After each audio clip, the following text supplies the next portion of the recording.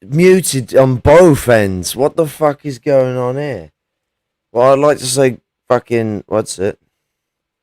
Good Shabbos und Shabbat to the Jewish comrades. I'd like to, given that we are 2 days from Remembrance Day, it's just been, that I'd like to say solidarity to the victims of 2 imperialist wars, the men, women, and children slaughtered at the hands of fascism in the name of protecting imperialism.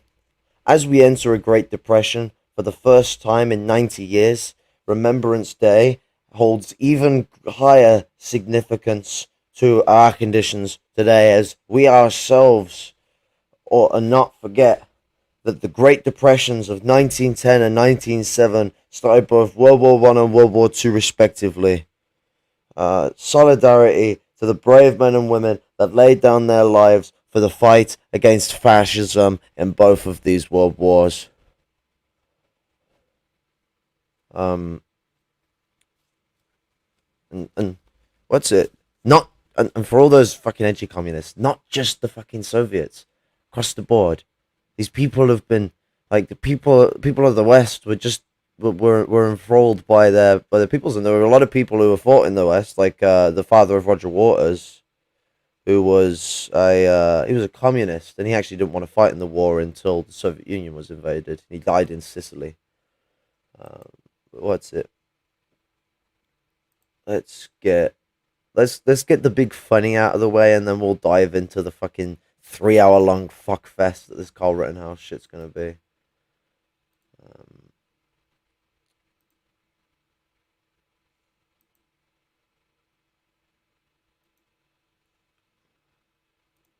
Abby much. Oh, it does show all the tabs for this section. That's good. Oh, and I didn't press the share screen audio thing again, did I? Oh no, it automatically does it on this one. Why even make it an option? Okay. This is funny. You're gonna love this.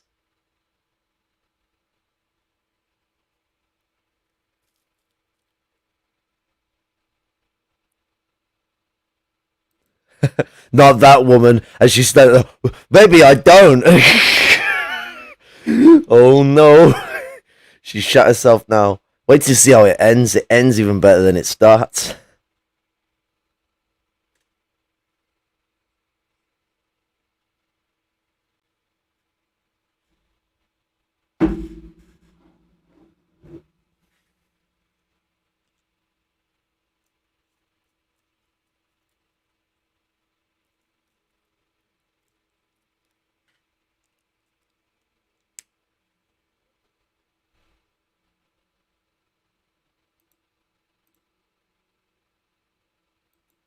Well, I mean, that has been one of the biggest problems when it comes to climate change discussions. Is it's like it's all well and good. What do you mean can't hear it? Fuck off. Fucking StreamYard's not even giving me an option for audio, so it's not my fault. What a load of shit.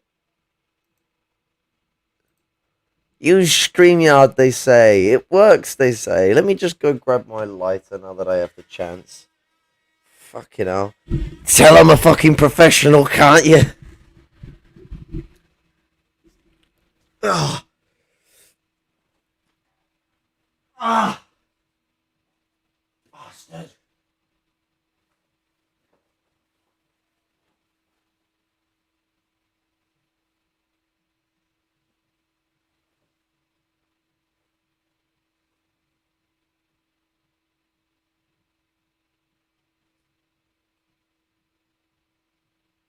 Give me my lighter, you fucking bastard. There we go. Fucking enigma of fucking jackets.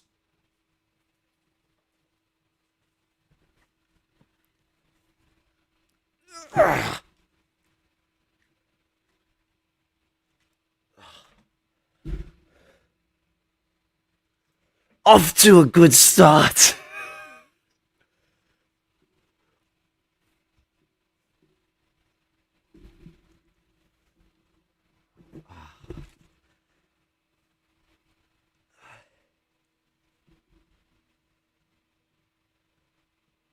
Ooh.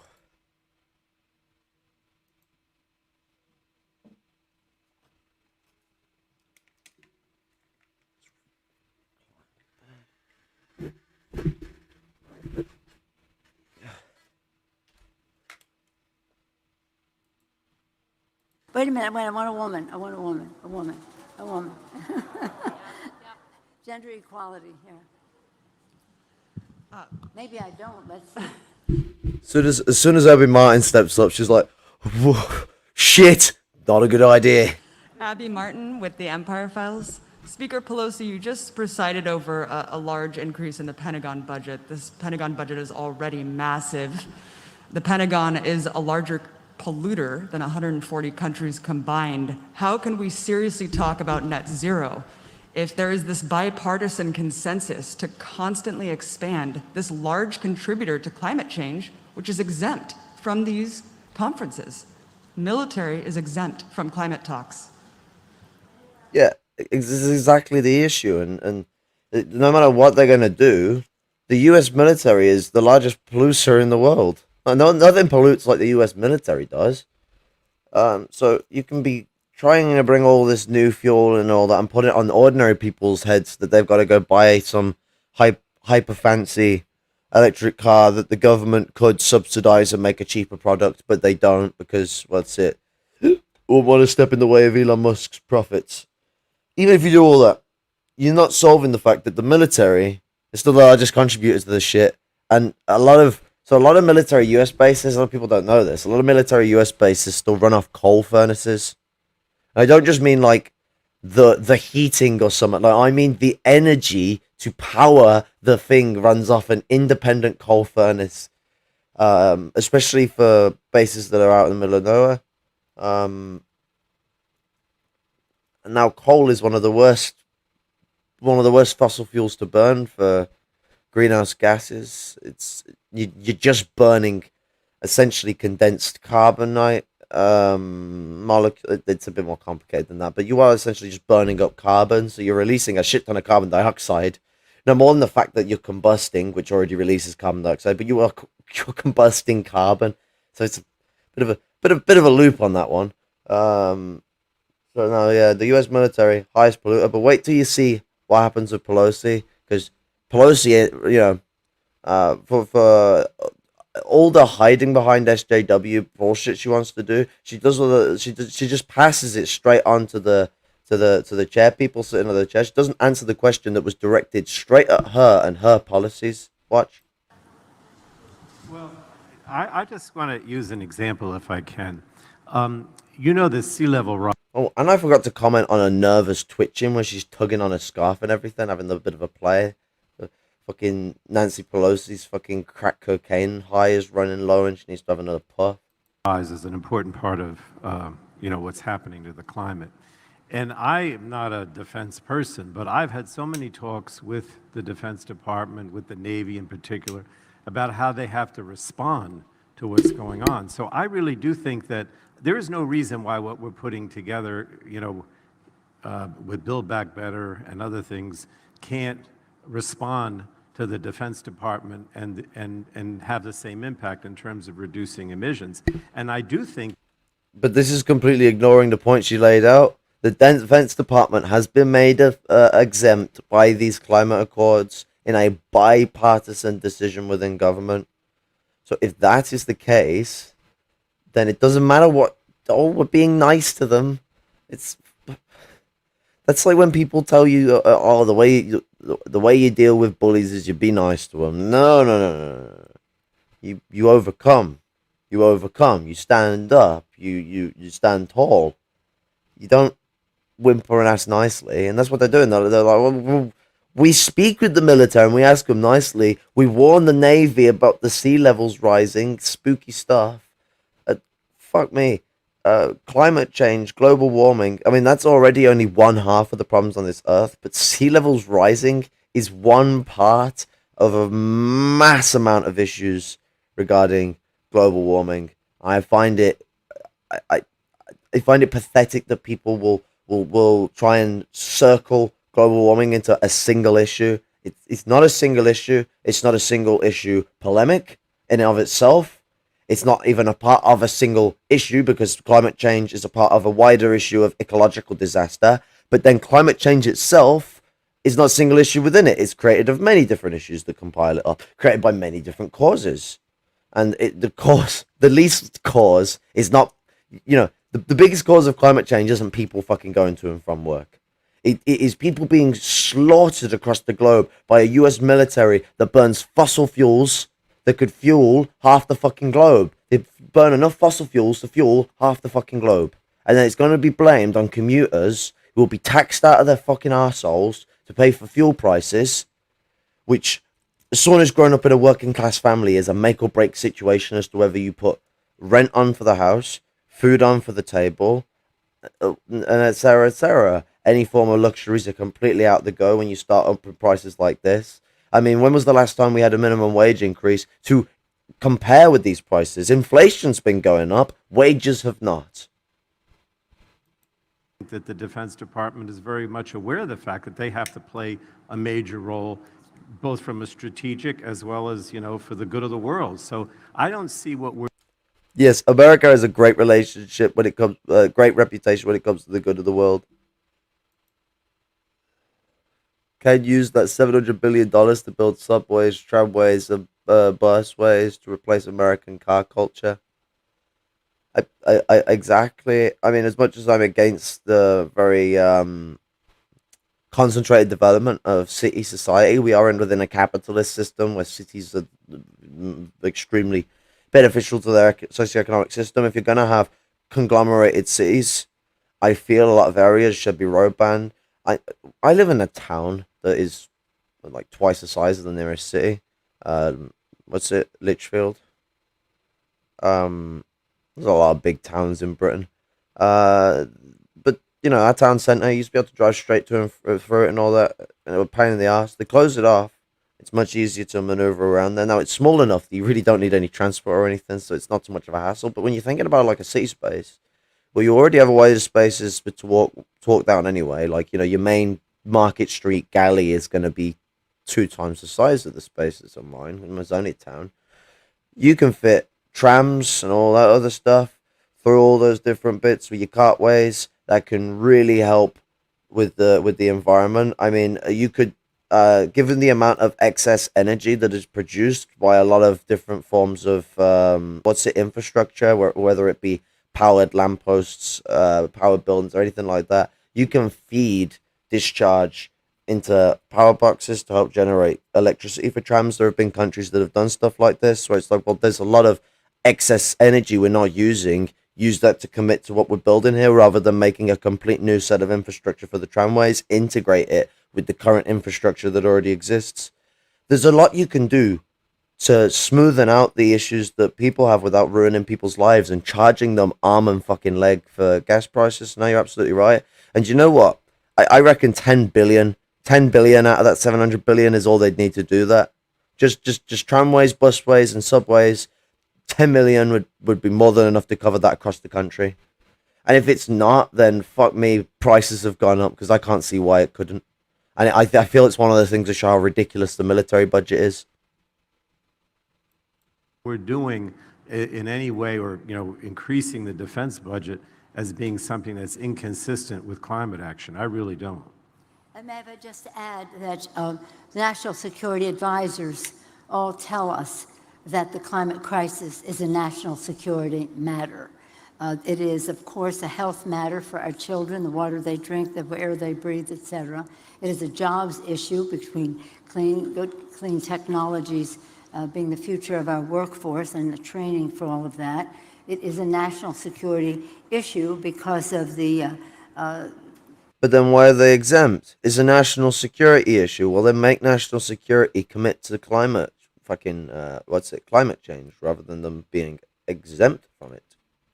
All of the conditions that climate crisis produces, I won't go into all of them, but they are cause for migration, conflict over habitat and resources, and again, a security challenge globally. And then the fourth, of course, the moral issue that we need to pass on this planet to future generations in a responsible way. Now, recognizing what you said, We recognize that as well. And a big user Recognizing what you said, we recognize that as well. So you recognize the recognition. That's always a very good thing to do. It's always good to recognize the recognition of the recognizing of the situation that you're giving recognition to recognize. Otherwise, you might not recognize the recognition in a correct way to recognize. of fuel. There have been many initiatives over time, more successful with more technology, to convert from fossil fuel to other sources of fuel. Fucking hell. That doesn't stop greenhouse gases. Like other forms of fuel. That sounds like biofuel talk to me. I'm not having any of that. Oh, well, we just use ethanol. It's as if fracking is the only problem. Oh no. To run the military because What it would make aboutism? the biggest difference. Transportation, defense, these are two of the biggest, that can make the biggest difference in all of that, and that is something. Defense could change the world. If defense sorted out its climate issues, it could change the world. For the first time, doing something fucking good with itself. Who'd have thunk that would be possible?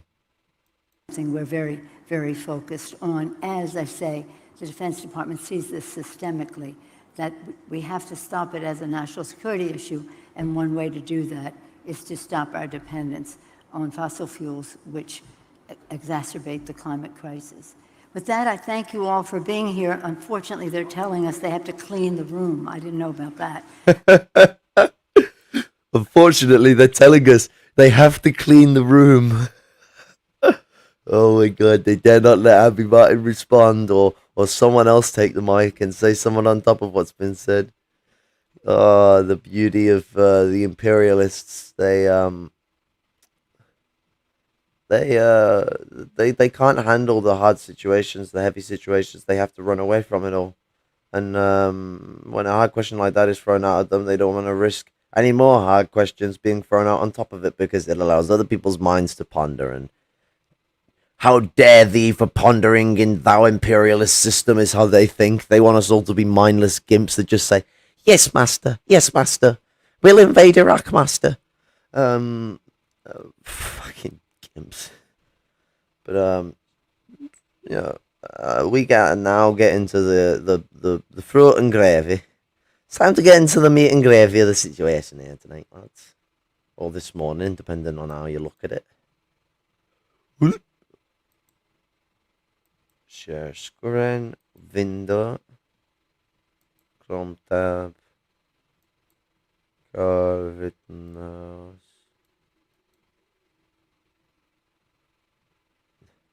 They blocked you, Jeff.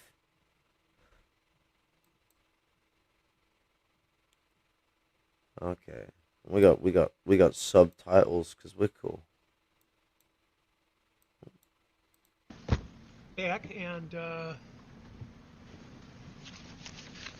appearances are as we're outside. We're back and outside the presence of the jury, and appearances are as before, and ready to roll. I want to put two things quickly on the record, Your Honor. Number one, on Friday, the parties received a high-definition copy of a video drone footage that we all previously had lower resolution copies of. It's from a source identified as Brandon Beeman or Urban Unaired, something like that. And I believe there's an agreement that that's going to be added to our stipulated list of authentic videos so that we won't need a witness to lay a foundation of authenticity as to that. Is that correct? That's a correct statement. Okay. And second of all, Your Honor, the next witness is going to be Gaige Grosskreutz. I believe there's an agreement among the parties that he has one prior criminal conviction. All right. Is that accurate? Yes. All right. Let's go.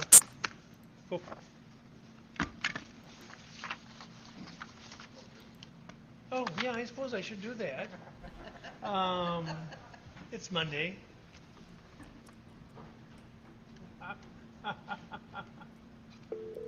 Did he just Wednesday my Starting dudes without in the a court reporter is a trial? common problem. Would you come down, please? Yes. It's a common problem. I mean, has commented on this because I haven't heard it. I imagine Haz is too busy reading up on biology to learn how women work.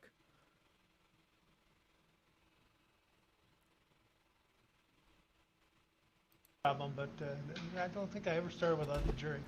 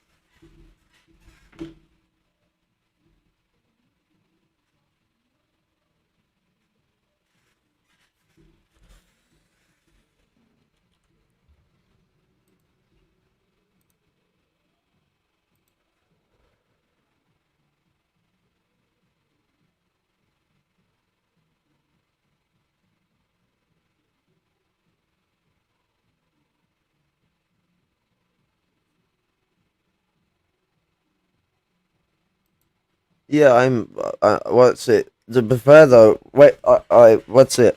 I'll cover it because I don't think it's in this one because this is just Grosskreutz testification, I think.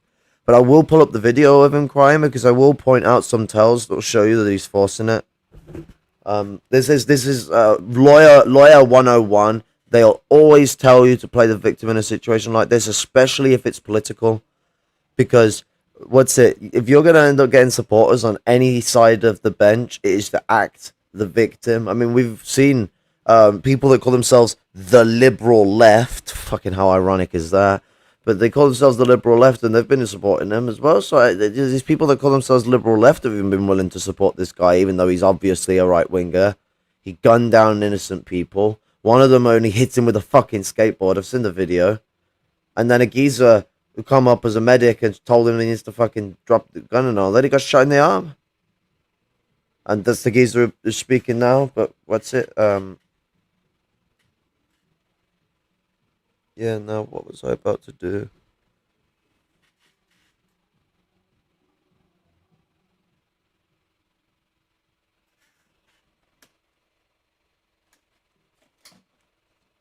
My cassette player is having some problems. It's playing slow.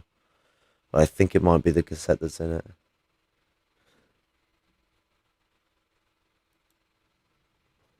was really enjoying listening to music as well. See, I thought that when it was at the start, but they did a bit of talking and then they fucking stopped again. Is this when it starts? Yeah. Entertaining weekend, and I hope that Bears play tonight, right? How many split for the game? We're talking Not about a necessarily. murderer here. Gaige Grosskreutz. All right, let's go. The state calls Gaige Grosskreutz.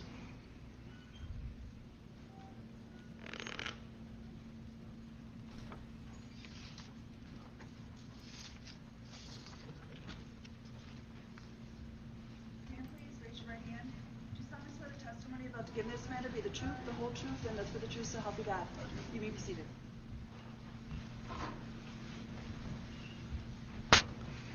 Could you please state your name and spell your first and last name for the record? Gaige, Gaige, Grosskreutz, Grosskre.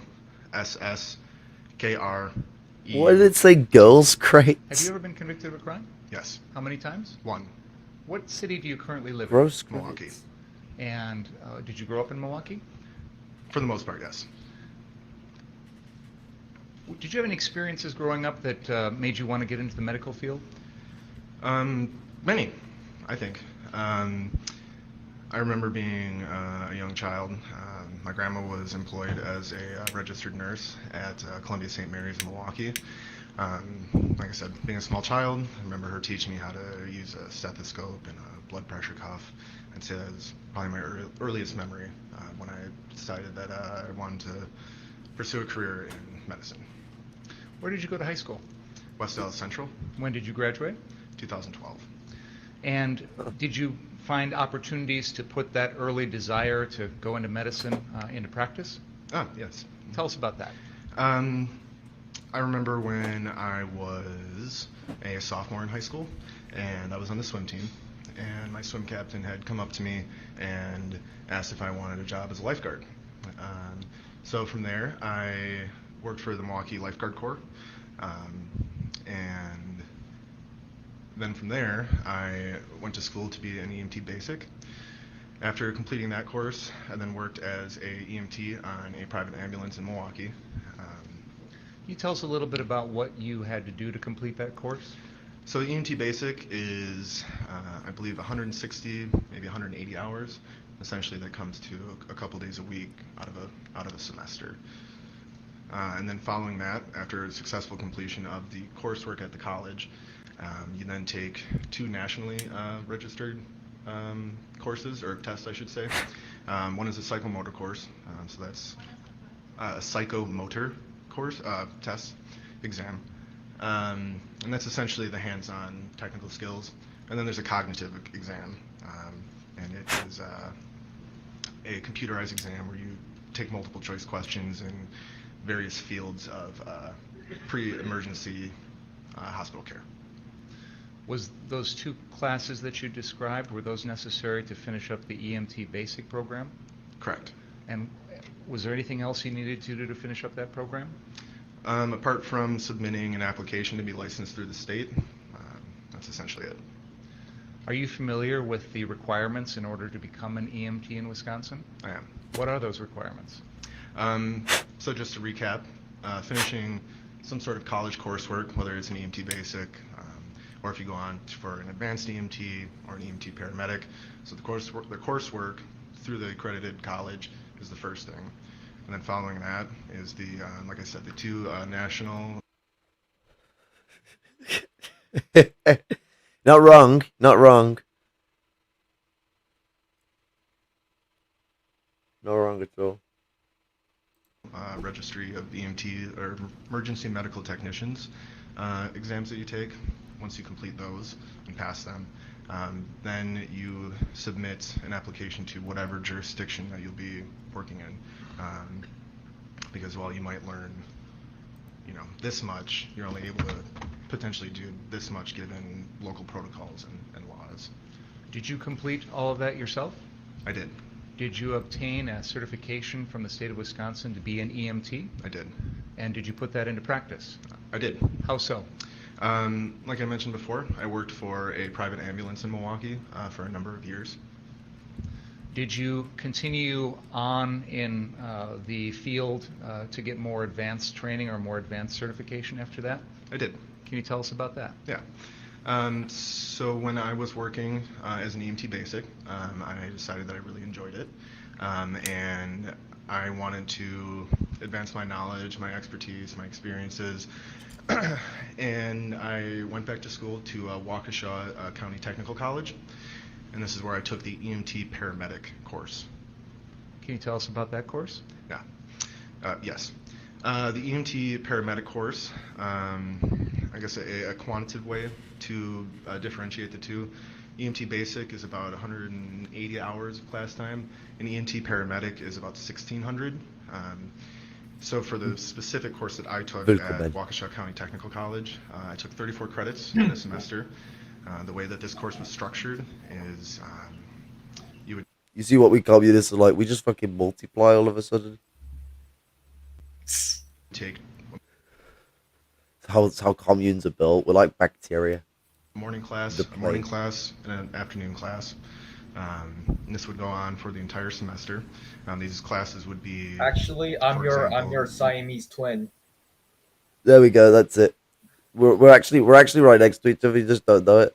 Yeah. I grew out of your head. I split from your head. That's how I came. Brilliant.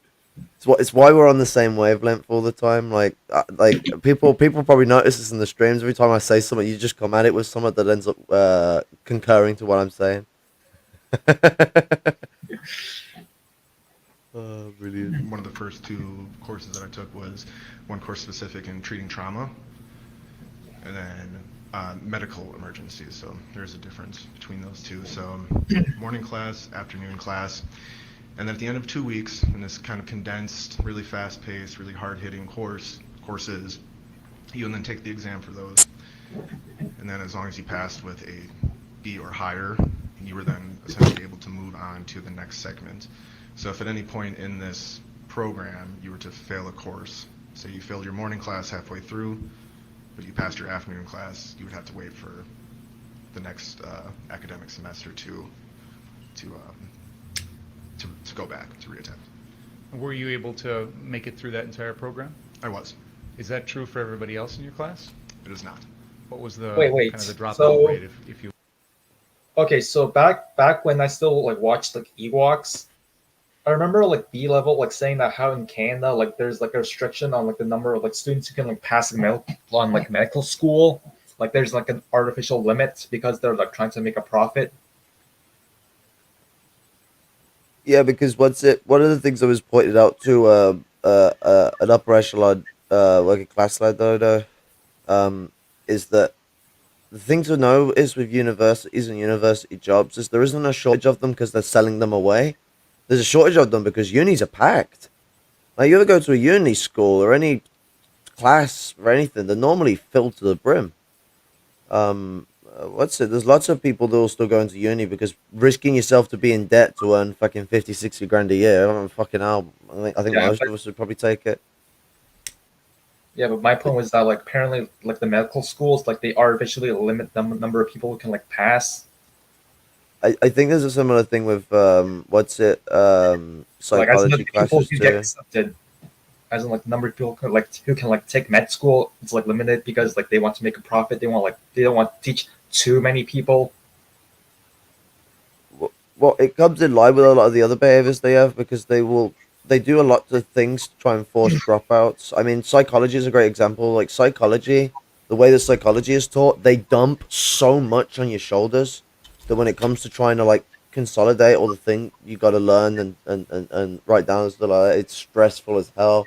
And only the people that have the accessibility of money to get all the resources to be able to more effectively function and has the accessibility to greater health can actually properly engage in the education there. So anyone who's trying to get into psychology, like my sister, who's not very well off, it's an absolute nightmare. Psychology is hard, like really hard to get into. Yeah, Oh, they don't. Well, it's hard to get past hmm. because they don't like people learning it. Psychology pulls the aglet on a lot of the things that happen in the system. Like my sister's gained a lot more respect for my struggles since she learnt psychology. Because I feel like in uni, like they don't really provide a lot of like practice material. It's just like learn on your own. Yeah, like the Yeah, they professor, probably would have the best. like the professor, they give like a 2 hour lecture, and then like after that, it's like barely any like practice questions. Just like I don't know, make up your own or something. I don't know. Hey up, Dust, how you doing, my man? Greetings, my friend. We're talking about the sort of situation going on here, but we were having a bit of a mention of like the weird situation around the universities and the saturation of them and how they try and force a lot of the poorer people out of the courses by encouraging work that's only really suitable for those that have the money to engage in it, and a lot of people have already wasted their money getting into the unis. And sort of relating as well to the portfolio that's being painted by this geezer on himself, because he's not even got into the good things he's doing, and he's already. I mean, I've watched a bit further on, so I know that he's a good geezer with what he was trying to do. But this geezer's got a heart to him, and it's very interesting to see. But yeah, no, mate. I might be a bit of a limey, but I'm an absolute bimmy too, which is what makes me fun to deal with. Well, from what I remember, we had about 25 to 30 students. Was one of maybe 10 that passed. Once you finished all of that coursework, did you get any new license or certification? I did. And what was that called? That is the EMT paramedic certification. Is that from the state of Wisconsin? That is. Do you remember approximately when you obtained that? That would have been 2014, I want to say. Can you help us understand the difference between an EMT and a paramedic? Yes, I can. Like I said, a quantitative way to delineate the two is the amount of coursework. A simpler way that I like to put it to people is paramedics can put new holes in people. So some of the Would you like? Go ahead. Some of the things, for example, are administering IV medications, so knowing how to start an IV. Also, cardiocentesis, which is essentially That's a word and a half, isn't it? maneuver which involves extracting fluid from the heart. There's also a great deal of pharmacology knowledge that needs to be known. For example, EMT basics can administer 6 different kinds of medications. Paramedics, and again, it depends on the jurisdiction that you're working in, but nationally, you're taught a little over 50 different kinds of medications, and that's not just names, but it's indications, contraindications, or when to use it, when to not use it, dosages, which can be dependent on weights, age, and then there's also just the general knowledge that's known. So while there are a lot more technical skills that you learn in pharmacology and things like that, it's also being able to identify and properly assess. After you obtained your certification as a paramedic, did you work in that field? I did. Can you tell us about that? Like I said, I've been previously employed on a private ambulance as an EMT basic. I then continued to work on a private ambulance. Can we just mark how destitute society must be to have private ambulances? Like, okay, so you get hurt, you call 911, 911, you go to the ambulance, and they like 911. charge you. Like, do you like keep track of your like kind of like credit profile? It's like if you don't pay back, you like lose your credit score or something. Like, Oh yeah, because they're trying to put about this fucking the whole credit score fucking thing into your phone and ID thing now with Bill Gates. I covered it in the last stream with you to boot. You grew out of the side of me head in that one too. But what's it?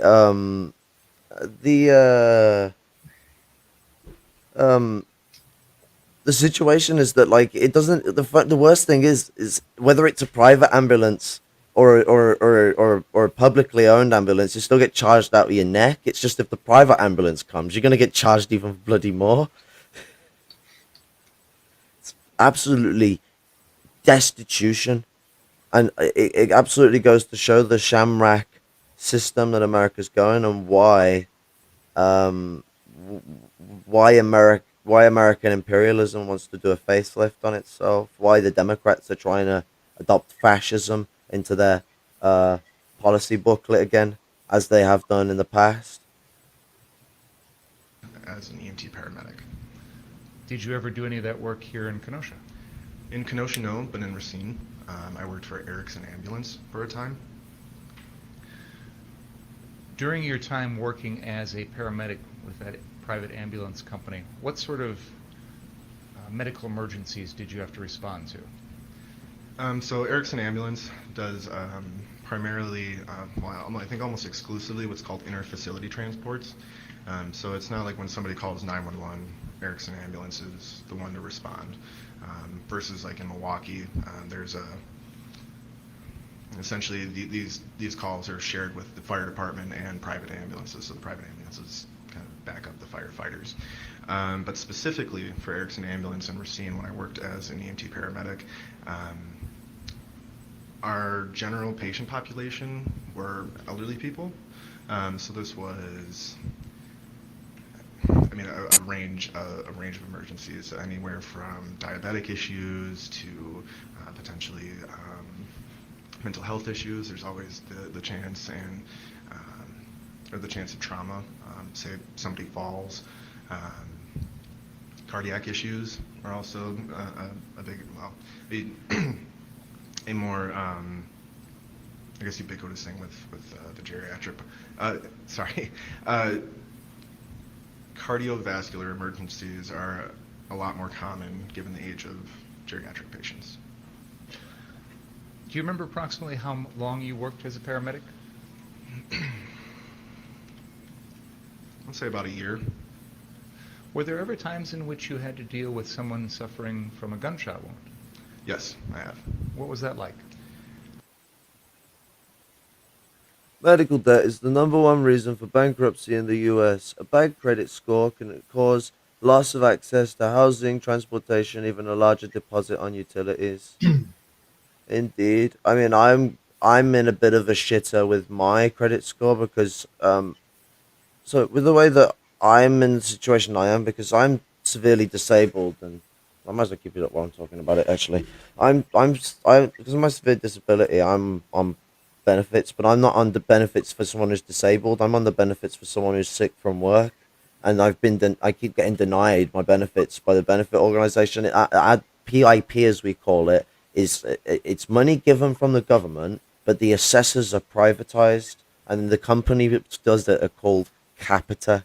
What a bloody name for giving out money to the disabled. Basically, the new universal credit system that they do now, you have to apply to have your money sent to your landlord, and I hadn't managed to get that sorted out, and I was having to do it through the bank, and my online banking and mobile banking was completely kaput at the time, and I couldn't sort it out over the phone. I had to go into the bank, and I couldn't do anything at the bank because the bank wouldn't let you touch anything, and they were only open for 3 hours of the day. Mind you, that we had workers in fucking supermarkets working all day long around all sorts of different people, whether they're wearing masks, whether people are wearing masks or not, having to touch all sorts of different bits of things that other people have all like to touch all sorts of bits and different things. So it absolutely disgusted me, and I even got on a pissy with the bank woman when she was telling me these things. An absolute fucking tiss was that supermarket workers are risking their fucking lives, and the bank absolutely whittled and hid away, and wouldn't allow tits for anyone to touch anything, even though they had hand sanitizer darted around the entire fucking building. But your bank is only open like 3 hours a day. Not anymore. During the start of the coronavirus, they shut their hours down while everyone else was still having to run full open. Oh, Yeah, and then what happened was I couldn't make a payment because I had to touch things to make a payment. I couldn't make a payment. Um, my money built up in my bank. It started to build up a debt with my housing, even though I had the money. So even though now the money's being paid to them, although I still have the debt, my credit score's been completely skewed by it. And I had council tax fuck me over as well. So before I was thrown off my ESA, employment support allowance, and I had no money at all. I paid a double payment the 2 weeks before I was thrown off it. I had a double payment on my on my council tax. I don't know whether I had a feeling that a bad thing was going to happen or not, but I paid a double payment because I had the money there, and I thought, fuck it, I don't have anything I want to spend it on. I'll just spend it on my council tax and get that off my head, because I had a year of council tax debt from my no 6 months of council tax debt, sorry, from when I was living in a shared house, because I didn't know I had to spend on council tax in a shared house. They don't teach you any of these things in the school because they never taught you how to be homeless. But what's it? When I went into this yard, I started to pay that off. I paid a double payment when I knew and then I found out I was going to lose my ESA. I got a half payment for my last payment on my ESA, which I'm obviously not going to put money to council tax, especially given that I know I've already paid a double payment. They send me to court because I missed a payment. Like I can't do anything. I couldn't go to the court because I've got no credit to call them. I'm severely disabled, and I was already doing a lot of wondering about to try and sort things out and get my ESA back, which I couldn't. I had to go onto Universal Credit and sign up for that. And what's it? I had fuck all money. I had fuck all money to spend on anything. I couldn't go to court, couldn't go anywhere. So having me go to another city to go to court was not going to happen. So I couldn't plead, which I wish I could have, because I'd have had them by the bollocks. They send me to bailiffs. I speak to the bailiffs. The bailiffs tell me the council are the only ones that can retract it when I explain what's happened, because they agree with me. It's fucked. Like, imagine when the bailiffs agree with you, it's fucked. Bailiffs are people that come and take your goods when you owe people money. I don't know whether the term is used in America. But what's it?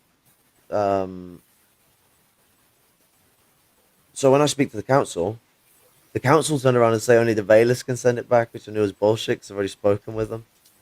So obviously I cram that down their throat, and I'm losing my temper on the phone in the council down at this woman, and I tell her to fucking check the last payment I made. It was a double payment. They said they still won't retract it because they're that much of a bunch of fucking shallow dickheads. And they said they reduced the payments. They reduced the first payment and doubled the rest. So I was paying more for the other payments, even though I told them I couldn't afford the individual payments at the rate that they're at. But they still fucked me over. They're like, oh, well, half the first payment, and then the rest will all be double, as if I've got money coming out of my ear holes being on benefits. But yeah, no, like exactly. But at least I haven't had to deal with the medical debt on top of that. Americans who are in my position have that and the medical debt on top, because being lower class and disabled doesn't fucking exempt you from the fucking absolute hell that is within America. Because I know, as within my own country, and as I've learned with speaking with disabled people in America and African American activists that help out the disabled a lot, they tend to be the biggest supporters of disabled struggles. That just like in this country, disabled people are thrown off their benefits all the time. Disabled people are thrown off thrown out of their housing all the time. They're on the streets all the time. It's just like it is here. Protocol does an alright video on it here where it talks about not just them being thrown out, but the eugenic murder of disabled people that's happened during the coronavirus. Within the first year of the coronavirus, they eugenically murdered 100,000 disabled people within 1 year, and not just physically disabled, like learning disabled, like anyone. If you've got a disability, you're being DNR'd. Do not resuscitate. You go under because of the Rona, they ain't reviving you. And they were ramming old people and disabled people into the respected homes that they go into without negative coronavirus tests, and threatening to pull funding away from these homes. The government was, in a decree from the medical cabinet member Hancock. Um, I think that's his name, or Hannock. I don't know, but he's the shrimpy looking twat who was the medical officer for Boris Johnson. Or well, Secretary of State for Medicine. The what's it? The do not resuscitate order they were putting people into the homes, forcing them into the homes. They were kicking people off their benefits. PIP were actively, and denying other people their benefits. I mean, I got denied mine, and they do this thing where if you have like proper diagnosed conditions where it's easy to prove, they'll score you zero on everything because they know if you appeal you'll get it. But they know that if they score you zero on everything and tell you that they're not going to help you enough, it ends up beating into people's brains, especially someone with conditions like mine that is very intrinsic on the fight or flight response. They do a lot to autistic people, which I also have autism too. But I mean, fibromyalgia is bad enough to play on the fight or flight response system. Autism's nothing compared to fibromyalgia. But yeah, no, absolute solidarity to the American people and the struggle of having to deal with absolutely ridiculous healthcare system that even the German Empire of the 1840s was well aware that it would be utterly stupid if it was to. Well, it was the 1870s, I think. Actually, they come up with the universal healthcare. Sorry, but the German Empire was well aware that it would be stupid for it to not provide universal healthcare for its people. The British Empire, uh, you know, an empire of known well for its fascist demagogue of the royal family, and the rule that we've had over three-quarters of the globe, and the fact that that country has never repented for it. If anything, we've just continuously tried to justify it through Victorian humanism. Would be willing to grant healthcare. America should maybe fucking put some fucking clever fucking clogs into their fucking head and provide healthcare before they cause who knows what to happen in their country, because people aren't going to take it for much longer. This isn't just a left wing issue either. The right are just as fucking wanting for health care for everyone as left people are. Or is it 80% or 70% of Fox viewers want universal health care? So these people need to get their heads out the sand, these politicians.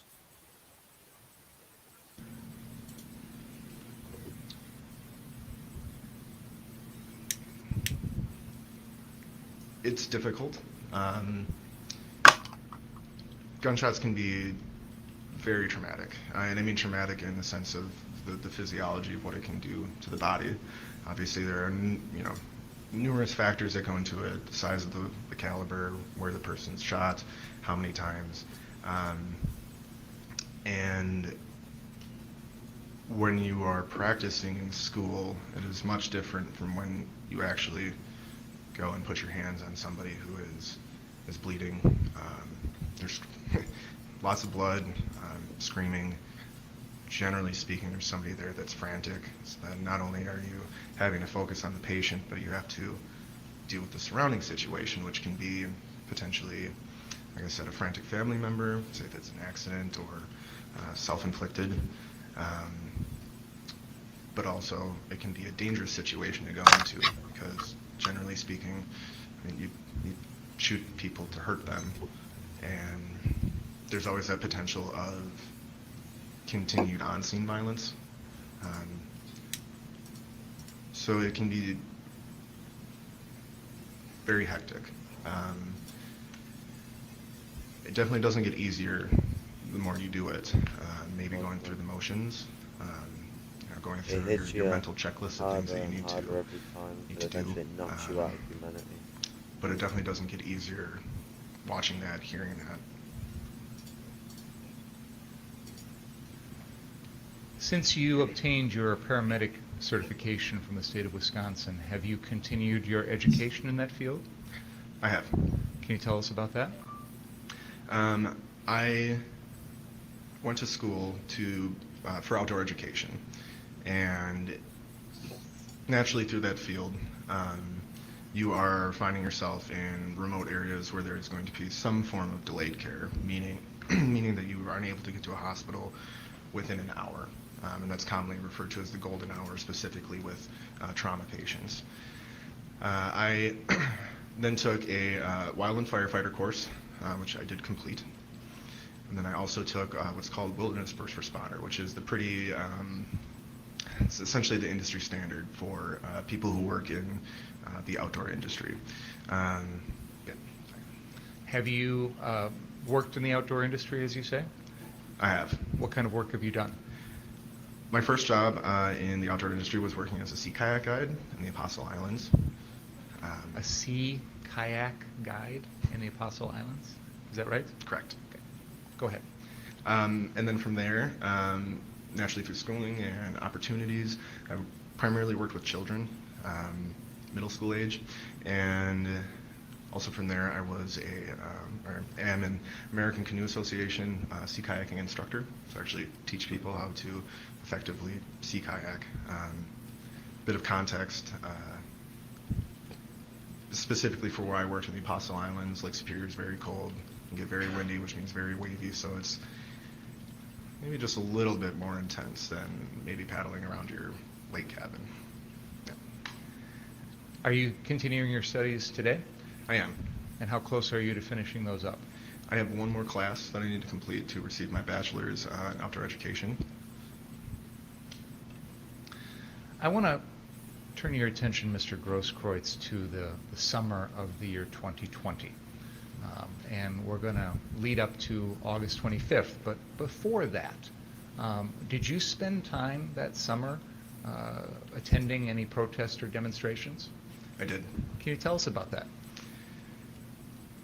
After the death of George Floyd, I found myself demonstrating in Milwaukee. This was, I want to say, maybe 2 days after George Floyd's death. And I was out with a friend of mine who I actually took EMT Basic with, and we were out demonstrating. We were seeing what the scene was like. Seeing what the scene was like. We didn't make signs or anything like that, but like I said, we found ourselves down in Milwaukee. And when you say you were demonstrating, what exactly were you doing? Well, I think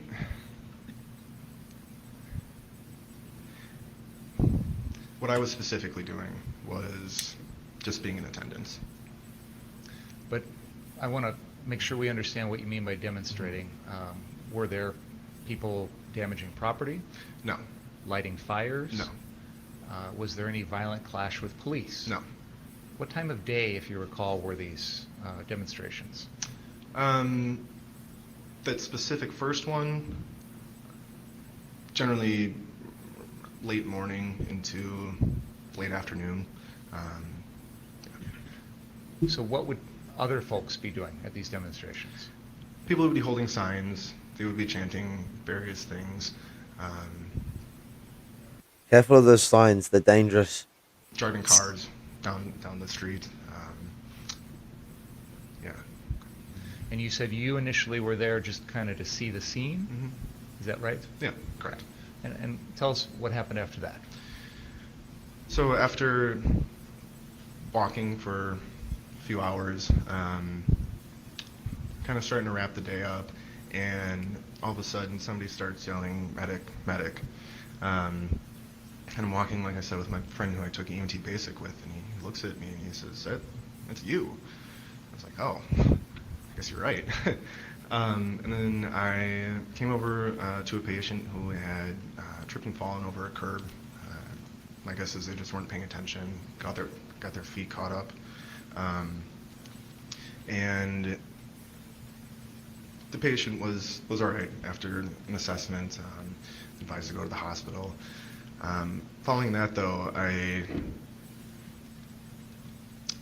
noticed that there was no established or even organized sort of first aid presence at these demonstrations. And from there, I was talking with my friend who I'd taken EMT basic with, and we decided that we were going to offer our services voluntarily. And did you do it For free? Tell us about that experience. So, How Medical dare services. he? Communist, Give free support. Antifa super soldier. I think that he is one of those dinging communists. If he is giving free healthcare at a protest, he may be a communist. It's my favorite anti-communist propaganda. If she is speaking out and not behaving like the other women and being quiet, then she may be a communist. It's like fucking hell. That doesn't age well with the times, does it? so I had talked to some of the prominent organizers in Milwaukee, and we kind of laid out a game plan, or how we were going to organize this. Essentially, as medics, we decided that we weren't going to be actively participating in any of the demonstrations. I think there's essentially an ethic code that if you are providing medical care, you shouldn't necessarily choose a side, because everybody has the right to protest or demonstrate, assemble, freedom of speech, but also everybody has the right to do that safely.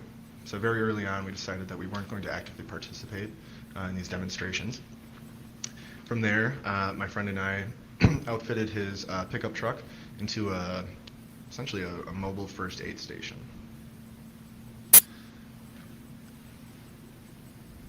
In the time period that followed after that, did you and your friend with this mobile first aid station provide medical assistance at these demonstrations? Yes, we did. On approximately how many occasions would you say you did that?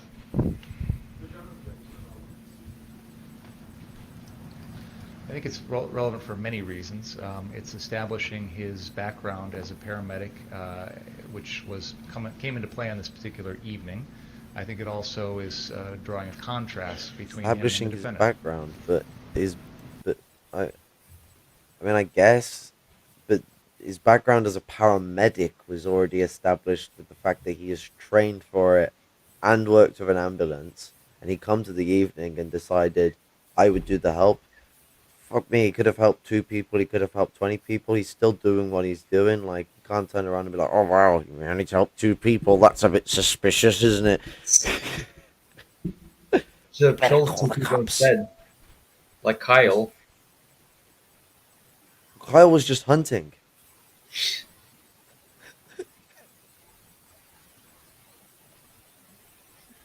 Kyle was just out on the hunt, you see.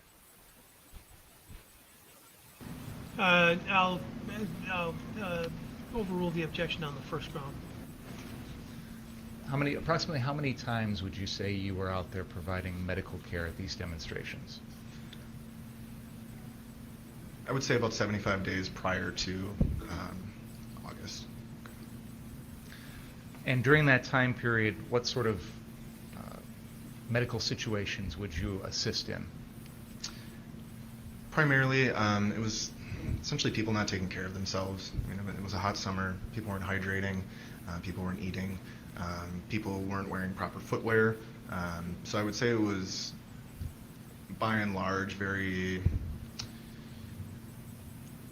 nothing sort of like medical emergencies. It was very, like I said, people not taking care of themselves. So, like I said, providing water, providing food, potentially bandaging, sprained joints like ankles, things like that. You mentioned earlier that you felt sort of an ethical obligation not to pick and choose the people you would treat. Did you treat anyone who needed it, no matter what their political beliefs were or what side they were on? Yes, absolutely. I want to move to the night of August 25th. Which, if we're to put out there, is like whether the defendant knows this, in any sort of war zone situation, there's always been the committance of civilian medics is that you'll help anyone who needs help. They are injured and are a human being. I mean, no Muslim myself, but I'd like to preach the line of Islam that the life of any person should be treated like the life of a million people. Actually, it might be 1,000 in the saying, but I can't remember the saying. you're supposed to send them to Gitmo, bro.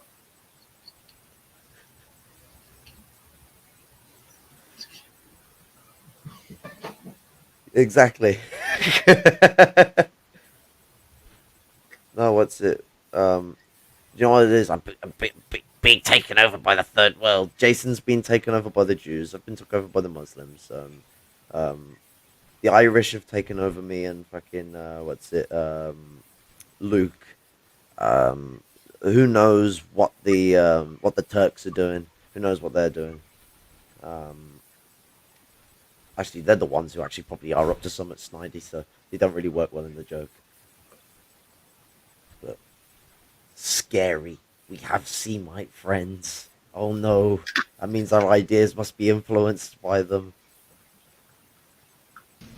It's not like that's the line of fascism. On that particular evening, did you come here to Kenosha? I did. Had you been working at your normal job that Oh wait, I forgot the funny as well. We're talking about America. You're my Chinese agent influencer. That's why you come in on the streams. You make sure I don't say anything bad about China. Yeah, I'm the one who gives all your social cred points. You see where this light is? Just past it, there's just like a gun barrel just sitting there. Like you don't know how stressful this is. There's like a counter just on the top of the laptop, and every time I say something bad, I can see it going down now. I'm losing my social credit as we speak. I'm already in the negative. Actually, I'm probably in the negative with English social credit. that day? I was. And do you recall approximately what time you left to come down to Kenosha? 7 p.m. Did you travel alone? I did. Were you part of any sort of larger group or organization that was coming to Kenosha that night? I was not. Why did you personally decide to come down here that night? Essentially for the same reasons that I stated earlier. We were all aware of what was happening in the days following Jacob Blake's shooting. People do have a right to demonstrate. I'm no way advocating for property damage or anything like that. But given the, I think we all can agree, chaotic situation of those 3 days following Jacob Blake's shooting, there was certainly a propensity for violence, or maybe not just violence, but injuries in general. And so for the same reasons that I stated earlier, I've delivered patients to freighter down here. I'm familiar with the area, and I felt that given my level of experience and knowledge that I could be of assistance to people. When you came down here that night, did you bring any of your own medical supplies? I did. What kind of supplies did you bring with you? For a tourniquet, what's called hemostatic gauze, also commonly called quick clot, chest wound seals, some gloves, some saline spray. How were you dressed that evening? I had a black shirt with a Wu-Tang sign on it. It's a pretty famous group. I had khaki shorts. I had tennis shoes. And also I had a blue hat with large lettering that said paramedic on the, I guess on the front of it. Were you carrying any of your equipment with you? I was. How were you doing that? I had it in a small backpack. Were you armed? I was. Tell us about that. I believe in the Second Amendment. I am for people's right to carry and bear arms. And that night was no different than any other day. It's keys, phone, wallet, gun. Did you have a permit to carry a concealed weapon? I did. Was it in effect on August 25th, 2020? It was not. Had it expired? It had. And you had not renewed it? I had not. When you were having this medical truck in Milwaukee, did you carry a gun then? I did. When you came down here, how did you carry your gun? I had my handgun holstered in the small of my back. What type of gun was it? It was a Gen 4 Glock 27, so it is a smaller framed 40 caliber handgun. A gun connoisseur, I see. It was. Do you recall if there was a round in the chamber? That night, I don't. When you came down here to Kenosha that night with your equipment, Well, I will say that normally Glock 40s come with a pistol, a grip safety on it anyway. So even if it was cocked and locked, it'll be fine. etc., did you specifically seek to meet out with any particular person or any group or anything along those lines? No, I did not. So tell us what you did when you first came down here. So after I arrived in Kenosha, I parked several blocks away. This is both for safety and protection of my property. I put on my equipment, which is essentially my handgun and my medical supplies. And then I walked towards the courthouse.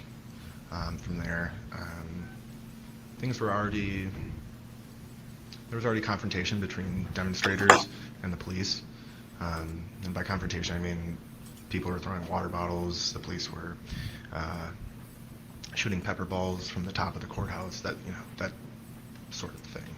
And then after I arrived, I assessed the scene. And almost immediately I came upon a person who had been somehow, whether it was direct spray or you know, in a gas formation on uniform, who was affected by the pepper spray. So immediately following that, I started treating this person. And then again from there, I was assessing the situation, primarily treating people who were affected by the tear gas, also delegating to other people how to effectively treat that. Now, when you say you were delegating, were these people that you knew that you were delegating responsibility to? No. So tell us about the delegating process. One instance that I can think of in particular, the proper way to treat, well, just to irrigate an eye in general, regardless of what is causing, you know, an issue, is you want to start from the nose and then pour out. The idea behind that is that, you know, if you have something that's affecting this eye, you pour it this way, then that chemical or whatever it is, irritant, can then go into the unaffected eye, or unaffected eye. So I had come across a person who was not properly irrigating the eye, and so that would have been one of the forms of delegation, just telling this person, hey, this is the proper way to do it. Whether or not they chose to listen to me, that's their choice. But again, just trying to provide some proper knowledge and treatment. Do you recall approximately how many people you gave medical assistance to that night?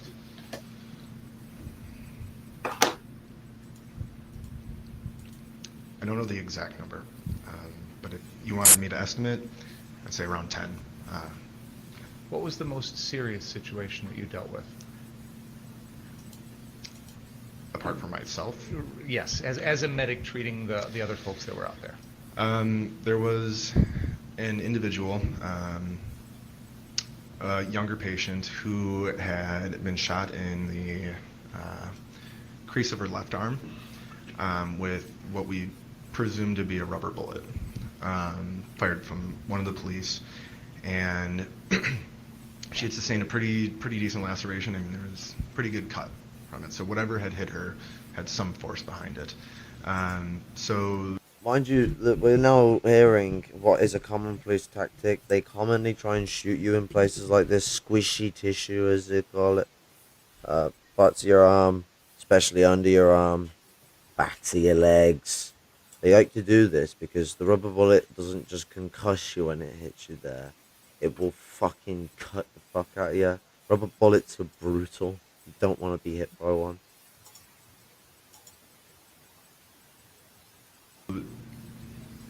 while actually treating a patient with tear gas irritant, and then started to hear this young patient scream, and that immediately got my attention. And would you like me to explain that interaction? You know what, let's pause there for a second. I want to show the jury something. Let me pause a second so I can gerrymander and try and fucking catch you up.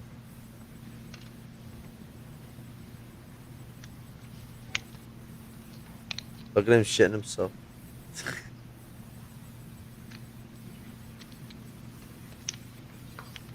Trying to focus on how he can pretend crying in the moments to come.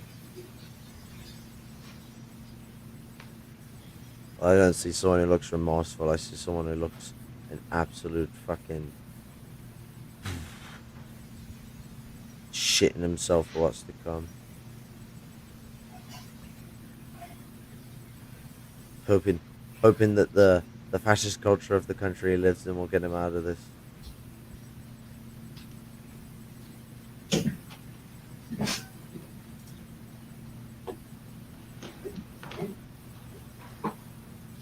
Mr. Grosskreutz, I'm going to play an excerpt of exhibit number 55, and I would like you to, when we're done, I'll ask you a couple questions about it, okay? Go ahead.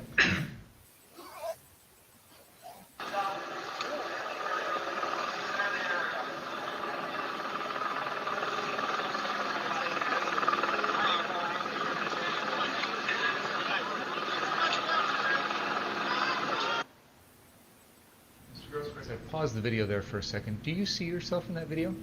I do. Can you help us identify yourself there? I would be, you can see the top of my head with a blue baseball cap and some white lettering and a black shirt. That is me. Okay. Go ahead.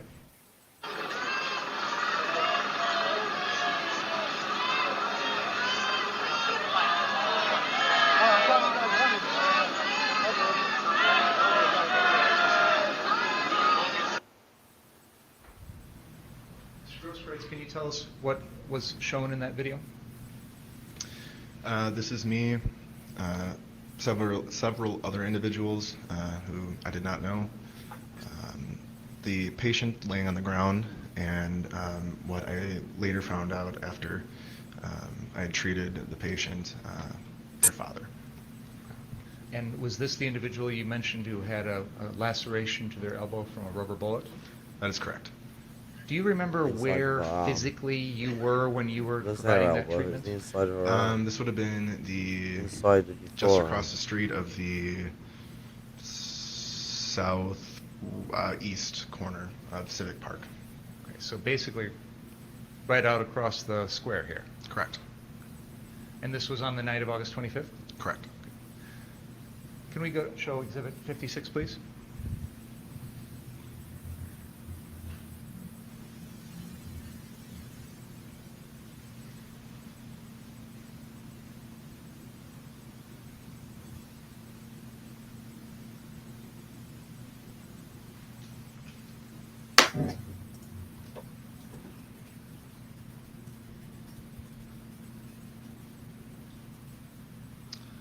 Mr. Grosskreutz, do you recognize what's up on the screen there as exhibit number 56? I do. Can you identify that for us, please? It appears to be a news article from the Kenosha News depicting myself and the patient in a still of the video that we just previously watched. Your Honor, I would move exhibits 55 and 56 into evidence. Objection. Proceed. While you were out there on the night of August 25th, were you also taking your own video recording of what was going on? I was. Can you tell us about that, please? I can. So essentially, when there wasn't a medical emergency or somebody seeking assistance, I am a ACLU legal observer, and I decided that the next best thing that I could do that night was just simply record. Was this something where you were just recording it onto your own equipment, or was it being shared in any way? It was being recorded from my cell phone, but it was through a Facebook live stream. Were you broadcasting live on Facebook while you were doing that? I was. And so that video would have recorded most of the things that you saw and places that you went while you were here that evening. Is that fair to say? That is fair to say. Did there come a time in which you encountered a group of folks that were armed in front of the 59th Street car source location? I did. Can you tell us about that? After the police had moved the demonstrators from the park, they started to form a line, which they would then advance, moving the demonstrators south down Sheridan Road. So, let's say maybe 10-15 minutes after they started clearing the park out, I found myself outside of the 59th Street car source. As I walked up, one of the first things I noticed that there were people armed with long guns, AR-15 type weapons, similar to the defendants, and they had been on the roof. I recall like 3 of them, I think, and there were also individuals on the ground, similarly dressed, similarly armed. On the ground, I recalled 4, seeing initially. Do you remember the first time that you observed the defendant that evening? I do. Can you tell us about that? There was an individual who I had assumed came from the demonstration. The reason I assumed that is because this person was coming from north, traveling southbound. This individual was being supported by 2 other individuals, kind of like that. If you were to hurt your leg and you needed somebody to help you. I had observed this individual come closer to the car source as the defendant had been essentially offering medical aid. And then that was the first time that I saw the defendant. Do you know what happened with regard to that person who was being supported by other people and the defendant? I only know what I had seen in the moment. I don't know what happened to this person afterwards, but what I observed was the defendant offering medical assistance, and then this individual being carried in a way onto the car source property. I then heard somebody yell, "Don't let them treat you," and I turned around.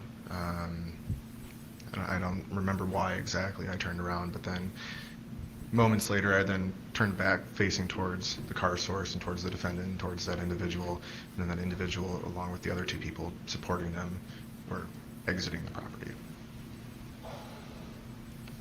Did you see the defendant provide any treatment to that individual? I did not. Do you remember a time when you were at that location, that car source location, and you observed a dumpster out in the middle of the road? I do recall that, yes. What do you remember about that? I didn't see how it got there, but it was your pretty typical municipal dumpster, green with the black top. I didn't see anybody actively pushing it. Like I said, I didn't even see how it got there. But it was probably about a dumpster's length from the curb, which would be in front of the car source. Did you see anyone trying to start it on fire? I did not. Can we please bring up the live stream exhibit number 57 at the 55:44 mark, please?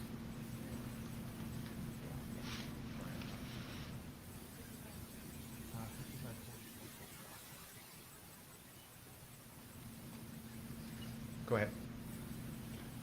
Here. How's it going? You guys want to fuck around and find out?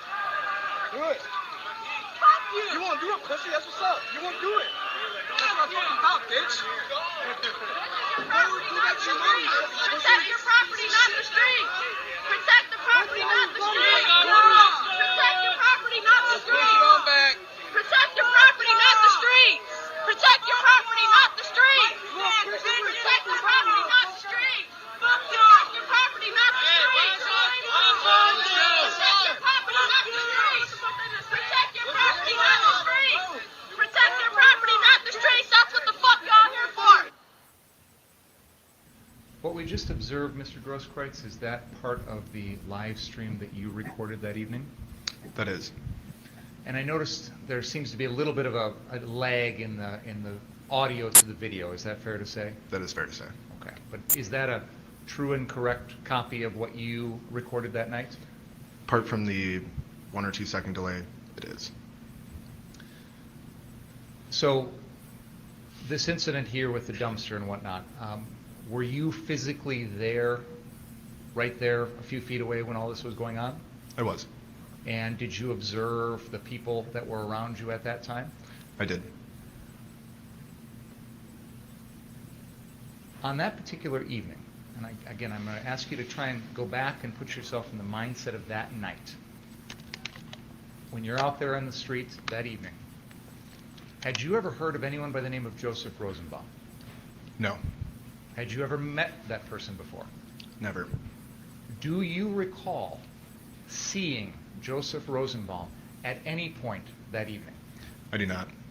In particular, right around the time of this dumpster fire in front of 59th Street car source, do you recall seeing him around that at any point? I do not. Do you recall hearing anyone make any threats to any of the people at the car source location that if I get you alone, I'm going to kill you, or anything along those lines? I do not. Do you recall hearing anyone make any threats to any of those people at that car source location? I do not. Fucking hell, he's really begging. Do you know anything, mentioned that please? The first time you saw the defendant was this person that was limping, being supported by other people. And I know you mentioned that eventually you saw that person walking away. Do you remember any other observations that you made of the defendant? Oh yeah, when so you were at the 59th Street car source? Oh, sorry. Go so on. like, what you notice is that like, in these like kind of like things, they always like focus on like, did you violate the private property? That's yeah. Did you violate the private property? The property, this property. And then meanwhile, like you have the Hong Kong protesters, like they burn down entire burn down entire like city blocks, and then it's just like, yes, they're angels. We support them. Yeah, exactly. It's like the woman was saying, like, fucking protect your property. I mean, what's it? She's on about them going back to protect their own property, but you can very easily remap that to the way the fucking system works. Did you see who damaged private property? Because we gotta make sure it's okay. We gotta protect property laws.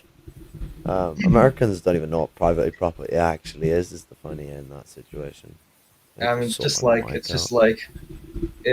like the aristocrats that I know. They're like, oh, BLM, they burned down like 2 buildings. I can't support BLM, but Hong Kong, I have to support Hong Kong. I have to support freedom. Like, yeah, even though they like burn down like even more buildings. And then apparently the people who burned down the buildings in Hong Kong, apparently they were like undercover CCP agents trying to undermine the movement. The Communist Party is coming, but this one has done the trickster thing. Yeah, It's disguised itself as a corporatist society. It's done the sneaky, but no one will notice. but apparently like wreckers and BLM, that's like too hard to believe. Like everybody who does anything bad in BLM, they're automatically just like there's like no cops infiltrating BLM, but there are CCP agents infiltrating Hong Kong. Like, Yeah, it's a one-way street with these people, and they don't seem to. Everyone seems to call BLM an organization. It's a notion. It's a movement. The Democrats made an organization out of it that's crap, but the BLM movement has not stopped. Never has stopped. There's not been a movement that started recently. It's yeah. been a movement that's been going on since the fucking 1920s. And it's like, okay, so BLM, it's more like just like a slogan. It's not an actual org. So basically, if someone like burns down a building during a BLM protest, it makes like no sense to say like, oh, this is BLM's fault. This is Antifa. They have now organized the black masses against us because they are self-hating white people. But meanwhile, like the Hong Kong protesters, right? They have like actual like leadership, like they have the actual leadership. What, kid who leaves to go to fucking American university? Yeah, Was it Harvard or something? But we can't blame them for like the burning down of like property in Hong Kong. Well, no, because that would be the Chinese sabotagers. Come on. Have you never heard of a Hong Kongian? Hong Kongian. Fuck it all. People are on around the Hong Kong and Taiwan issues are hilarious to me. I'm like, what? You mean East and South China? That's my response to people. I mean, I have more connection to Hong Kong than any of these people. I've been to Hong Kong. I have family there. Oh, interesting. And they're like generally they're like pro mainland. Like, I guess they're like boomers, so I guess you expect them to be more pro mainland. No, I'm sure they've been going to the demonstrations and they've been going, no, go away, China. We are the Hong Kongian people. Oh wait, no, actually, because Hong Kong has a long-standing history of resistance. It's almost as if people have fucking forgotten that. It wasn't even like it was that long ago. It was still going on in the 90s, even after it was given back to China. Because Hong Kong, the people that wanted freedom from Britain, the actual poor of Hong Kong, were quite disappointed with the fact that Chinese socialism had been destroyed. The thing that they were fighting to be part of had been torn apart by the capitalist restorators. It's got to be such a depressing thing. Like you're fighting for liberation and all this time, and you don't actually get it. Instead, you're just sold to China and not given full integration around the time they wanted integration, and now they don't want integration. Yeah. So I remember like so in 2011, I went to like Hong Kong, right? Mm-hmm. So before going to the mainland, we like flew to Hong Kong. So it was me, my dad, my mom. We stayed at our like aunts and uncles' places. So in their place they have my aunt, my uncle, my cousin, and my other cousin. They all live in that like one same like small apartment, and then add us three onto that apartment. Jesus, they're even rough then. Yeah. Hard thing with like people seem to forget that Hong Kong may have like rich cities, but it's still a third world country. Yeah. Like, because it's weird. So, I mean, I guess you could say would it be second world? I don't know, because, like, it does have very big pockets of, it's like South Korea, it has cities that are very wealthy, but you go. I mean, the apartments in the cities vary, and you're very much likely going to start finding the poor there. But then, as soon as you get outside the cities, you start seeing shanty towns, and Hong Yeah, Kong see, is not too far off that. like a lot of cities are like this. Like in Toronto, like it's the richest city in Canada, of course, but like you don't have to go that far to like find like slums or like shanty neighborhoods. Yeah, I mean, what's it? Fortunately, we don't have any shanty towns, but you will find people camping up in the woods and all that. And like here in Toronto, we have this like borough called like North York. So like the eastern half, right, is like where all like the rich mansions are and like all like the nice buildings and stuff are. Torch it. And the central part's like the downtown part of like all like the high rises and all like the most like fancy ass like businesses. But then on the west, it's like you have like the poorest neighborhoods and like industrial areas. So it's just like all you Yeah. have to do is like cross like the median like to like see like the other side. Like you know, on the east you have like the rich side, and the west you have like the industrial and like the poor side. I mean, I was speaking with a comrade who comes from like his family's varied a bit. Like his history comes from like feudal aristocracy, but he went down into the labor aristocracy and then into the upper working class. Um, but he has to pass through poor areas in Canada, and he was talking to me about it at the sort of like the feeling of having to go through these sort of very harsh neighborhoods where people are left behind. Like it's not like that. It's just the area's harsh because the economy is hard and they're not paid a lot of money. They're left behind, and these people are in desperate positions. I know it myself because I'm a person in that position myself. I mean, I used to be an ecstasy addict, and being on ecstasy is fucking just like being any other baghead. You're addicted to drugs, and you want to fucking that's it. You're doing it to try and have some semblance of peace in life. I never was one for partying, and I did ecstasy with people on 3 occasions. Otherwise, every other time I did it on my own, and I did it hundreds of times.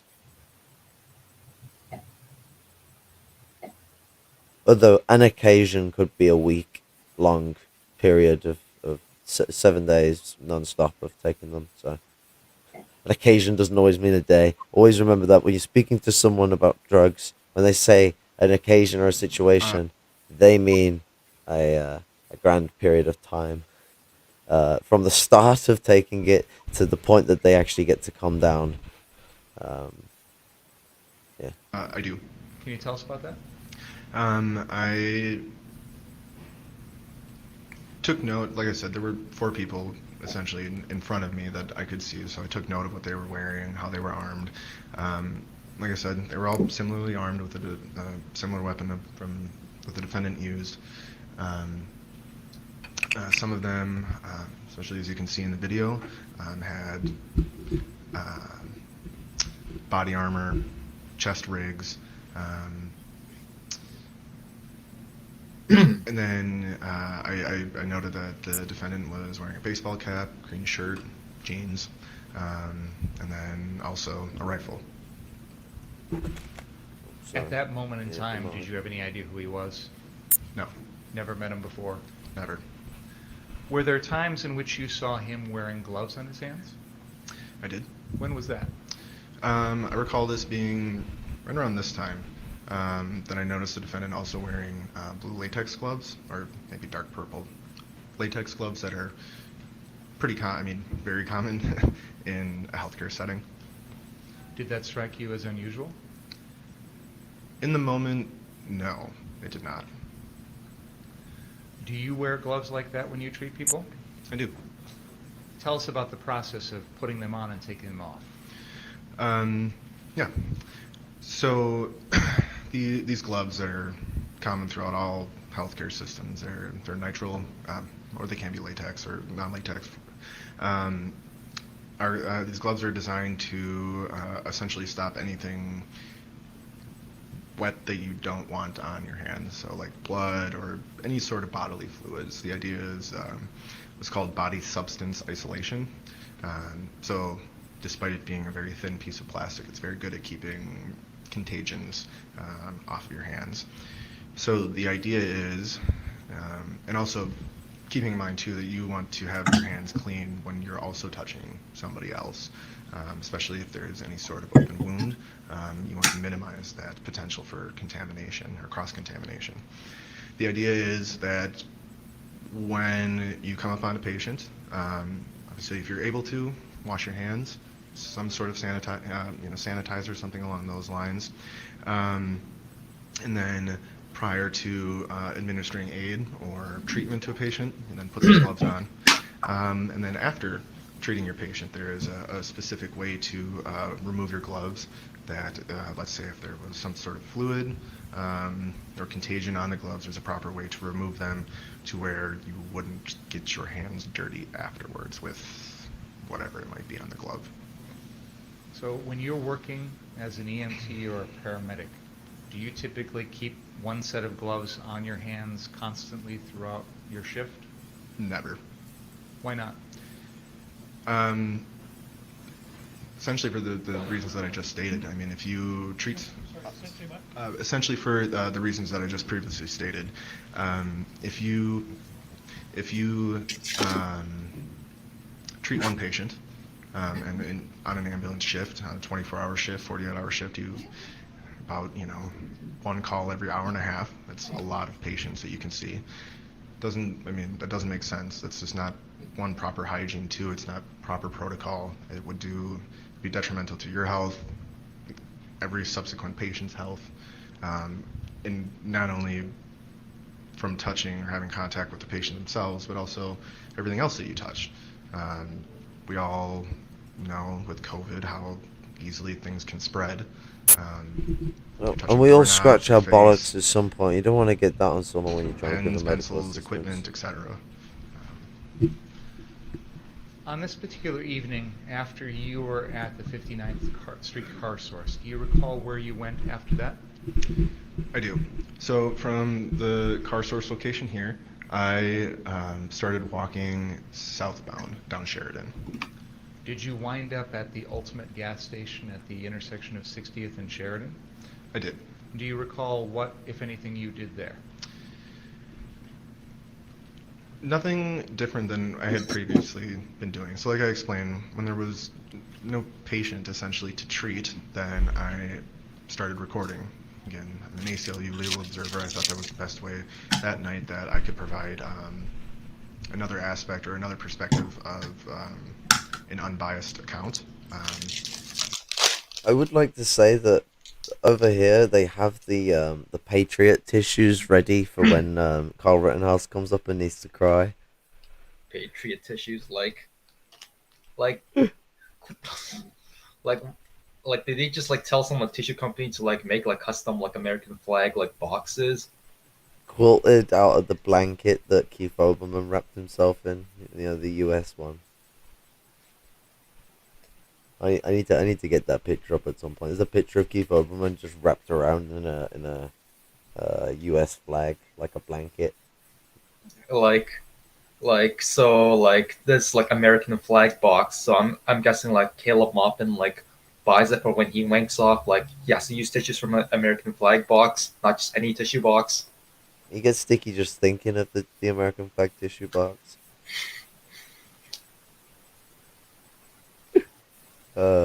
Bit of humor helps deal with the murder. Video doesn't lie.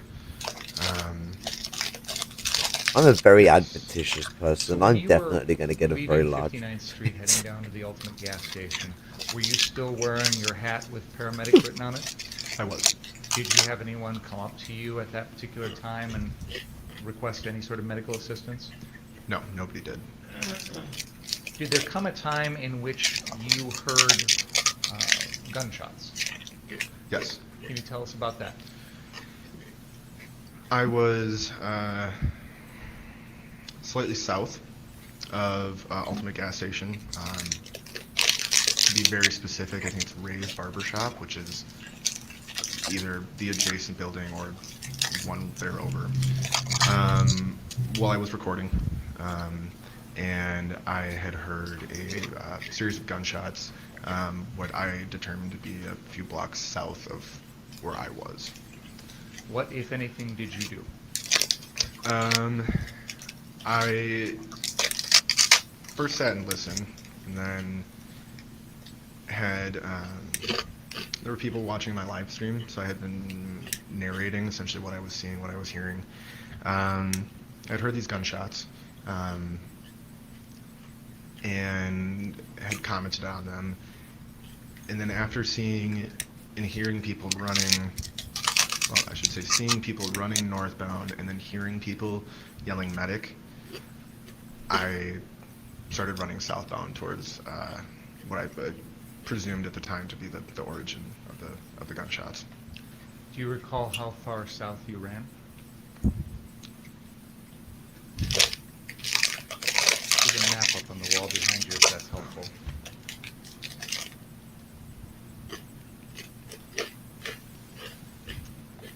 From my location, I couldn't have gotten more than a block. So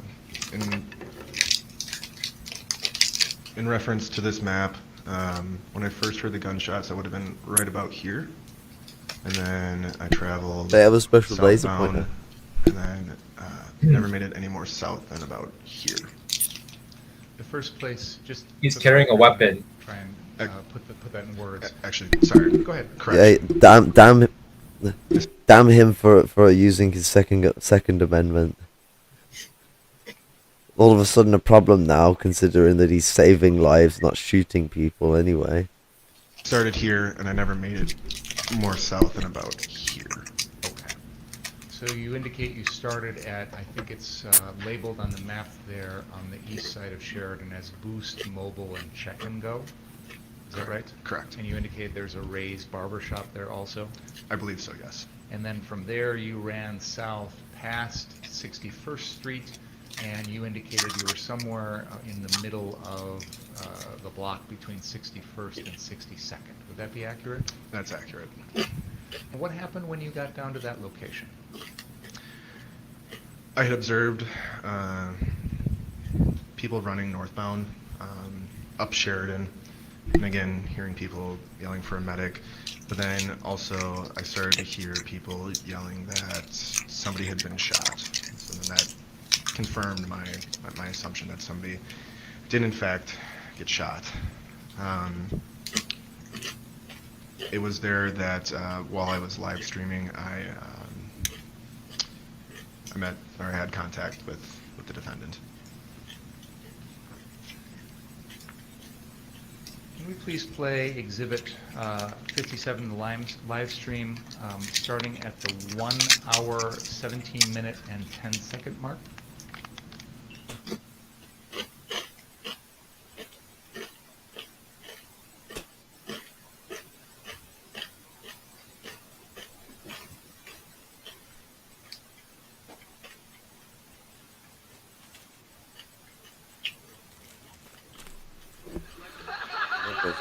That sounded like gunshots. It sounds like multiple gunshots.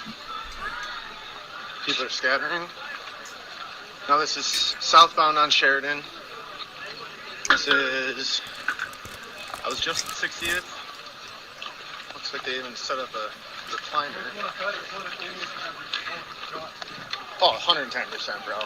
Yeah, dude. Pause. Yo. Okay, so like, the road's like wide as hell, and it's like there's like nothing along the road. It's like no buildings. Like, what the? Like this, like some car culture stuff. Like the road's like wide as hell, and there's like nothing around the road. Like no development or anything.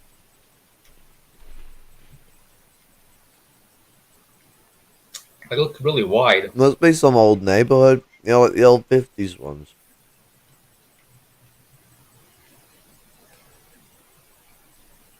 Because here in my place, like, I don't know, is it actually 2 lanes each direction? Because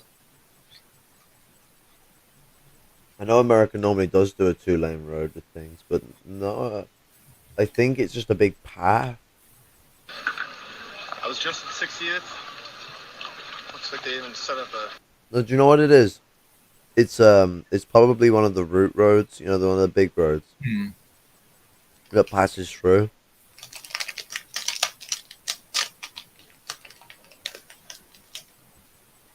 Actually, yeah, it might be two lane because white lines there, and there's probably yellow lines in the middle. Because I know America normally uses yellow lines in the middle of its road, don't they? Use white lines like the rest of us. Come on, man.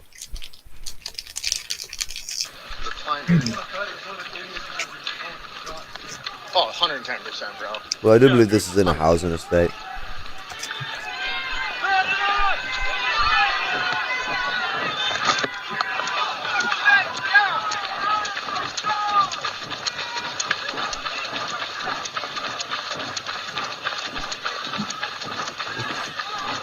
This is fucking having a bit of a fucking splitter with the phone. Why is absolutely bombing it? I don't know whether they're trying to catch, like, the guy's trying to slip him up or something, because all this is doing is painting a good portfolio of this guy being a good geezer. Gunshots have just gone off, and this guy's first instinct, and like he said, he ain't no fucking fighter or anything. He said that himself, he ain't the type of person to shoot someone. But as soon as the gunshots went off, he's on his way down there to go and help him. Absolute legend.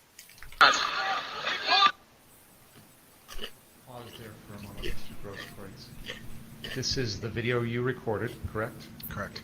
And you have told us that you started running from a little bit south of 60th, that gas station, down South Sheridan. Is that right? That is right. Were you recording with your phone? I was. Were you holding your phone in your hand while you were running? I was. Okay. Please continue. Why are you shooting? Hey, what are you doing? You shot somebody? I want to get police. Who shot? Who shot? Can you identify that individual on the screen? That is the defendant. Can we rewind 10 seconds and play that again, please?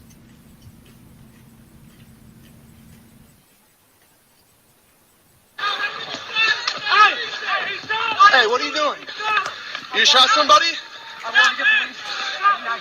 Who shot?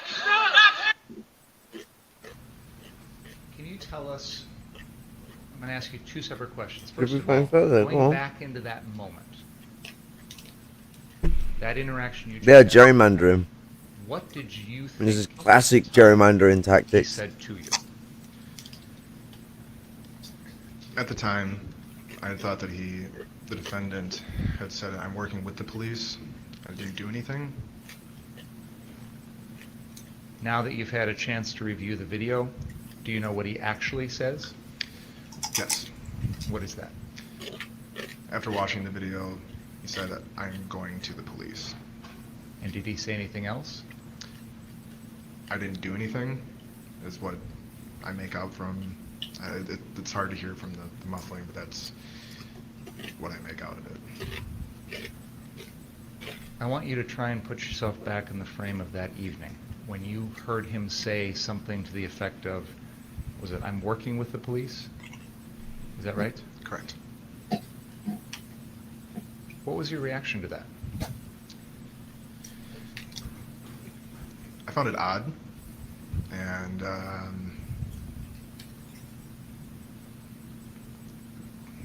very noteworthy.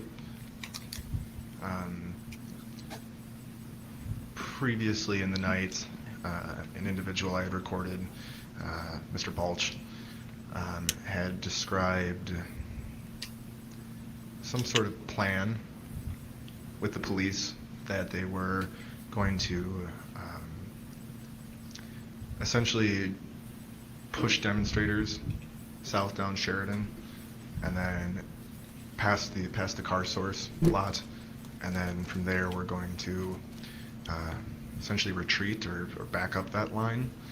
And Mr. Balch had explained that there was some sort of Mr. Bulge. understanding, some sort of plan, to whatever extent that is, but that the police were going to push protesters down past the car source.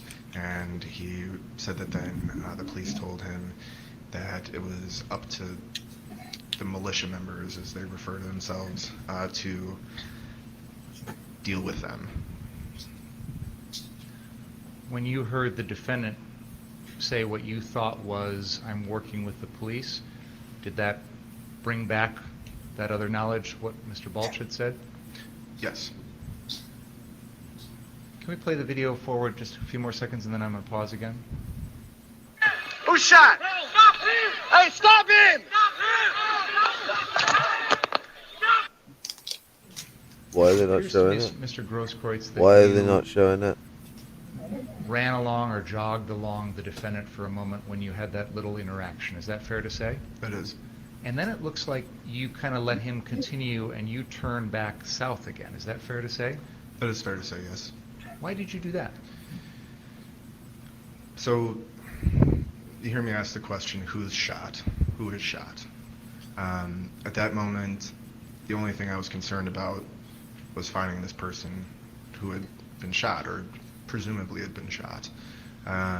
Given that I was still north of where I thought the shots had come from, instinctually I turned, did a 180 facing northbound, then turned southbound, because I was concerned for whoever might be potentially injured. It appears from the video, though, that you don't go very far before you turn and head back after the defendant. Would that be fair to say? That is fair to say. What changed? I'd seen a number of people running northbound in the same direction as the defendant. I'd started hearing people saying, he just shot that guy, he just shot somebody.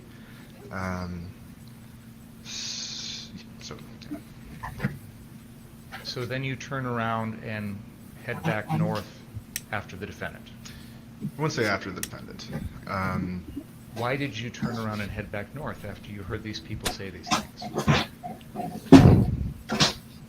With what Mr. Balch had said previously, essentially the way that these self-proclaimed militia members were conducting themselves, the gunshots, people yelling for a medic, my interaction with the defendant, my interaction with the defendant, and really the lack of information that I had gotten from him, and specifically what I had thought I had heard, then coupled with this group of people running northbound, I had essentially made an inference or an assumption that there could be a potential for somebody getting injured. And anytime you bring a firearm into that equation, the stakes are much higher for both serious injury and death. Based on all the factors that you A just hero. outlined for us, did you feel like your It's definitive of services someone might, like as a that. medic, He put his be life more out on the needed line for in the people's direction lives. Real of heroes defendants? kill people, don't you know? Correct. Oh, I forgot this is America where heroes are genocidal maniacs. I mean, if you want to be peak hero, you sign up to kill people halfway across the world. Oh yeah, you're supposed to go and slaughter people in the Fertile Crescent, or in Africa, or in Asia, or in South America. That's it. It's funny, so I had this friend, right? He's Chinese like me, right? But he's this kind of peak American patriot. He lives in Canada, and he larps about how he wants to join the U.S. Marines. Oh my god, that's like when I wanted to be when I was joining the military, I used to be really fond of the U.S. Rangers. We all have our moments. No, there are a lot of people in the British military that are weirdly fond of the U.S. military. I mean, isn't the SAS better? The SAS doesn't like the U.S., but the SAS was, I wanted to join the paratroopers, the British paratroopers, and I mean, if you're they're gonna handpick anywhere for anyone to be in the SAS, with people to do paratrooping. Because paratrooper training, they'll drop you into all sorts of environments. Like, they're the types of people that will be like, okay, time for parachute training, and they'll have you parachute into a swamp. Oh, wow, thanks for the bog. Or you're carrying, 20, 30 kilograms of equipment. I mean, being a military adventurous is one thing, but wanting to be a military adventurous for another country is a whole nother thing. I mean, what's it? I still try and have a somewhat semblance of decent respect when I deal with someone who's in the military because I can't, like, normally someone who's a grunt, they're not in there because they've got some, like, I mean, they will have a semblance of military pride, but it's not the main reason they're in there. A lot of the time it's because there's not any other way to get a decent way of living. No one really wants to fight wars. Yeah, but yeah, these people who like want to join like the military for like fun, they're like really scary, I guess. Cause like you have that mentality, like I'm gonna go like I don't know, kill people or something. Like I actually want to go like do the thing where like, I go kill people. That seems to always be like the mentality that's instilled in a lot of people. I feel that is where I would argue that because obviously it's bollocks for people like video games cause people to kill people, but there is an indoctrination process with some video games to try and get people to be interested in the military. Why do you think Call of Duty and Battlefield and the games like that have to be assessed by the US military before they can be released? Etc. I mean, it's like they want people to have those mentalities, and it's as much as the aristocracy are the more likely ones to have that line of thought to them. It's like it's all over the lower class too. But a lot of people go in there because they need to get an engineering degree. It's the easiest way to get an engineering degree that will always get you a job is to go be a royal engineer. And you're not just an engineer, you're a royal engineer. You know, buddy, what's it? I see you down in Pat. You're just an engineer and all that. I'm a royal engineer. They've got the bloody credentials. They got everything. They got me bloody tickets. You'll always my kinky boots. You'll always have a job fixing broken F-35s. Well, I say that, but I know someone who was ex-SAS and he died on the streets. So we dedicated a lamppost to him and like graffitied it all up on a bench. It's like, isn't the UK like buying like the F-35? Oh yeah, they are buying the F-35 for some retarded reason. Yeah, I'm guessing. Oh, like, and we called the Eurofighter Typhoon. It's now just the Typhoon. It's now just the Hurricane Typhoon. The Hawker Typhoon.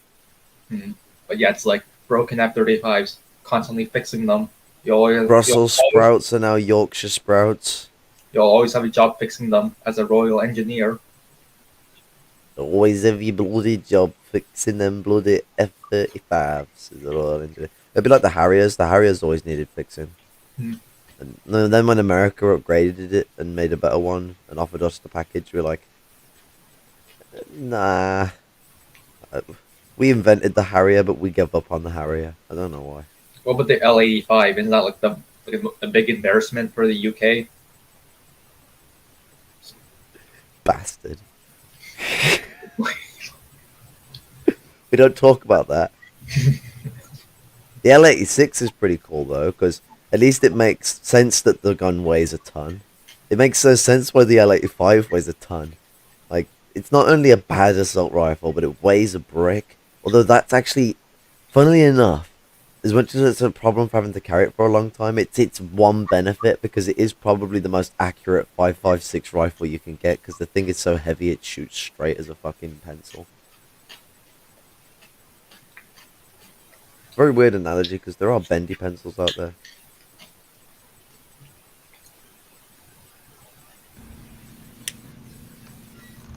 What did you do after that?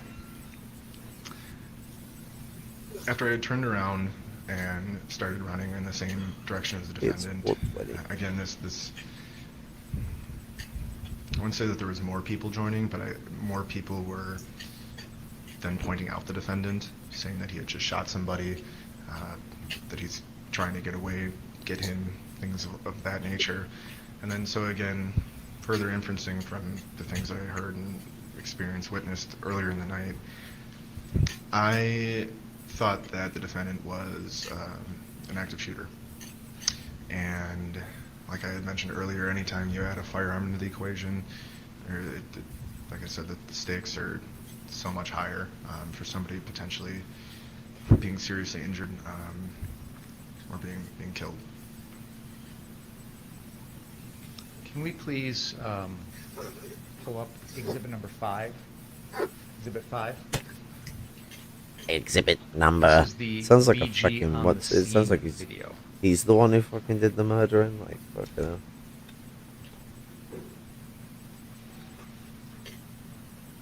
What's it? One thing as well that I gotta say, this is a weird experience for me. I don't know whether they've fucking changed it, but I'm pretty sure in this country you're not allowed to record court sessions.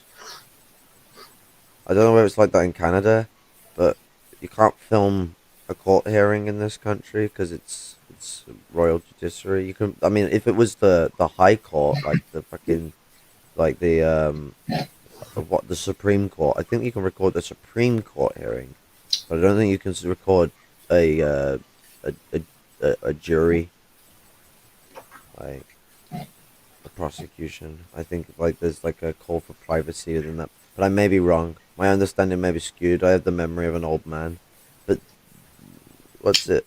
Like I have the memory of an old goldfish. That's a better analogy.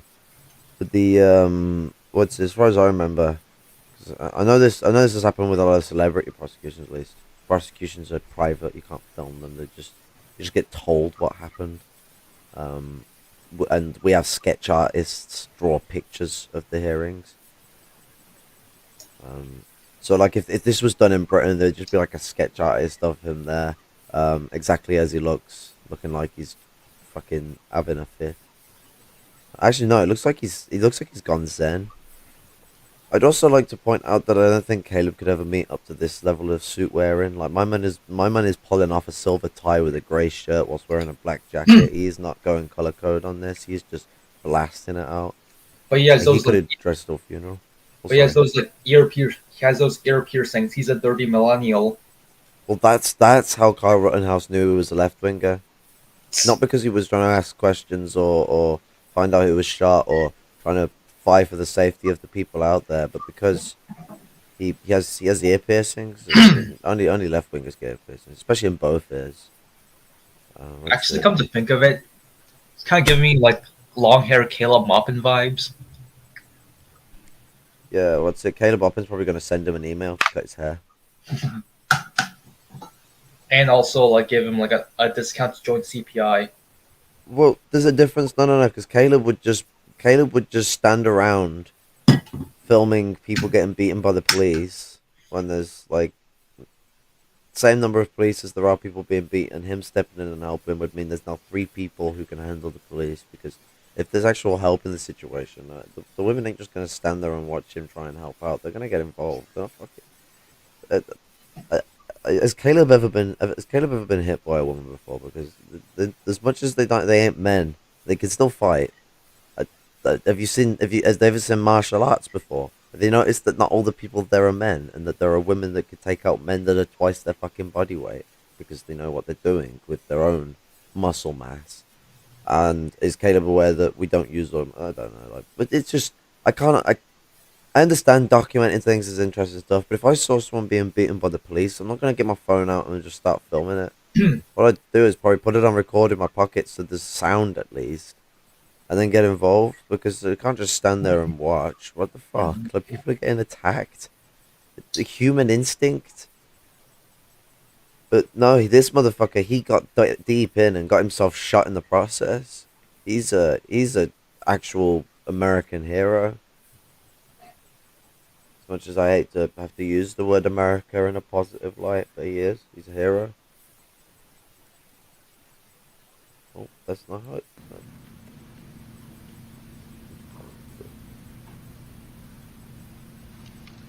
This guy's like quick, fucking up. This will catch him off this time. Look on. Let's go ahead and play that. I'll be pausing here in a little bit.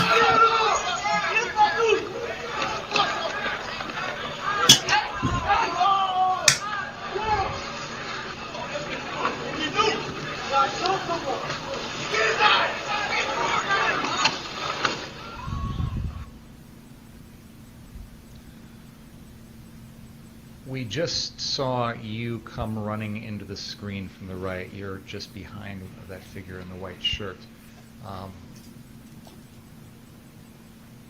Before this moment, had you drawn your firearm?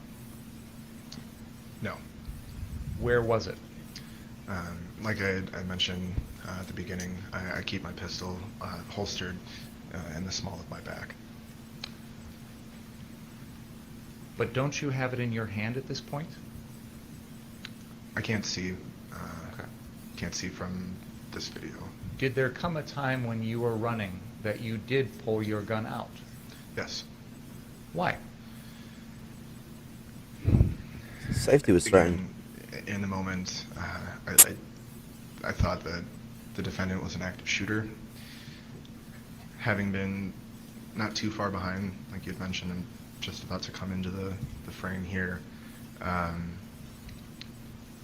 had heard several more gunshots, and again, making inferences, the defendant was the only one with a large caliber rifle.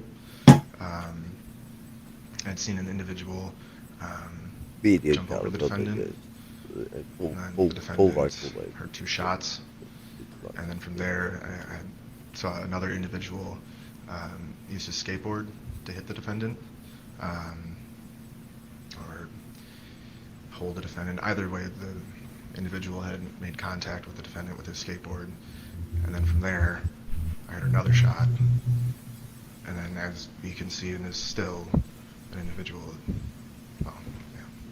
Okay. I want to back up for a second, Mr. Grosskreutz, because we have other video that shows you pulling your gun out before those shots are fired. So do you remember specifically, were you intending, when you pulled your gun out, were you intending to use it?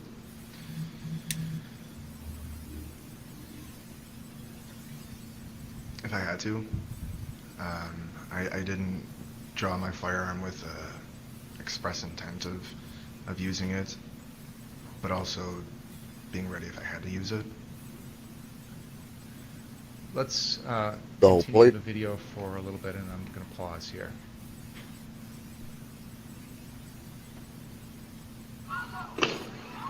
Pause right there. We've already seen this video. There's an individual on the left who had been shot at twice by the defendant. Then the defendant is there on the ground, and there's another individual between the defendant and you, Anthony Huber, who has been shot in the chest at this point. And that individual to the right of Mr. Huber that's sort of crouched over, that's you, correct? Correct. Okay. Did you witness the defendant fire 2 shots at that man on the left? I did. Did you witness him fire a shot into Mr. Huber's chest? I did. Wait, so when you come what? upon the defendant, Didn't he just say I did and it's saying I didn't? Listen carefully. I did. What the fuck's with the subtitles? I swear he just said I did. 2 shots at that man on the left? I did. Did you witness him fire a shot into Mr. Huber's chest? I did. So when you come up to Mr. Man on the left, Wait, aren't the captions like did you auto-generated? witness him fire a shot into Yeah, they Mr. are. Huber's chest? Yeah, so I did. Yeah, he is saying I did. I just need to make sure because I don't want to get it wrong.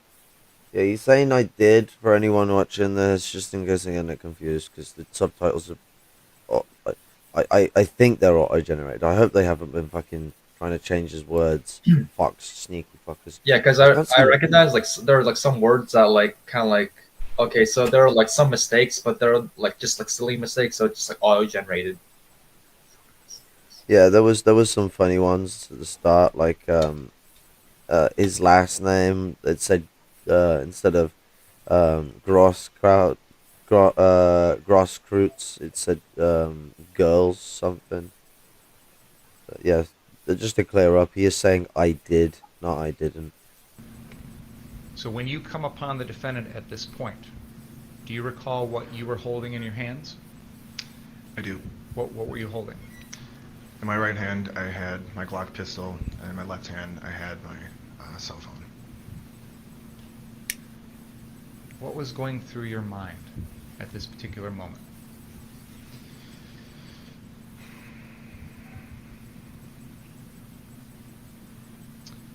That I was going to die. Let's continue the video for just a second, please.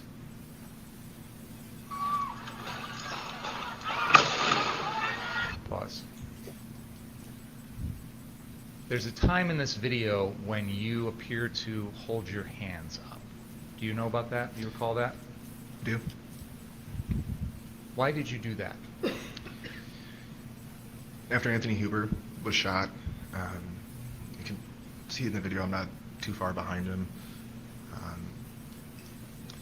And the defendant had, after murdering Anthony Huber, The objection is sustained. That whether the death of Anthony Huber was caused by murder or not is for you jurors to decide and not for the witness.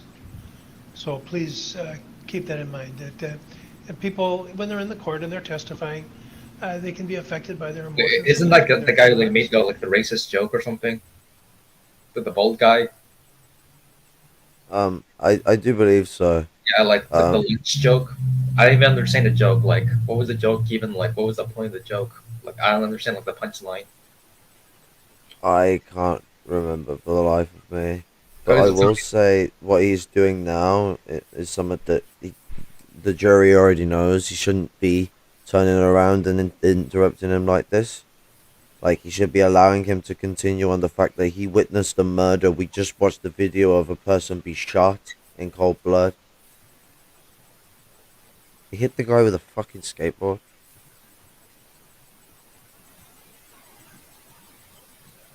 But yeah, no, let's see what happens next. Try and find what that joke was as well while we watch it, if you know the name of the judge, because I don't know the name of him for life. Maybe it's in the description. And they will, for someone who comes into a physician, for example, with a gunshot wound, may be identified as a victim. No. And that's the language that they speak in the hospital because the person comes in with a gunshot wound. Here in the court, where the Okay, so I found the joke. Determine whether someone. Okay, go on. Okay, so it was like lunchtime or something. So like he said, "I hope the Asian food isn't on one of those boats from Long Beach Harbor." I don't understand what the joke is. Like, what was that joke again? Before I speak to what Louis getting at, because he's absolutely right on. I hope the Asian food is not on one of those boats from Long Beach Harbor. Whoa. That's weird. What Yeah. kind of joke is that? I don't get America, so there's probably some horrible contextualization to that. But no, what Louis is saying is absolutely right. Kyle is a murderer. Kyle is a fucking a cold-blooded killer. What was it? 3 people? Was it? And this guy is gerrymandering the court to turn around and be like, "This is just language they use in the hospitals. Jury, please take it into consideration." Like, I really feel for this Gaige geezer who's having to like the jury is being poised against him by the judge because the judge is on the side of the defendant by the fucking seams of things, because this behavior is profound. You should, if you're going to at least give this sort of clarification, you should let the you should let the witness state his terms first. No, absolutely. Someone's a victim or not, and it's to be based on the evidence presented in court, and it's a decision to be made by you jurors, not by a witness, not by the judge, not by the prosecutor or the defense attorney. So I'm going to ask you to strike the comment, which was this witness's view of the subject, and because it carries no weight, it's for you folks to decide. Any question about that? Okay, thanks. Go ahead. So you had just seen Mr. Huber get shot. correct. And so what was going on in your mind? I was very close to the defendant, and I thought there was a high likelihood that I would be shot myself. Can we back up and play 10 seconds? Go back 10 seconds, please. Please continue.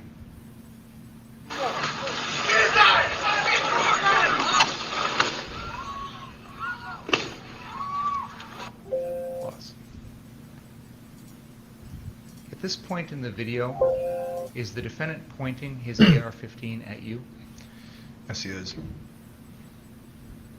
And you have your hands raised in the air at this point? I do. Continue the video, please. Pause. Did you see the defendant do anything with his gun after you put your hands up? I did. What did you see him do? It's an action that's typically referred to as re-racking a firearm. So after the defendant had pointed his rifle at me and put my hands up, and then the defendant, like I said, did this motion. It's called re-racking, and that's essentially where you take the slide, which on a AR-15 like that would be on the top, and you pull back, and what that does is, depending on if there was already a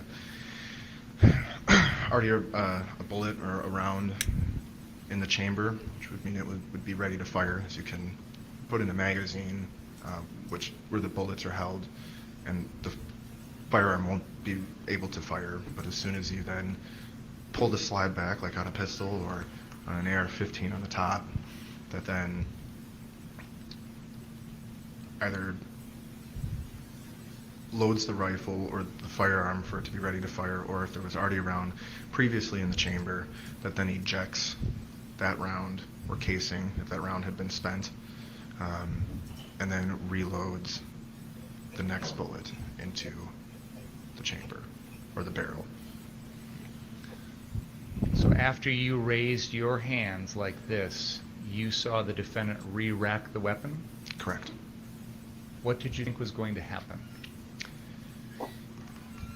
In my experiences and in my inference in that moment, after the defendant had pointed his weapon at me and I had put my hands in the air, re-racking the weapon in my mind meant that the defendant pulled the trigger while my hands were in the air, but the gun didn't fire. So then by re-racking the weapon, I inferred that the defendant wasn't accepting my surrender.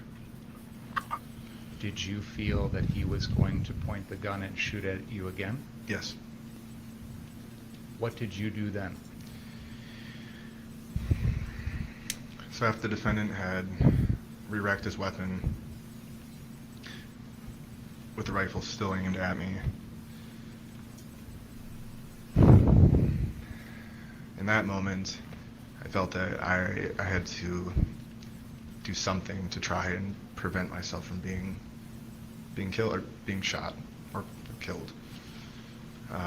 And so I decided that the best course of action would be to close the distance between the defendant and I, and then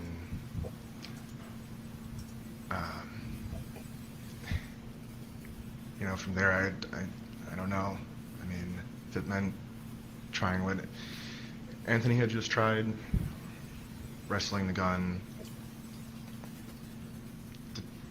detaining the defendants, I don't know, because I never had an opportunity.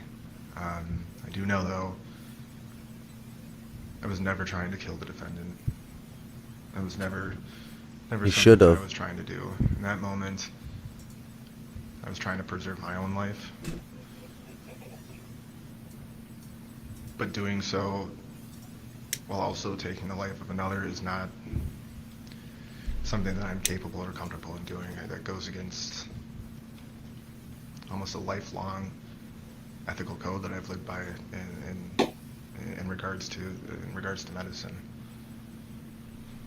Can we back the video up 10 seconds, please? Can we back it up 10 seconds, please? That is Go absolute ahead. legend. This Gaige, he's gonna like it.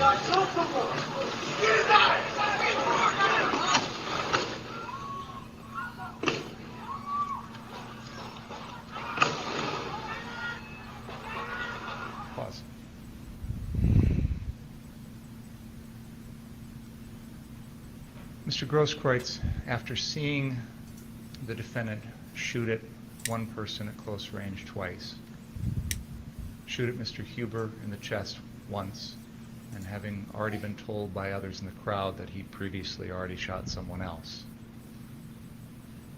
and having him point the gun at you, and you're holding your own pistol in your hand, why didn't you take your own gun and shoot the defendant first?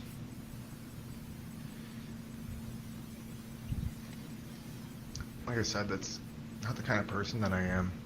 It's not why I was out there. That's not why I was out there for 75 days prior to that. Why I spent, up until that point, spent my time, my money, my education, providing care for people. It's not it's not who I am. And definitely not somebody that I would want to become. And in that moment, I thought it would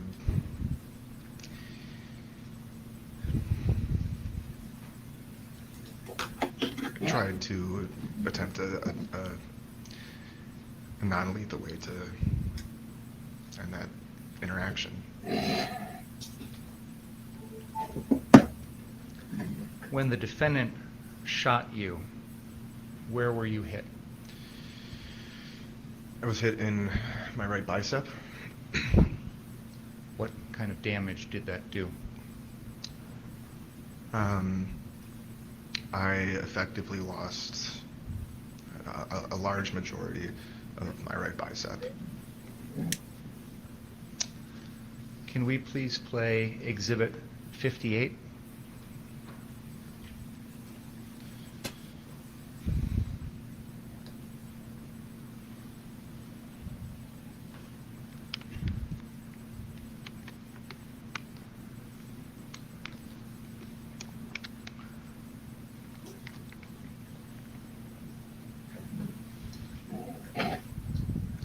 Before we do this, I do want to let everyone know that this is going to be very graphic.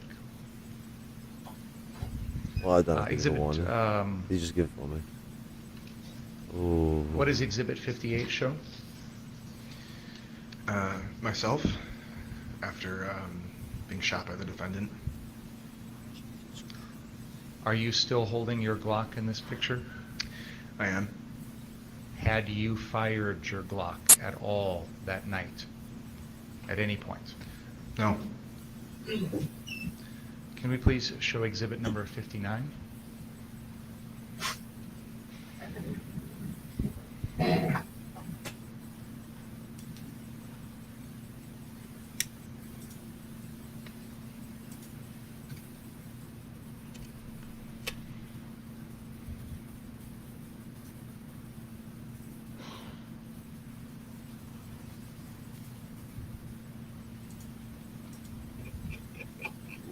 Can you describe what this picture shows, Mr. Grosskreutz? This is me probably 30 seconds after I was shot by the defendant. You see who I believe to be Mr. Lukowski on the right of the screen. Me in the center with the blue paramedic hat. Right above my hat is Mr. Balch, I believe. And then to the left of me, unfortunately I don't know who the two individuals who you can't see their faces are.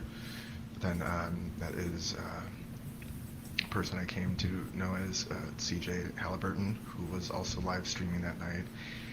And look at that. Taking out most of his bloody arm. That is absolutely nasty, that is. him, Absolutely. myself, and Mr. Lukowski are. Mr. Halliburton is applying a tourniquet to my right bicep while Mr. Lukowski and myself are trying to instruct Mr. Halliburton on the use and application of the tourniquet. Can we please play exhibit 60?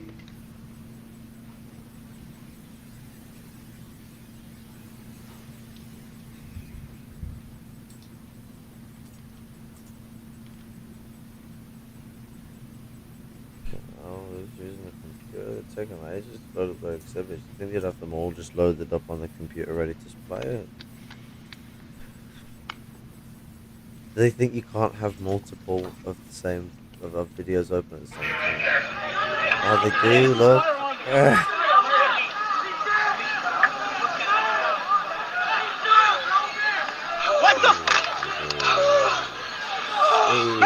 Jesus.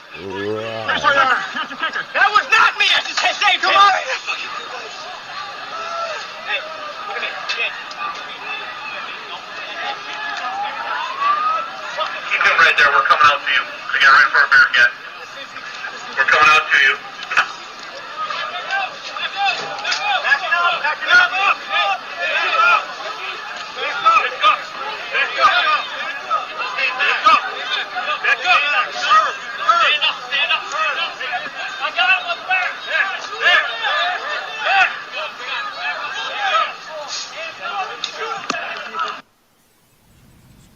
Your Honor, I would move exhibits 58, 59, and 60 into evidence. Objection.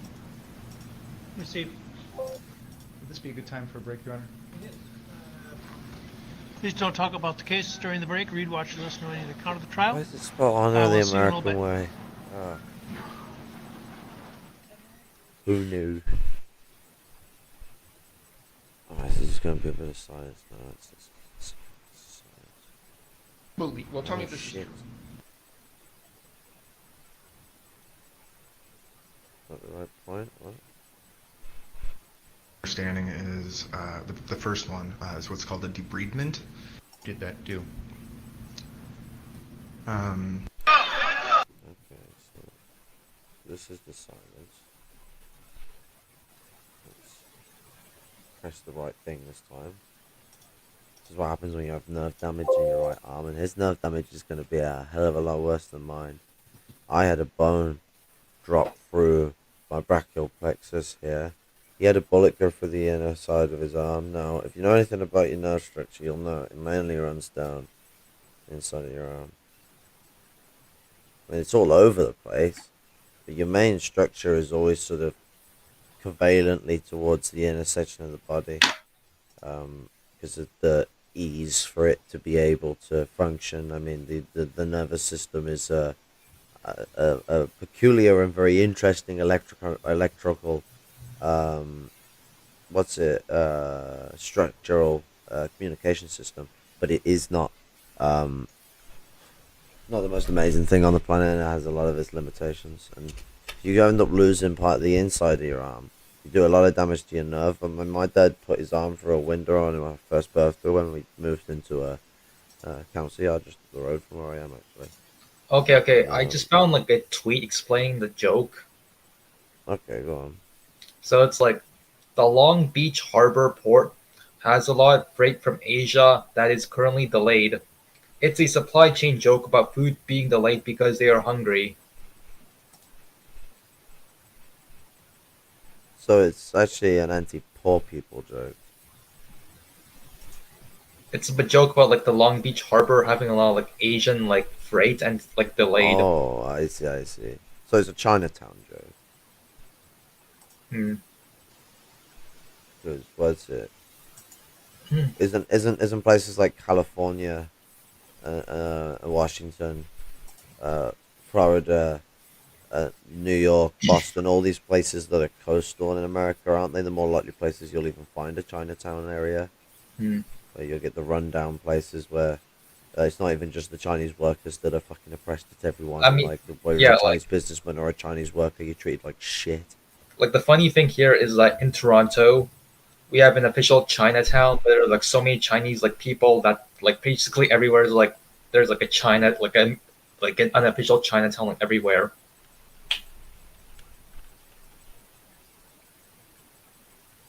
Yeah, and they're normally pressured and segregated in the way they're treated. I find it hilarious that Americans think segregation ended.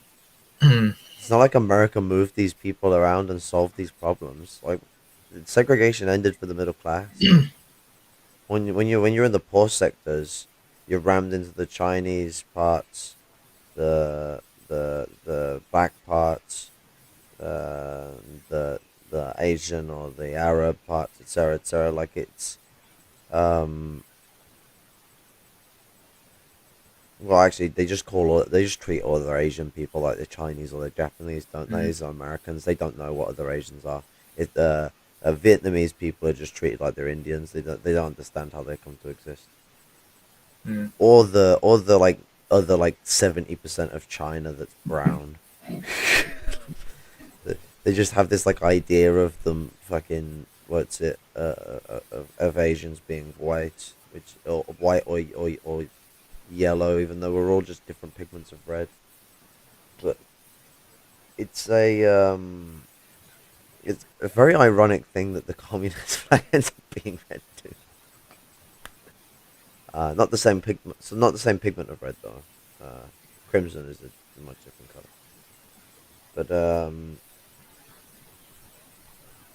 what's it? No, America is an apartheid nation.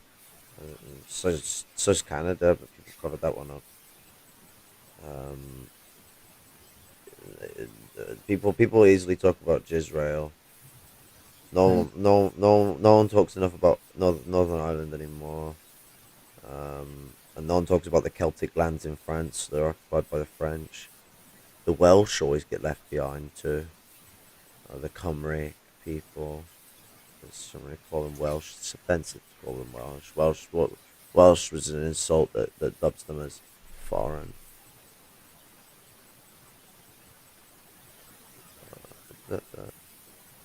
Why does the right wing always have losers as their heroes? I don't know, because they call people soy boys all the time. They lost World War II. They lost the Civil War. They lost everything. They're they're what do you call serial losers. It's like whenever I'm dealing with the edgy kind of fascists, I'll just if it goes to shit, I'll just and it starts doing the Hitleritism. I'll go, who won the war? Because we get to gallivant over on that one.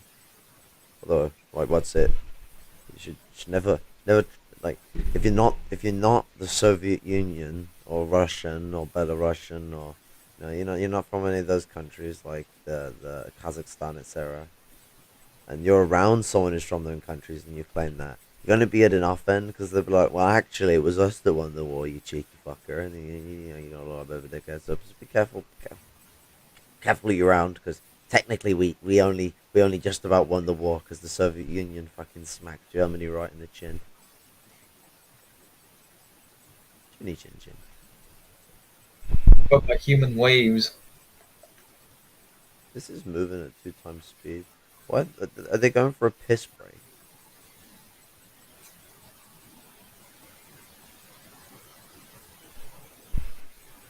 But I mean, what's it? Louis, have you seen the video of him forced crying? Oh wait, we have Louis and Louis.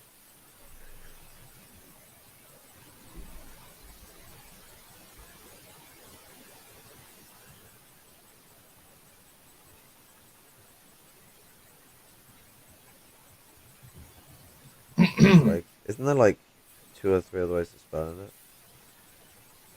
We have two Louis, but we have Louis and Louis. Remember French is only accented at the end. So if it's short, it'd be Louis. If it's long, it'd be Louis.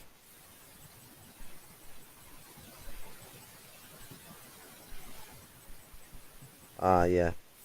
Well, I was talking about how the right wing, they always call people soy boys, but then they end up supporting people like Thingy doing his forced crying, Rittenhouse, which was fun to see. But I mean, I think Haas and his you pee out of you pee out of the sex hole. I mean, I could never imagine Haas eating Chinese food despite being a dang ass it's contains soy, tofu is soy sauce, it's soy milk, it's soy. There's soy in 90% of food. These And people also, are so fucking retarded. It's hilarious. Like there's soy in 90% of food. I would imagine like Caleb Maupin also doesn't like Chinese food because he like thinks it's like I don't know. I guess he like would think it's too like I don't know like too much flavor, too greasy, too spicy. I don't know. Because I Too because every time hard, too spicy. because like it seems like Caleb Maupin only ever eats like kind of like Western food. Mm-hmm. Hmm. Caleb Maupin is one of them guys who's like, yes, I eat Indian food and it's chicken tikka masala. Mm. If anyone doesn't know whether it's funny, it's an English meal. It's not a. It's based off Indian food. So it's close, but not quite. It was made in England. Queen Victoria was very fond of Indian food. Just like, could you make us one of those for Britain, please? I mean, I live near like a plaza, like full of a bunch of like, Asian restaurants. Like it's great, but most of the time I just go to get like fried chicken because that's like the cheapest. Shame on me. Yeah, I know what you mean. What's it? They used to be really well. I mean, it wasn't the most hygienic of chippies. I mean Chinese places, but the food was still nice. Like it could make you ill because this place was. I mean, the area was getting run down and run down. They were closing shops left, right, and center, and eventually they knocked down the shops where it was at. But it was one of the Chinese I really like going to in the town. Nice affordable food. The chicken balls were alright. Yeah, I mean, like okay, so my So long plaza. as they make a good Cantonese chicken, I am down. Like the Cantonese the Cantonese style sweet curry sauce, where it's not sweet and sour sauce. It's like proper traditional curry sauce. Red sauce I think is one of its names. Um, it's like Um, a rich orangey colored, almost syrupy, but yeah, I not think I know what quite you like mean. sauce. But when you say like Cantonese chicken, I'm like thinking of like what my mom makes, where it's just like, what is it like? Um, so it basically, if you were like to translate the name directly to English, it would be like salt baked chicken or something. But basically, it's just like garlic, like basically using like garlic and some sort of like green herb, and then like the skin turns yellow, and Yeah, that's like because you don't chop it into tiny chunks normally with this one. It's normally yeah, sort of like either strips or yeah. bit fairly medium to big sized chunks of chicken breast, and it is very nice and salty and peppery because it mixes well with the sauce. And you'd have peppers with it normally. I think Mhm. green and yellow is what I'm Yeah, used to seeing. yeah. No, Chinese food is some of the most English food to have, and it's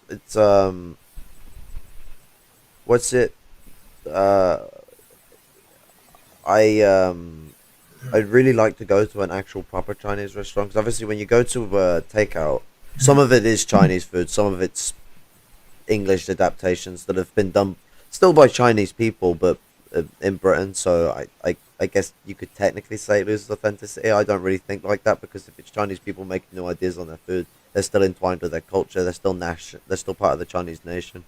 Especially considering that I go by the definitive of nation of being the culture which ties people together. It's states are a blight on the existence of nation. So it'd be interesting to go to a proper restaurant and have the Taj Mahal, but Mongolian food is interesting. I'm not a fan of Japanese food. Um, I've never had Korean food. Well, lie.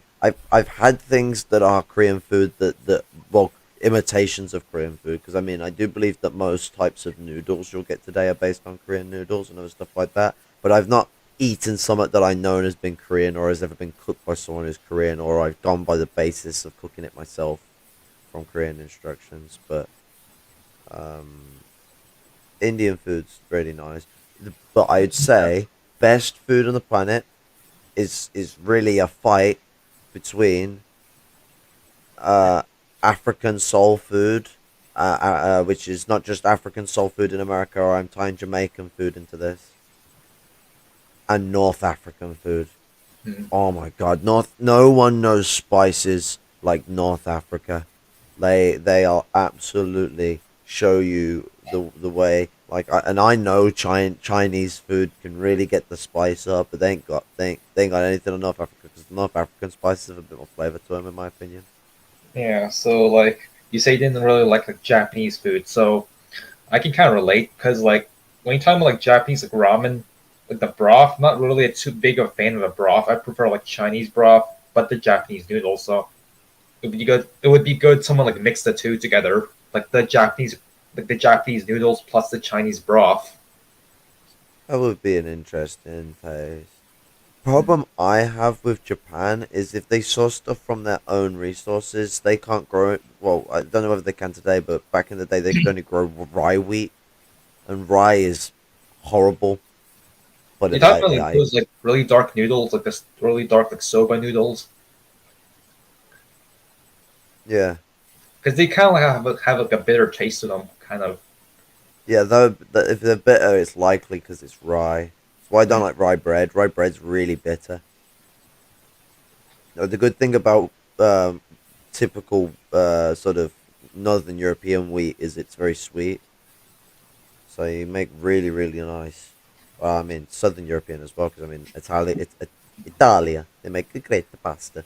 But the what's it? No, like pasta is in general, especially noodles, is a very interesting thing. But I am very fond of Chinese noodles, and I I I imagine we have all had Korean noodles at some point without knowing, because like, from what I've heard, they are like Korea is supposed to be the pinnacle of the noodle stuff, and I imagine that would make sense. They are like right in between, sort of China and Japan, and that area of the world is very well known for its curry and its noodles. And I will say that is one thing I do like about Japan is their curries. When they make a chicken curry, they make a damn good chicken curry. And you mix the Japanese noodles with the curry, the bitterness is a forgivable thing. Although I prefer mixing Chinese rice with Japanese curries. And to be honest, best way to do your rice, egg fry it. Don't go for anything fancy, just egg fry it and put a bit of pepper on it. What's it? It's the way the Chinese used to always go to, but and why my dad does it too, and it makes a good egg fry. Fuck your plain rice. Hmm. Well, This plain turned rice. into a cooking show. This did. Well, the nice thing about like just cooking plain rice, you just like throw whatever you want in the rice cooker, and then just like yeah. Well, you don't have to worry about it not working with Summit. But what's it? What I find funny, and I do this myself, whenever you make a plate of rice and a meal, you'll always set them out separately, like the rice on one side, the curry on the other. Then as soon as you're done, it gets mixed instantly. It's just like, why did I even stick these things on the plate separately? Should have just slapped them together and fucking play it with full force. It all mixed. Fortune cookies aren't even Chinese; they are American. Even Iron Man 3 Point style. I've never been near a place that does fortune cookies, and I'm forgiven for that. But I do believe there are places, Indian restaurants here that do fortune cookies anyway. So they're sort of really like mixed up the demographic on what stereotype they're trying to purvey. Orange chicken and noodles. That sounds like some like Western stuff, like some Pan Express stuff. What's it? Orange chicken and noodles. I think that sounds like something that's been like westernized, like some sort of like westernized Chinese dish. Yeah. Actually, funny, Maybe. in high school, I went out on like I went to eat out with like a fellow a Chinese girl, and she ordered spaghetti from like the Chinese restaurant, and they actually had it. Got the orange chicken and noodles. Hopefully the orange chicken and noodles doesn't do the fucking brown shit and strudels. What's it on? I get the runs. Yeah, it's still good though. Okay, so it's good. It's good things. It's good things. But what I There is really also like a Pokemon Cafe in Tokyo. in terms of like westernized like Chinese food, there in here in Canada, like there's like lobster, or like there's lobster, Atlantic stuff. So What the So like, red lobster, the shit that costs like fucking arm and a leg to buy a fish. yeah. Oh god, I just pissed off the marine biologist because I called it So lobster fish. here in Canada is like, so like the Chinese diaspora, they like cook like lobster, they like stir fry lobster with like the ginger and like what is it called? What is it? Scallion? Yeah, that's like really good. I would say that's my like absolute favorite dish. I'm loving your correct use of the term diaspora. Yeah, like the white people. If Comrade Net was watching this, he'd be loving it as well. Yeah, like the white people here, they just like boil the lobster and they like eat it with butter. Like, dude, that's like plain and like, boring as fuck. What about deep fried butter?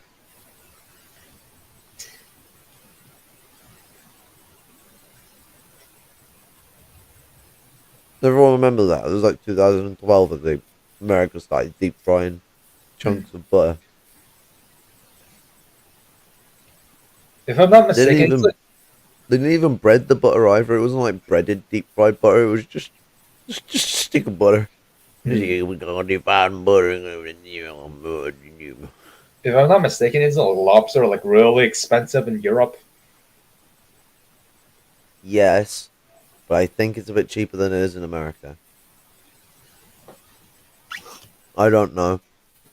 That where they sell lobster is not the place for people of my class to be. We don't serve your kind here. That's the way they'd be like. Well, they probably wouldn't, but I'd probably get stared at a lot. But then, to be honest, if I was ever going to go eat at a posh place, I'd probably fucking make sure I go there as an absolute mess. I'd probably get pissed before I turn up. Like, they make my world irritating, or I'll make their world irritating. I'll talk really loud to give my order to the waiter, or I'll watch videos on my phone and laugh at them really loud while I'm waiting for my food. While I'm enjoying it, I'll shout me enjoyments. You gotta cause a problem. I've just spent a lot of money. I'm gonna get me enjoyment out of it. You know, you're gonna see me spending a lot of money on food at the KFC. Oh, KFC. Yeah. I haven't been there in like nothing like eating chicken where some of them are actually chicks. Like, and I don't mean women. I mean like little chickens. Yeah, but actually, like I went to KFC like for like the first time in a long while, like a month ago. I ate them. Like, was it always really this bad?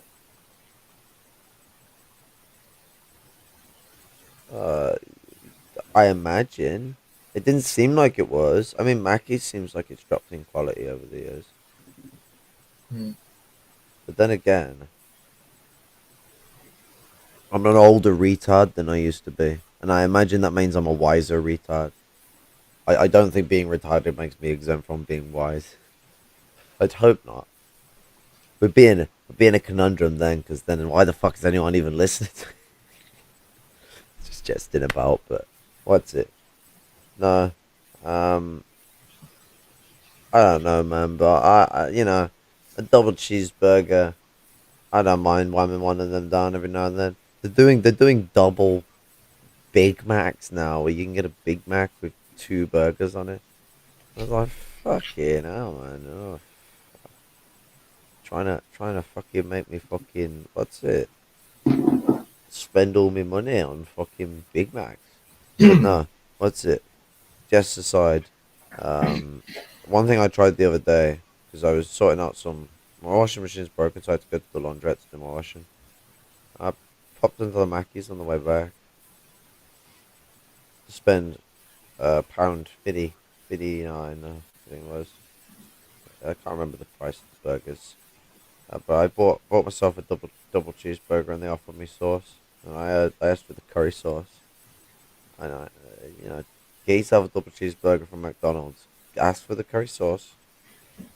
Because they started offering sauces now when they're at the counter. If you ask to take out though, you gotta ask to take out. Otherwise, they expect you to sort of sauce out yourself. I can't be asked for that. But you can get yourself a pot of the sauce, and you go for a dunk of your burger into the curry sauce, and you'll thank me later. have the mustard and the ketchup on the burger. Fuck the gherkins and the onions off. And if you've got the extra 20p, get the extra cheese. Because it's a double cheeseburger. Don't get extra cheese on a single cheeseburger though. You'll hate yourself. This is supposed to be a trial examination, and it turned into a McDonald's advice bureau. It started with me talking about Asian food. Given the weird laws of the UK, I have to declare that I have no relations to McDonald's or the McDonald's Corporation, and they are a bunch of savvy cunts, and I don't believe it is 100% beef in their burgers. I imagine there's some horse in there. If Tesco's are putting horse in their burgers, what the fuck are Mackey's putting in their burgers? The funny thing is that Canada is like selling its horses to to other countries for like slaughter and food. Yeah, for Tesco's. Tesco had a massive scandal about it. Actually, there was a high school in my area that had a massive scandal about it, and my mate got to speak to someone. And I can't remember what it was he said, but he said something funny to this fucking reporter that come in about the burger situation. That was hilarious. I just can't remember what it was like for me. But yeah, it was terror. Whenever I go to McDonald's, I just like spend like $2 on like a junior chicken. That's about it. Yeah, I mean the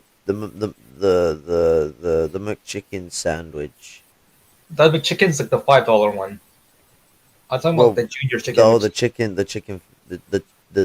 or fillet or whatever the fuck. The junior chicken, which is like $2.50. We don't call it a junior chicken over here. We don't have that kind of American expressionism.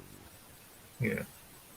I don't know what we call it. I think we call it the chicken fucking savor sandwich.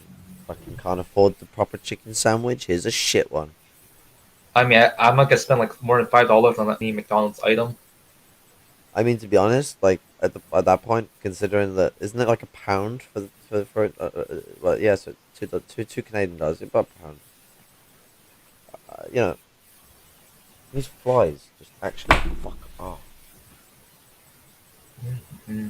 I kill you.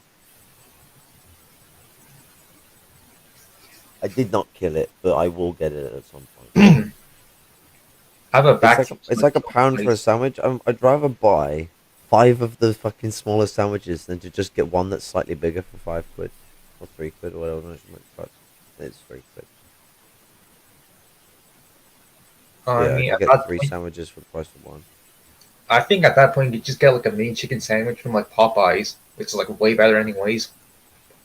Yeah, but I have to find those better places and know that they're trustworthy. I know McDonald's is not trustworthy already, so I already know what I'm getting into. Like, I mean, I can just go to any like well-reputable like Asian restaurant where I live, so I guess I'm lucky.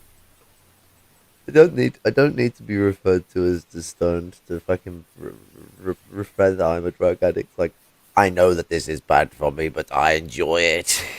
To be honest, I am a bit of a sucker for the Mackey's breakfast. I do like me the sausage McMuffin. But America should bring back the McGangbang burger. That was a bold statement, and they should have stuck by it. God.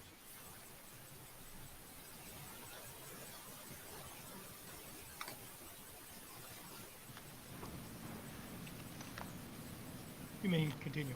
Last time I had fast food was Mackey's. What is it today? What is it today? Can I just ask real quick, Judge, before we bring them down? Yo, am I the only person who doesn't like pancakes? It's Probably. I like pancakes. I like what you can do with pancakes.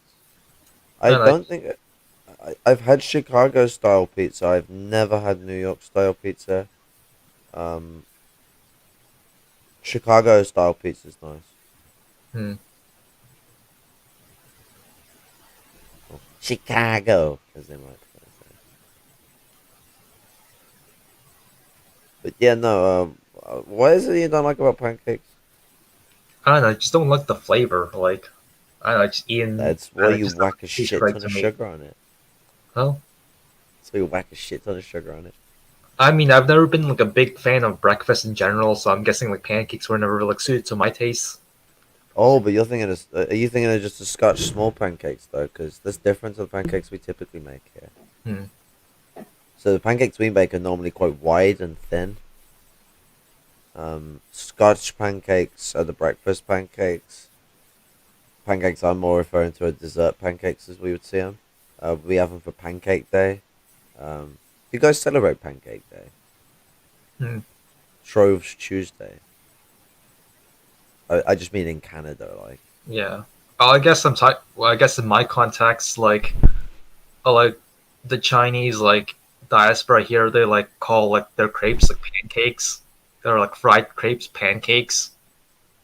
Well, Because yeah, you don't know the word crepes and crepe. pancakes are related. Yeah, Yeah. I mean, so yeah, the thinner, wider pancakes are more like crepes. Yeah, I do believe they are.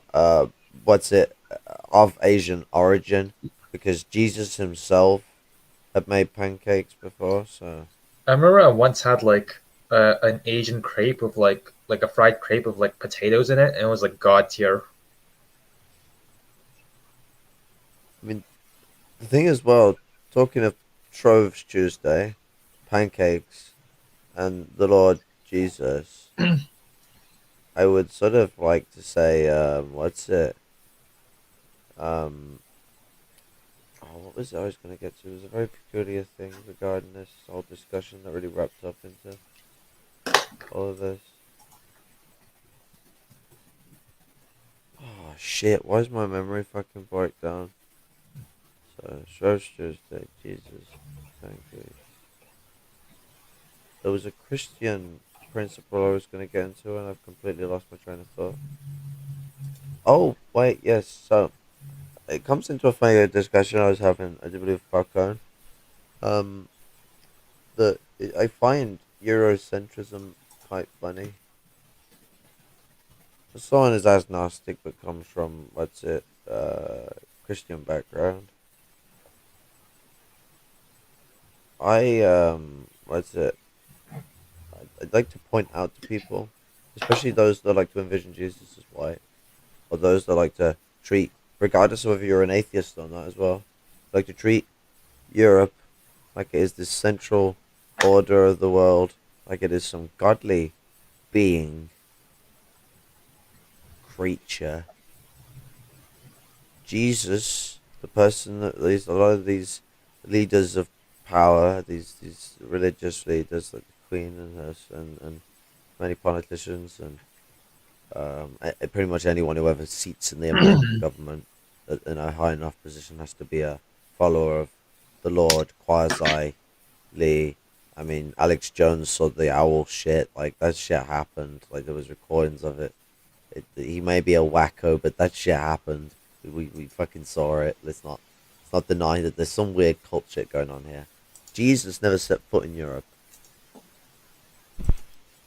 I mean, Jesus not only had relatives in Asia, but I do believe he'd been to Asia. Wait. So I once heard there was like some like Japanese Christian sect that believes that Jesus settled in Japan had a Japanese wife. Well, there's also belief that a cousin of Jesus was a Chinese warlord at the time. Wasn't there like there's like the Taiping Heavenly Rebellion where like the guy or like the cult leader he had a dream where he was Jesus' brother. Yeah, like I mean, Mary's not going to stay a virgin forever, said the Bible. It didn't actually. Just not trying to cause blasphemy. I hope I don't piss off any of the Christian viewers, but I mean, you already blasphemed our Lord and Savior Caleb Maupin.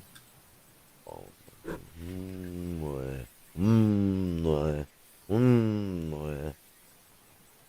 that's it. I mean, you're typically supposed to salute like this, but I imagine Caleb Maupin's actually doing a little more like that. To redeem yourself, you have to ditch McDonald's and go to Burger King instead. My mom has been talking like that. What the fuck? My mom was like, "You need to try Burger King again." I'm like, I just have this bad memory of going on holiday with my dad, and we had the Burger King at the holiday resort, and it was shit. Yeah, it's pretty shit. Well, burgers don't even taste like burgers. I'm not coming here again. Also, if you ever get a Mackey's burger that isn't a Big Mac, you'll find it's lacking lettuce. Just get the lettuce, even if it's not the high quality lettuce. You'll find if you check the qualities in the menu, they put sugar in the lettuce. Just fucking, there's not just sugar in it, there's salt in it too. They take the lettuce. The lettuce adds flavor and adds crunch. And if you have multiple burgers, it deals with the sweat. You know, because if you're having a triple stacker or a double burger or something like that, you know, want some greenery in there, bit of forest.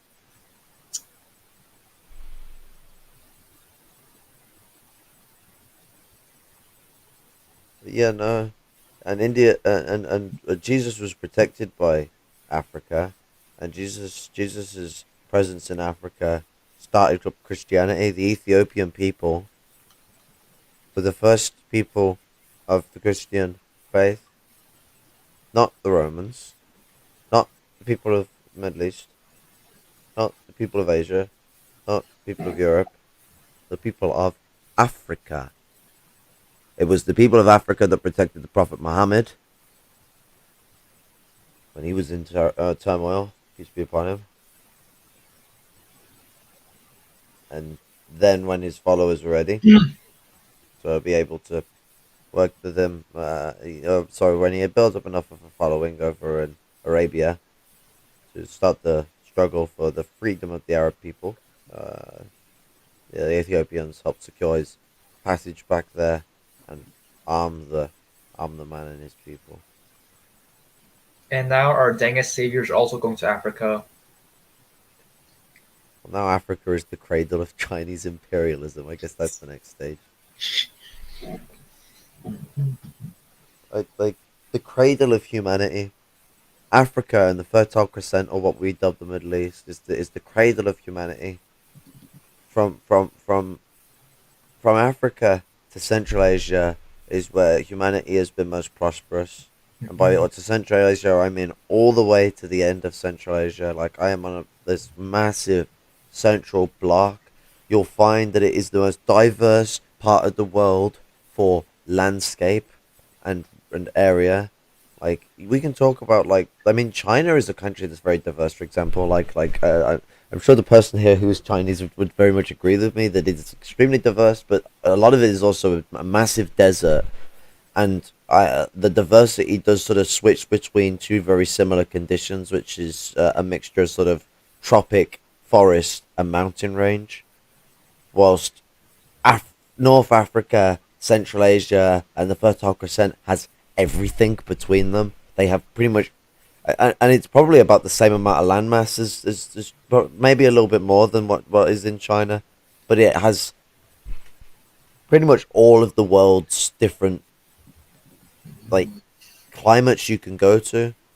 If you incorporate all of Africa to the discussion, it sort of changes the thing up massively. But I do believe North Africa is where we hail from. I do believe Southern Africa was a place we went to after we had been in North Africa, and this idea of us just going to Europe is false. A false dichotomy preached by bourgeois intellectuals that wants humanity's development to have been in Europe and not in Africa, which is exactly where it was. You don't see pyramids in Europe, do you? You see pyramids in Africa. You see pyramids in America, because America developed on its own. This idea that the Native American people are European or Asian is bunk. Absolutely bunk. If we had Falcone here, she could go on a rant for ages about it. I'm telling you, absolutely bunk. They were building fucking pyramids and building their societies the same time as the Egyptians. You can date a lot of their stuff all the way back.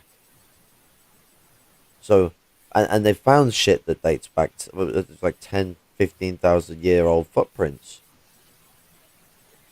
So, nada. Europe is no special place. Homo sapienism is something that developed on the basis that hominids of any kind that are developing are going to develop on that basis. But Africans are the collective of all human genetics. Any difference we have from the places we come from is held in the African people. they are the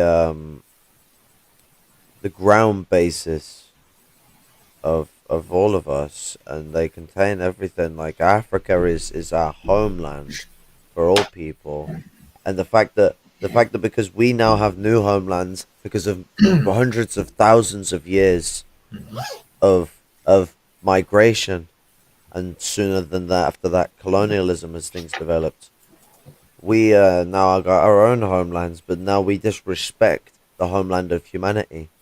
We poison it, we murder it, genocide, we steal its resources. Africa is the richest continent on the earth, yet people treat it like it's the poor. You see images of people. I mean, even people that are trying to defend it, they'll show it like dug out and empty. I mean, it's not empty. It's still filled with resources. Africa should be shown as the gold mine it is, with imperial capital stamping its foot straight over the top of it, with British, American, European Union, and Chinese flags wrapped around its boot.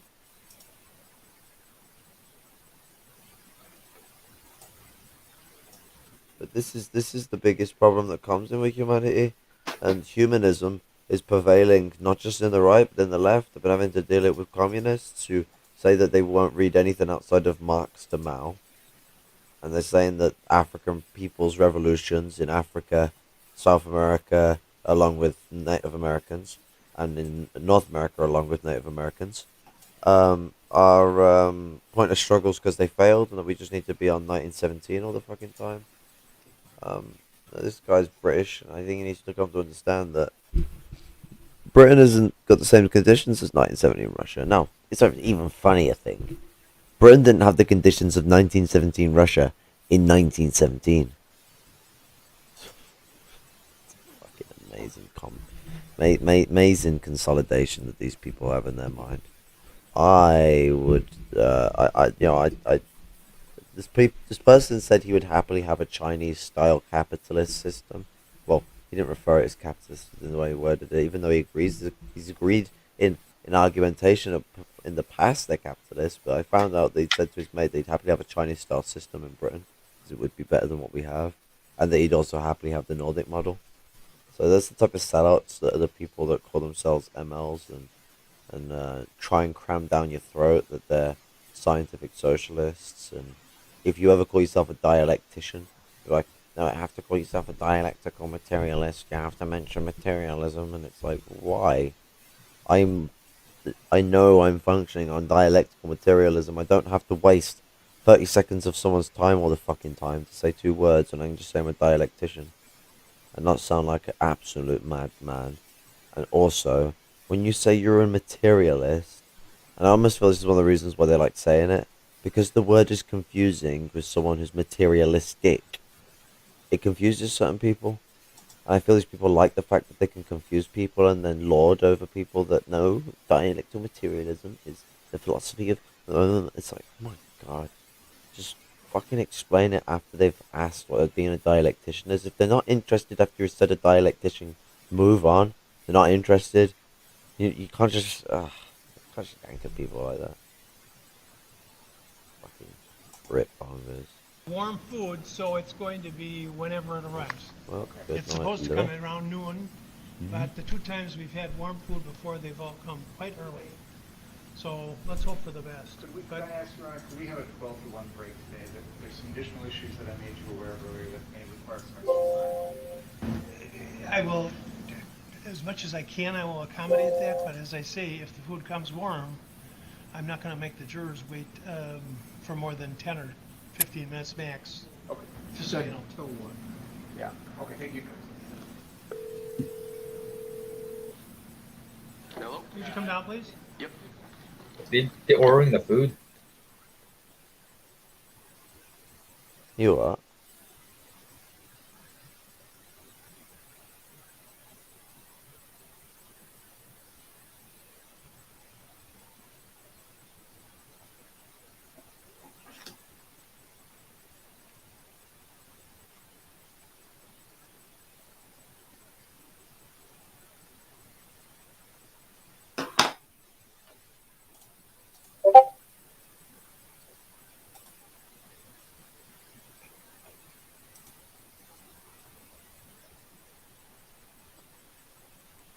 Kyle looks like overweight Leafy is here.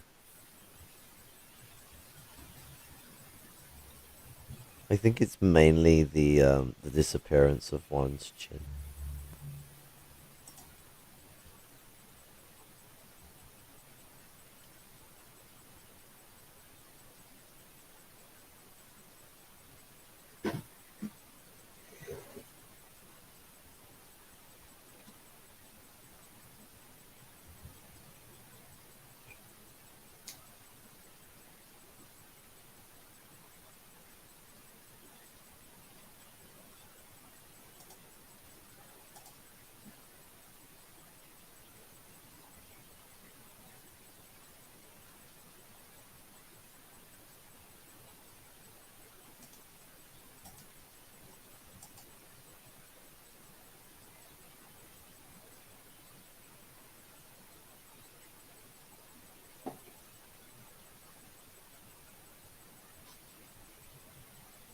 Feels like church.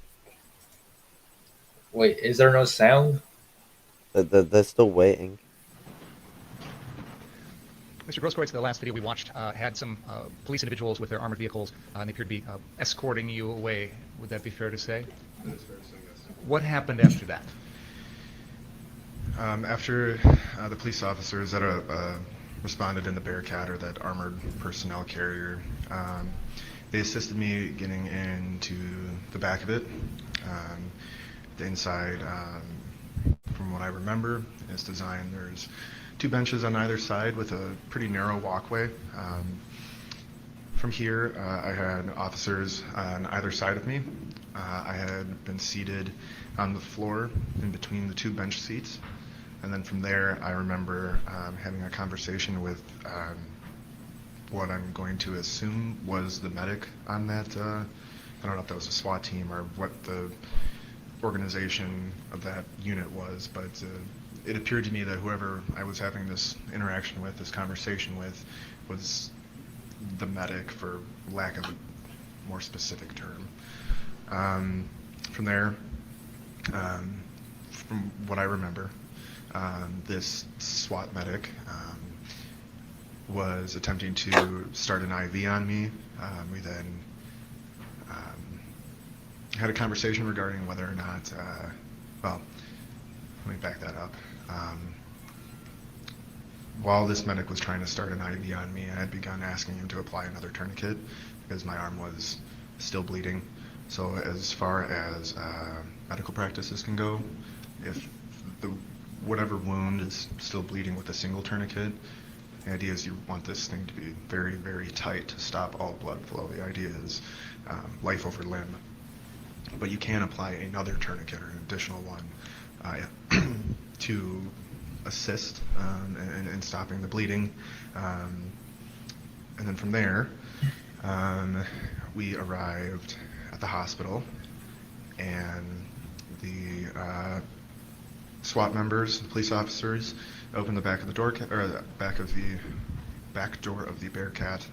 A few of them got out first and essentially provided a perimeter, and then another 1 or 2 officers helped me get up from. So I should clarify, I was sitting down in between the 2 benches. 1 officer had helped me up, and then from there I walked myself into the emergency room. When you say you were at the hospital, is that KMH, Freighter South, down here on just off of Sheridan? That is correct, yes. And what sort of medical treatment did you receive either at that hospital or at subsequent facilities? Upon arriving at the first hospital in the emergency room, the tourniquets were left in place. And once you put those on, you want to be very sure before you take them off. There's issues with blood clots and that sort of thing. From there, I remember having my vitals taken, so that includes like pulse, blood pressure, EKGs, which is heart rhythms, the pretty general stuff when anybody goes to the hospital. But then specific to my injury, they they being the hospital staff, the ER doctor, who had been working that shift, determined that they were not able to provide adequate treatment for me. So for a little bit of clarification, hospitals, at least in Wisconsin, are on a tier system. Why don't you ask another question? Sure. So at the first hospital, KMH, they determined they needed to send you someplace else. Is that fair to say? Yes. Where did you go from there? I don't recall the name of the hospital. I do know that I was transported by ambulance to an additional hospital. I remember the ambulance ride only being about 5 minutes. And then at that hospital, did they treat you, or did you have to go someplace else after that? Originally, I was supposed to be treated at that hospital, but given the severity of my injury, it was determined that I was going to be transported by Flight for Life to Freighter in Milwaukee. And once you got up to Freighter in Milwaukee, did you have to undergo any surgical procedures or anything? I did. Can you tell us about that? Yes. When I first arrived to Freighter in Milwaukee, I was brought into the trauma room. Essentially from there, I was stripped naked, getting prepped for surgery. And that surgery, from my understanding, is the first one is what's called a debridement. Essentially what that is it's a very deep cleaning of a wound to stave off infection. Essentially it's scraping away the dead tissue. Now, we've heard other testimony that when you were shot, it was shortly before midnight on August 25th. Were you eventually taken up to Freighter Milwaukee sometime overnight? In the early morning, yes. And the surgery, would that have occurred shortly after you got to that hospital? Almost immediately after me getting there, yes. Do you recall if there were any other surgical procedures done on you while you were at Freighter that early morning? The early morning, I don't believe I had any surgeries. I was in the ICU, a few rooms over from Jacob Blake, and that, like I said, it's an intensive care unit, so it's for serious traumatic injuries or medical ailments. But then from there, I was moved to what would essentially be a tier down from that, so it's like the long-term ICU, if that makes sense. And then from there, I had, I don't recall if it was 2 or 3, but I do know I had at least 2 more of these debridement surgeries. Again, that sort of cleans off the tissue. Was there eventually surgical procedures done to try and repair the damage to your arm? Yes. When was that? That would have been the Monday, the following Monday. Okay. And have you undergone more than one of those types of procedures? That specific procedure, no. Okay. Overall, how much treatment have you received since this shooting to try and repair the damage?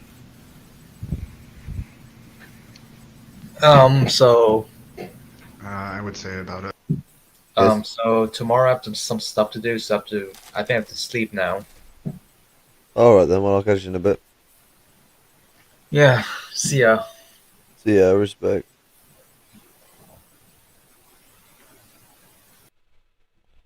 All alone now, everything is gonna go up. Oh, no. A week in the hospital for emergency care. And then from there, several months of physical therapy.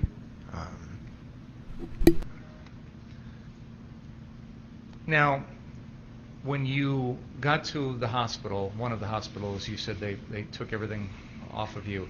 Did you have anything with you that you had picked up on the street while you were out around that night? Yes, I did. What did you have? I had a spent tear gas canister. I have an exhibit here which has been marked as exhibit number 61, I believe. that what the sticker says on there? Okay. I'm going to have Detective Antaramian remove this item and hold it up for the jury. Mr. Grosskreutz, is the detective holding up the item that you're referring to? Yes, he is. I would move Exhibit 61 into evidence. Objection? No. Steve? Where did you find that? That would have been maybe 50 feet south on Sheridan from Car Source. From that 59th Street Or, car source? I'm sorry, yes, 59th Street Car Source. Okay. And you said it was spent, meaning whatever originally was there, all the gas had come out. Correct. Is that right? So it wasn't capable of doing any further damage or harm to anyone? Correct. Why did you pick it up? I don't know.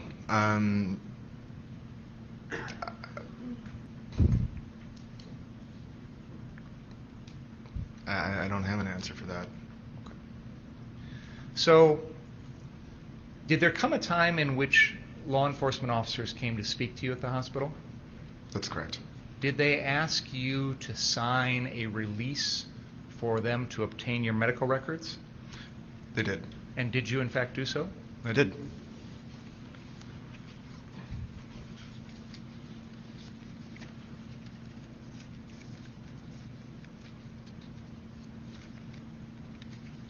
Did you also provide the officers with a statement about what had happened to you? Yes, I did. And did you describe to them the fact that you had been recording the night's events on a Facebook live stream? Yes, I did. When you say a Facebook live stream, is that something that if someone's on Facebook, they could possibly see that if they wanted to? That is correct. Did you also have a copy of that video on your phone? No, not a physical copy. Where was the actual file itself in the world, if you will? When you record something on Facebook Live, it gets stored in your profile videos, photos. So while I didn't have a physical copy of it on my phone, I was able to access the recording via my Facebook through my phone, if that makes sense.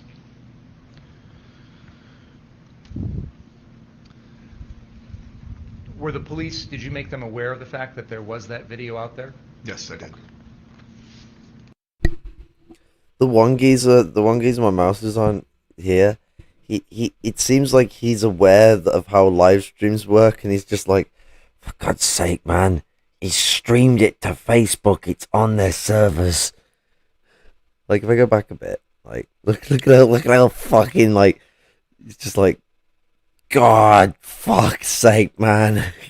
Get it in your head. Did you make them aware of the fact that there was that video out there? Yes, I did.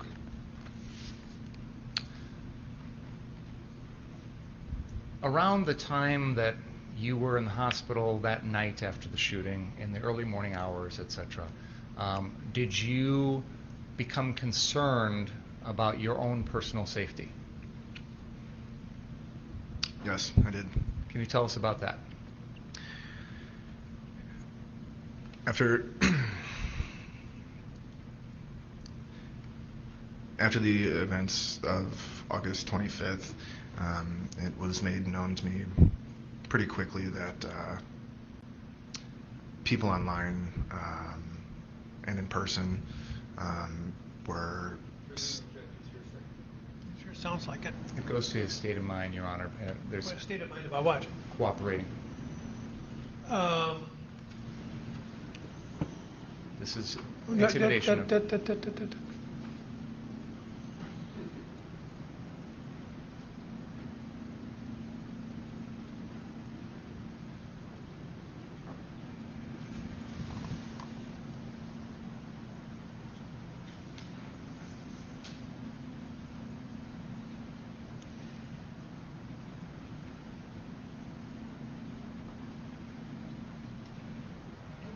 See, the rule is you can't buttress credibility unless it's attacked. It has been with the detective's testimony, Your Honor. There's been questioning over his cooperation level already.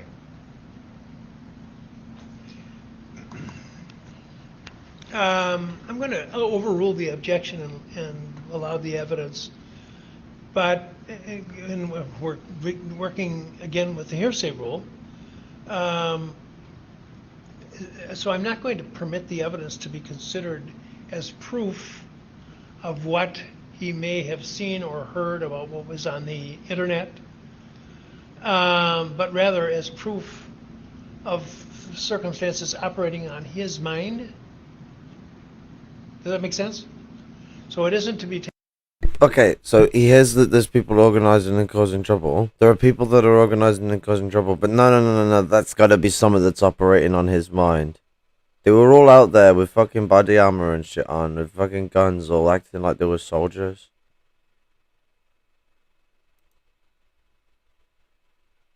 taken as true. If, let's, for example, I'm gathering you're going to suggest there was some suggestion of harm, potential harm. It's not being offered to prove that there was in fact a true risk from any particular source of any harm, but rather what he concluded based upon the information that he heard. Make sense? Okay, thank you. Please continue telling us about your concerns for your safety. So, like I had just said, it had been made aware to me that people online were making threats, going above just personal opinion, as well as people coming outside my place of residence, family members, including my mother, my grandmother, an aunt that I had hardly talked to. And that became very concerning for me. Did there come a time in which the investigating officers asked you for access to everything on your cell phone? Through my attorney, yes, I did. Was that something that you were interested in turning over to law enforcement? At the time, I was under the impression that I was fully cooperating, and so yes, that is something that I was willing to do. Did that actually happen? No, that did not. Do you know why not? At the time, no. I didn't know. Did you personally ever make a decision to refuse to give over all of the contents of your cell phone to law enforcement? Did you personally? I never personally refused that, no. May I approach, Your Honor?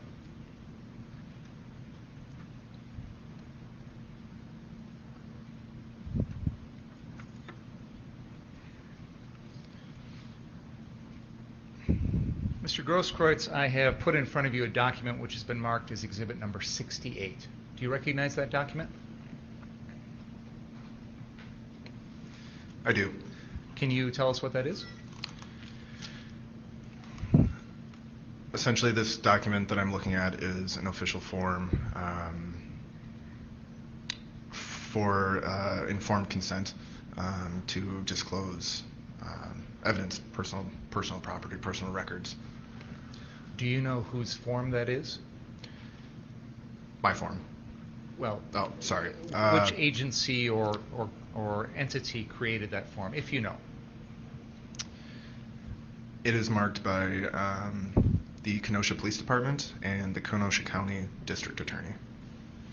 And is this a form that was presented to you by a law enforcement officer so that they could get access to your medical records? Yes.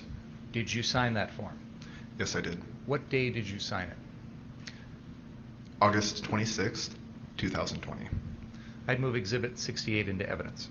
Objection? No. Proceed.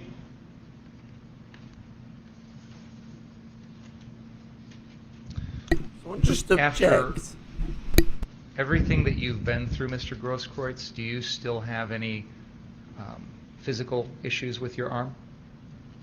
Yes. Can you tell us about that? Apart from the obvious loss of tissue, muscle doesn't grow back. Aside from that, and perhaps things being difficult, like larger, heavier things being difficult to lift, I do have a neurological deficit on my arm. So I would say about here, where the injury is. Essentially, all of this. Shit ton of nerves that he's just cut off. I'm not able to feel. Yeah, like I said earlier, it'll destroy your nerves. But there is. And he'll have to keep having reoperations on it later in life because all his tendons will be destroyed as well, which is a very important part of the structure of your arm for nerve passage and muscle muscle usage.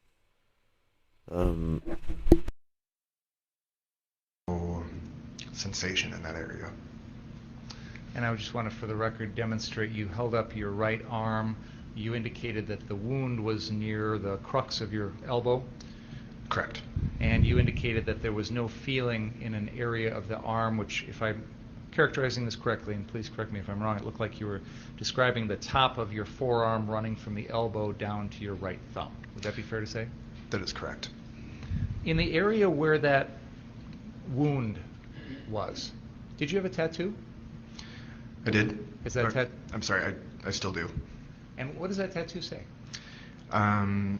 Tattoo is a image of a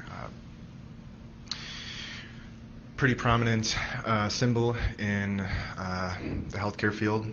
It's the snake wrapped around the cross. Oh my! So yeah, the Hippocratic Oath, which is a statement because a lot of doctors don't follow the Hippocratic Oath these days. And my man's got the Hippocratic Oath tattooed on his arm. God bless. Around the staff. On the top, there is a banner that says "Do no harm," meaning do no harm. It's a banner on the top here, and then on the bottom, there was a banner that said "Do no harm," KNOW harm. Yes. And that's one of the mantras of the medical industry is first do no harm. Correct. One moment, please. Beautiful things, beautiful things.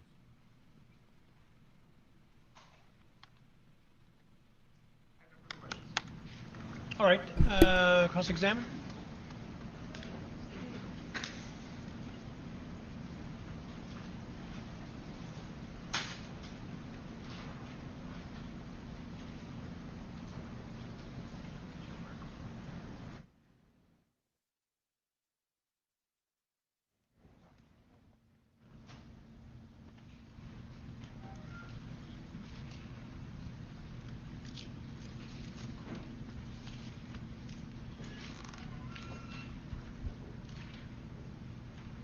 So, Mr. Grosskreutz, on the morning of the 26th of August, do you remember telling the officer who interviewed you, sometime during the incident, my Gen 4 Glock 27 that has a belt clip attached fell off my waist?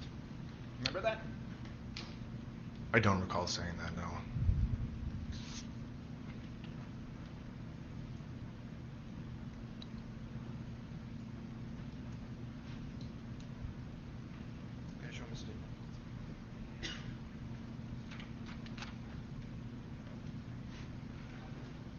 I'm going to show you what has been marked as exhibit number 69 for identification. Do you recognize that document? I do. Okay. And that's, if I could be fair, I'm not going to stand by you the whole time, so I'm sorry, but is that your signature? That is. Okay. And it appears that that is, it says on 8/25/20 at 11:30 p.m. at 6300 Sheridan Road, and then it goes on a narrative version of your statement. Is that right? Correct. Okay.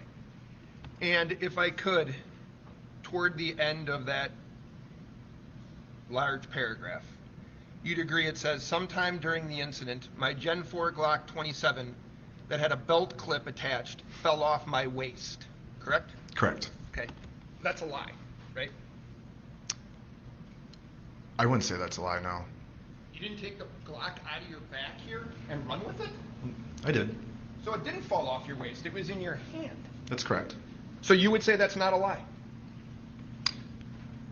No, I would say it isn't. Okay, and you told that to multiple officers. Isn't that true? I don't know. Same exhibit, sir. The next sentence. I told multiple officers that I dropped my firearm. Right? Correct. Okay. Now, you didn't drop your firearm. You were chasing Mr. Rittenhouse with your gun, right? You are. Yes? You were chasing him with your gun? Yes? No. You didn't chase him down Sheridan Road, pulling your gun, chasing after him. That's a lie. You're saying that didn't happen. I'm not saying that it didn't happen, but I wasn't chasing the defendant. You were running after him? No. No. Okay. Did you ever get charged for not telling the truth to the police about dropping your gun? No. Did you ever tell the police in here on this statement that you actually had a firearm in your hand and pointed it at the defendant? No, I did not. You never told them you had a gun at all in terms of as you had an interaction with Mr. Rittenhouse. True? That is correct. And I know you said you don't know, but Jason Lakowski testified that he picked up that firearm that he believes belonged to you, and there was one in the chamber. Do you dispute that that could be true? No, I did not. Now, you had talked about your purpose of being there that evening. You're a member of our Wisconsin Revolution, are you not? No, I'm not. You're a member of the People's Revolution? No, I'm not. Have you spoken at their rallies? I haven't won. And during that rally, have you made statements such as, "Long live the revolution"? I have. And you have no affiliation with them, though? Affiliation, yes. Okay, there's some of those people in the crowd today, aren't there? Yes. Now, your first statement to Officer, I think it's Birch, on the morning of the 26th.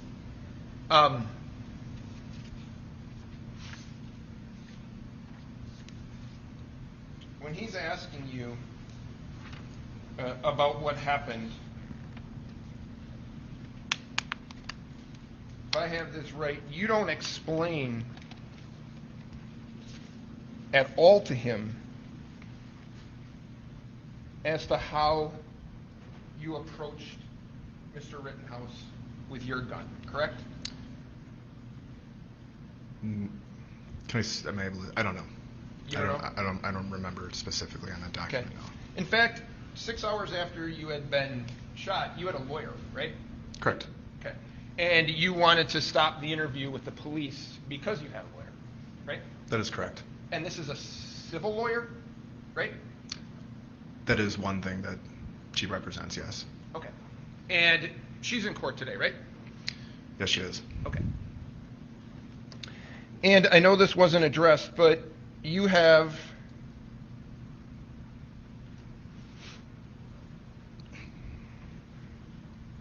I'm going to show you Exhibit 62.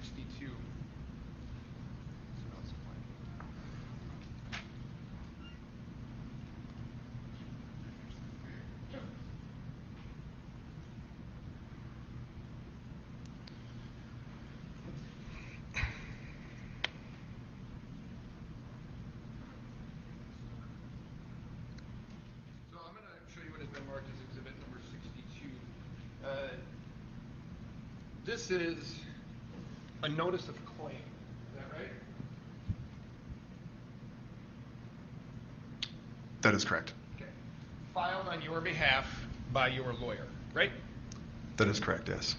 Making a notice or telling, among others, the city and county of Kenosha that you would like $10 million. True? That is correct. Did you read this? I did. So are you aware in this document, you never mentioned that you actually possessed a firearm? You know that? That is correct. You left that part out, right? That is correct. Judge, I would move 62. Is there objection? No. Proceed. You then had, shortly thereafter, I want to say in October, I'm going to show you what is Exhibit 63. You have now filed a lawsuit in federal court. Is that right? That is correct. Did you read that? Yes, I did. In that document, you again failed to mention that you possessed a firearm. Is that right? That is correct. So in these documents that you are filing with courts, you are leaving out the fact that you had possessed a firearm when you were shopping, right? That is correct. And this is, so to be fair, this is your testimony today, and how this case turns out has an impact on your ability to try to collect your $10 million, right? That is correct. So if Mr. Rittenhouse is convicted, your chance of getting $10 million is better, right? I'm not entirely sure how that plays out. Haven't had any conversations with your lawyer about Well, that? you're not going to ask about conversations with his lawyer. Okay, fair enough. You're aware that if Mr. Rittenhouse This guy is a dirty, savage little dickhead. I'm not objecting on this. It's been asked and answered, and I don't think he's got a basis to answer that. Judge, I would Well, move- I sustain on the first ground. I would move 63. Objection? No. Receive. What a dingy little bastard.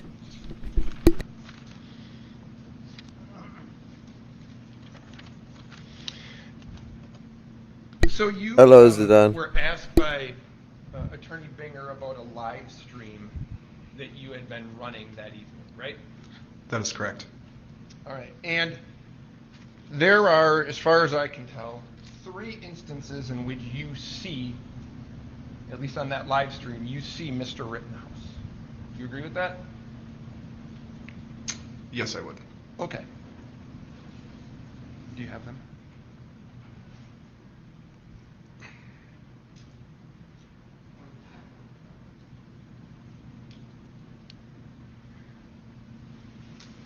And during that first contact, which we'll see, you're filming, you had talked a little bit about this, you were filming him 2345.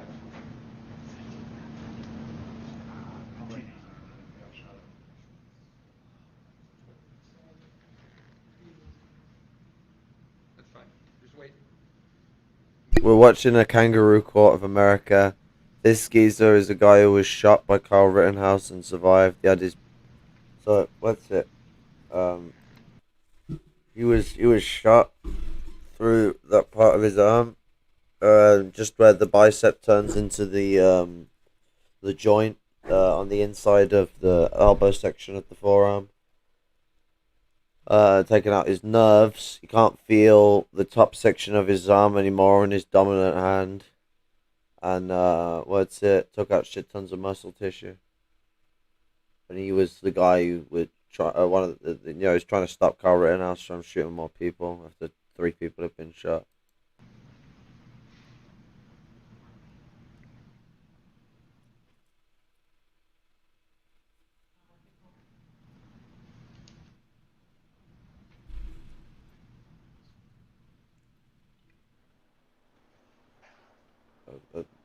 Did they ever fucking...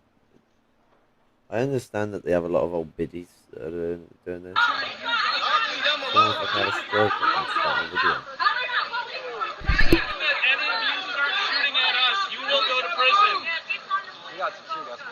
No, I will defund the police because I ain't with none of that shit. Sit down. I don't think you understand what defund means. We're not asking for abolition yet. We're asking for social programs to be funded. So we don't end up with more scarecasses like you. Yeah, when I see on the screen, I'm going to see him on that bitch. This is my like 5th time tonight. They don't like being tear gas. Nobody likes being tear gas. I understand what you guys are out here, though. There's a lot of fucking people from out of town last night. I'm not seeing as many people from out of town here tonight. I don't think it's been playing for yesterday. No, and like our whole goal here is not to straight up with us, man. They were going to push y'all to us, have y'all get pissed off at us, and then wrap you guys the fuck up. Right. So that's... Time that you saw him have contact with people who were carrying the woman, you had said? Yes. Okay. And now, to be fair, you didn't think he was doing work as an EMT properly, right? In that instance? Yeah. No, I wouldn't say that. You wouldn't say that you thought he was doing it? How did you think he was doing it? I hadn't even observed the defendant administer anything, so at that point... You didn't see him threaten anybody, right? No, I did not. You didn't see him point his gun at anyone? No, I did not. Didn't see him raising his voice in an agitated manner or anything like that? No, I did not.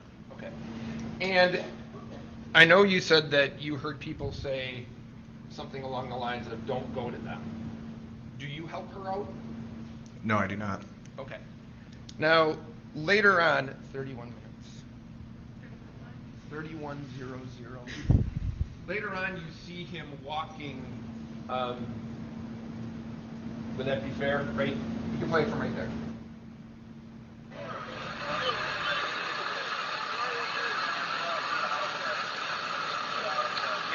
Looks like the Boogaloo boys, the good old boys rolling up.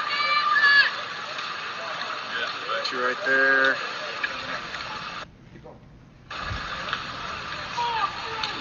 Two right there.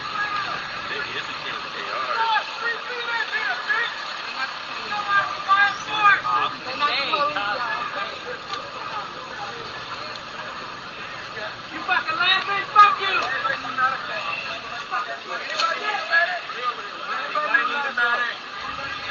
Yep. So you hear him say, anybody need a medic, right? Correct. Okay. Natalie, go ahead. On our own medics, you're good. You can go home. Fucking stupid. And that's you, right? Speaking? Yeah. That is correct. So you say you can go home, you fucking stooge. Right? Correct. Okay. He didn't do anything to you, did he? No. You didn't see him threaten anyone, did you? No, I did not. You didn't see him act aggressive toward anyone, did you? No, I did not. In fact, again, whether you agree that he's a medic or not, he's asking people if they need help. Agreed? That is correct. Okay. Then 57:28. Mr. Binger had asked you about this one, and this is the time that Mr. Rittenhouse you videotaped him. That's fine right there. Go ahead.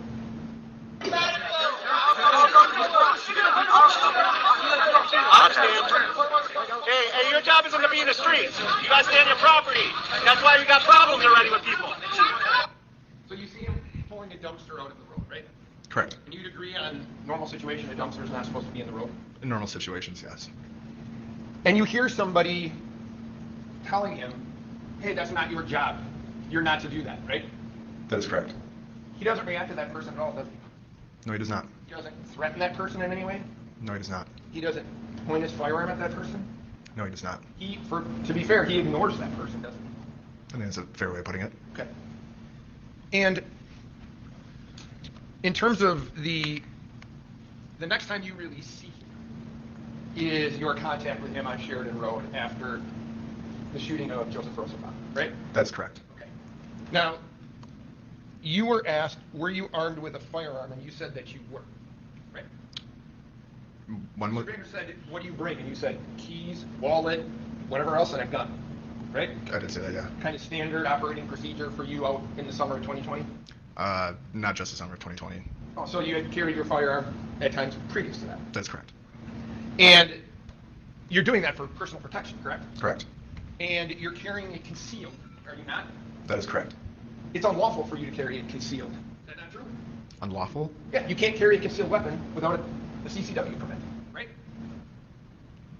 That is correct, yes. You have to open carry. You have to have, been talking about people with their guns out, you have to carry it with it out if you don't have a CCW permit, right?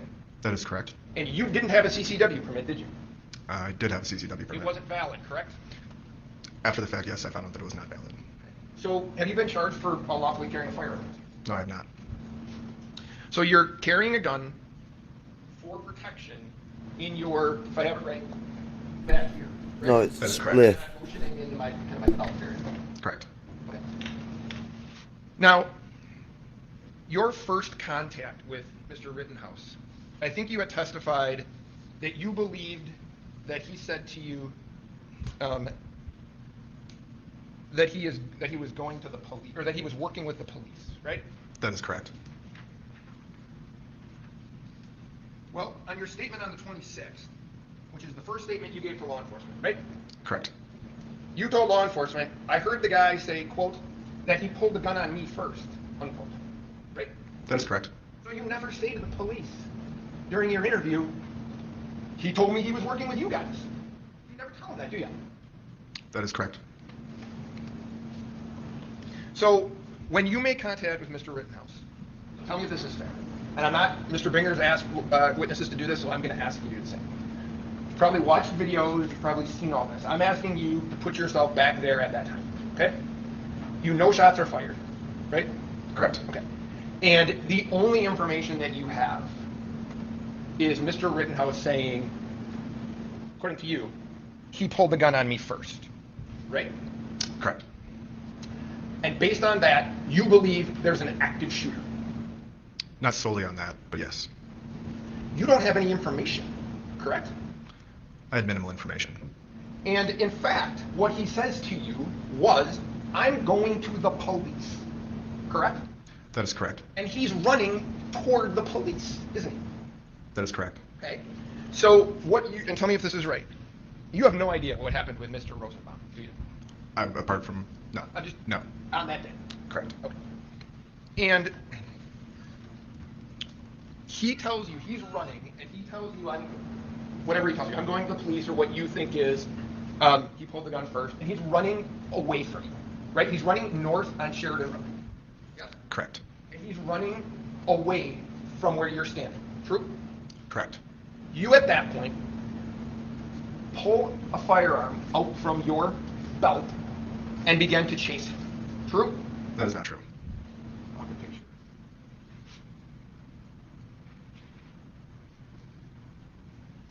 going to show you what has been marked as Exhibit 35. Can you take a peek at that for a second? That's a picture of you, is that right? On the right-hand side with the blue cap and... Yeah. You can look there where this is you, right? Correct. Okay. And you're digging into your waistband in the back, are you not? Yes. That's where your gun is located, is it not? That is correct. Okay. Do you see Kyle Rittenhouse in this picture? I don't think so, no. Okay. So, if we can be fair here, this isn't him, right? No, it is not. And you don't believe that's him? I don't believe so, no. And you'd agree none of these other people are him either? I think that's a fair thing to say, yes. Okay. What do you think, to the best of your ability, how far that guy's ahead of you?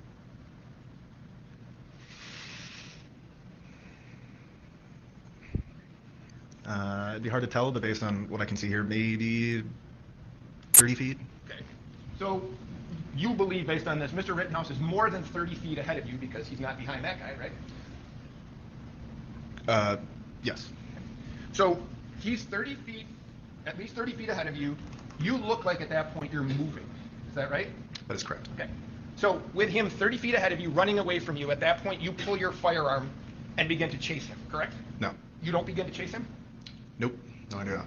You head in the direction that he's running. Yes? Correct. But you just happen to be running in that direction? It has nothing to do with Kyle Rittenhouse running in that direction? No, it does have to do with the defendant running in that direction, yes. Okay. So you are trying to chase him down? No.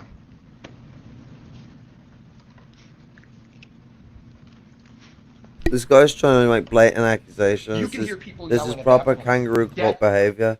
He's trying to string him up, trying to get him up on his memory. She's already tripped him up a couple times on, and he's trying to get the defendant to be framed in a specific mannerism, and it's not. You're not supposed to be able to do that in a court. So I wish bad boy was away, because he's learning law. He could say a couple of things on this, but This is proper kangaroo court behavior. This is. Get him, get his ass, things like that, right? That is correct, yes. Did you hear, there's one that I heard on this, and I don't know if you heard it. Cranium that boy. Did you hear that? I've heard it after the fact. In that moment, I do not recall hearing that now. Okay. But you acknowledge you hear get him and get his ass. Correct, I do. Okay. So, fair at that point, you believe those people are chasing him down. Yes, I do. And I'm going to use the word mob, you use whatever word you want. It's getting bigger as they're running, isn't it? More people are joining this. I think that's a fair thing to say. And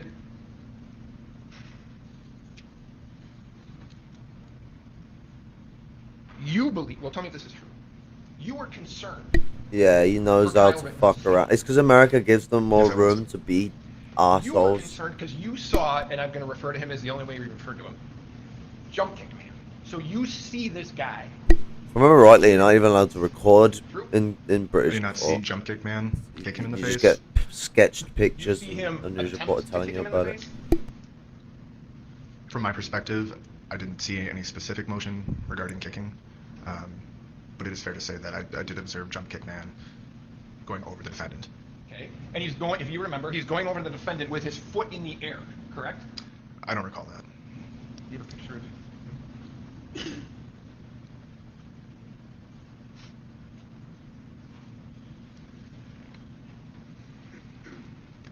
And before I bring it up, to be fair, you're making up ground on Mr. Rittenhouse, correct? As you're running in his direction. Correct. Okay, you eventually catch him. Correct. Come up to him, right? Correct. Okay.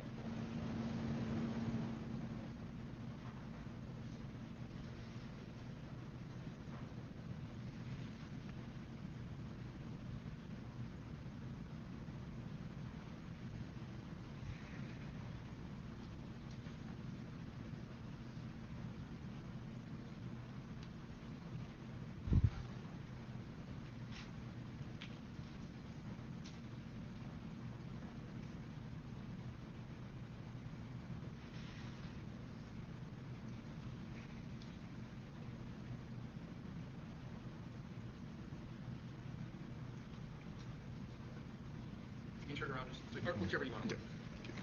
You see that going on, correct? Correct. Okay, so if we're being honest with one another, he appears to be trying to kick him in the face, right? In this photograph, yes. Okay.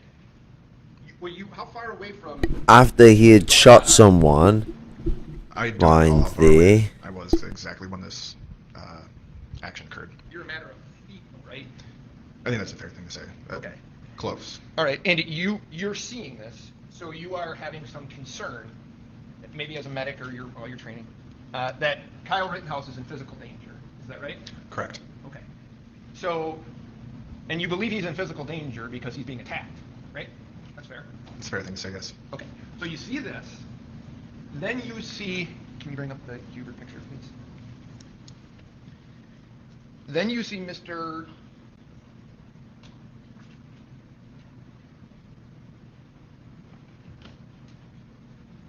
Then you know you didn't know it then, but you know now that's Anthony Huber, right? Correct. Okay. And you saw this happening, right? Correct. And it was no more from me to you away probably at that point, true? I don't recall, but that's probably That's fair. fair? Yes. And in fact, you had mentioned to the officers that you even recalled Mr. Huber holding onto the trucks of that skateboard when he was striking it, right? Correct. And that, to be fair, as a medic, that concerned you, did it not? I think anytime that there's a risk of head trauma, it's a risk. Yeah, no, fair enough. So, you believe in this picture, one of the reasons you wanted to intervene was you believe that Mr. Rittenhouse was in danger of being seriously hurt, right? In part, yes. And you had mentioned to the police that evening that you tried telling Mr. Huber, you just said the guy, but you tried telling the guy to stop hitting him with the skateboard. Is that right? That is what I put in my statement, yes. Is that true? With the benefit of hindsight, I don't believe that to be true, no. Okay, so when you told that to the police that you told the guy with the skateboard to stop hitting him, that's not correct, that's not true. That is correct.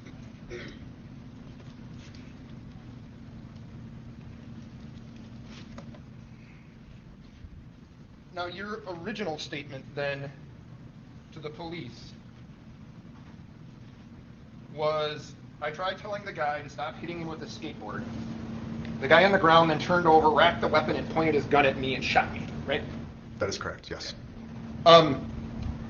You omitted the fact that you ran up on him and had a Glock pistol in your hand, right? You left that out.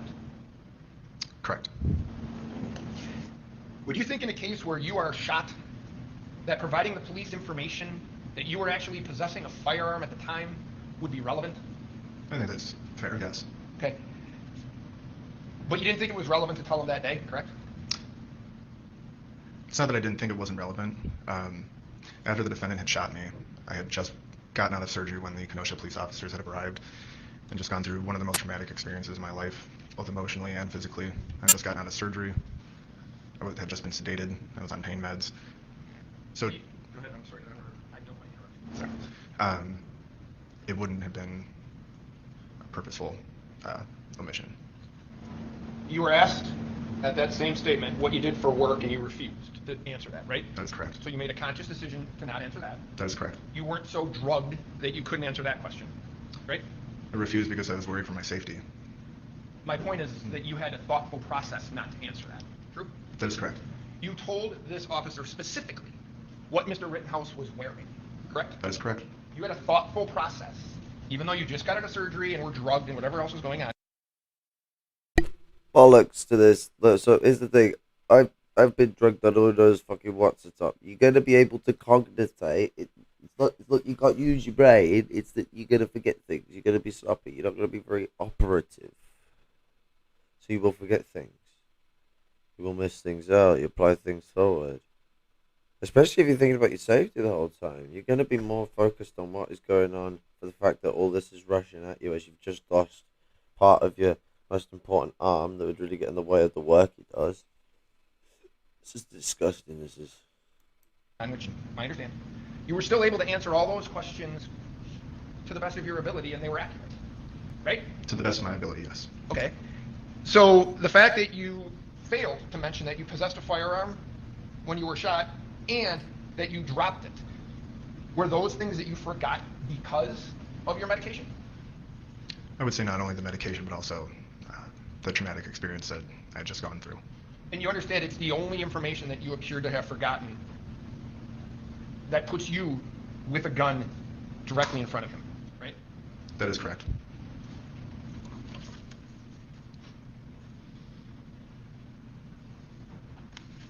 Now,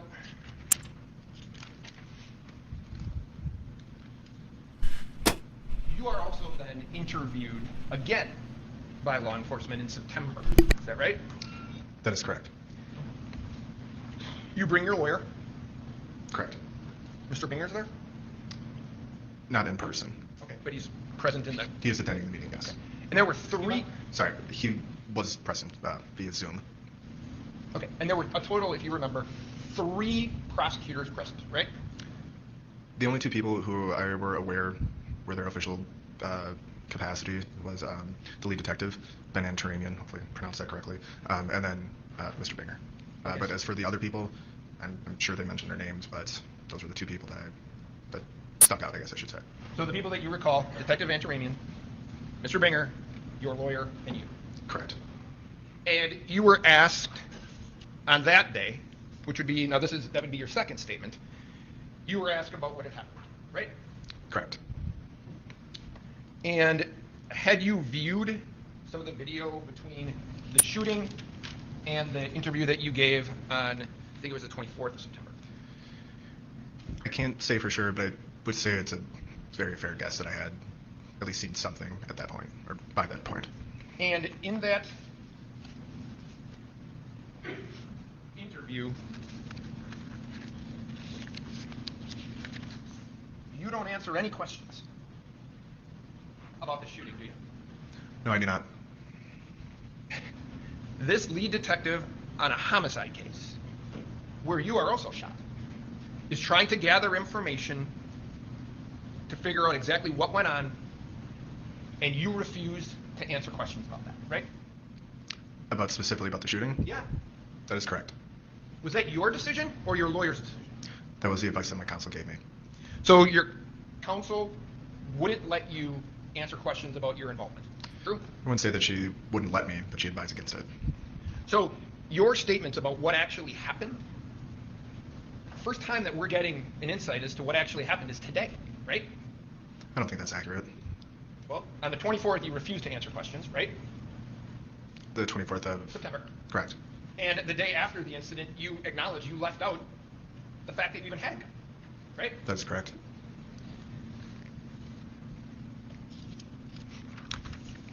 You were asked, Mr. Bringer asked you about this, you were asked for permission to look through your phone, right? I do recall that, yes. You never actually gave your phone to Detective Antaramian to look through, did you? My phone was picked up off the street the night of the 25th. So no, I didn't give my phone to anybody. Somebody, and I'm assuming a police officer had picked it up. My question to you, that wasn't my question to you. My question to you was, Detective Antaramian asked you for permission to look through your phone, and you never gave him your phone. True? I never gave him permission to look through my phone, no. Are you aware that he had a search warrant for your phone? No, I was not.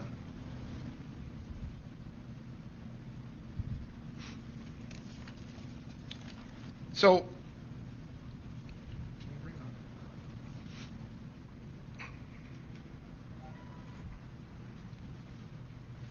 if I can, Mr. Grosskreutz, I'm going to walk you through a little bit of the video, okay? Are we going to kind of... I haven't been notified that the lunch is here, but I gotta pop up in a meeting, but you heard what? 15, 20 minutes, I said. From now? Yes. Okay, it's up to you. What, are you fine with time? You had asked for 12 to 1. You were in the middle of an examination, so I will, I'll hear from you guys as to what you want to do. If it's not here, I'm fine. I'm ready to continue. I just didn't know if you had problems. I just something for an hour, whenever we Okay, I'll give you an hour whenever we stop. Thank you. Okay. Okay, so just, I'm going to have you stop it. Hold on. Okay, go ahead.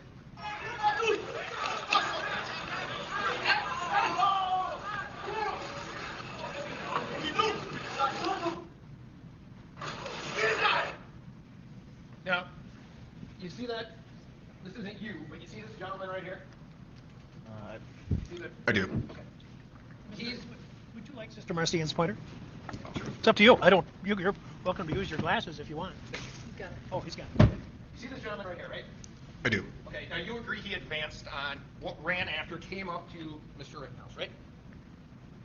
Can you rewind just slightly? Can you just go, you know, go back 10, but...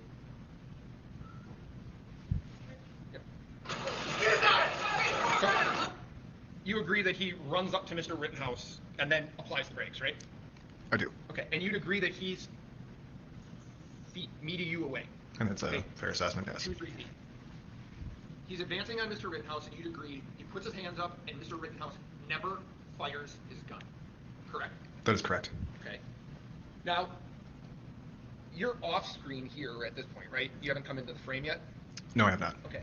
That is, for lack of a better term, this gentleman right here. This is Jump Kick Man, right? I believe so, yes. So, you can play it. So, you now see that Jump Kick Man kicked Mr. Rittenhouse in the face, and 2 shots are fired, correct? With this video, yes. Okay. You hear that, right? In the moment, yes, I did hear it. Okay. Now, if you can see, and we'll play it, I'm not trying to trick it. This is Mr. Huber, correct?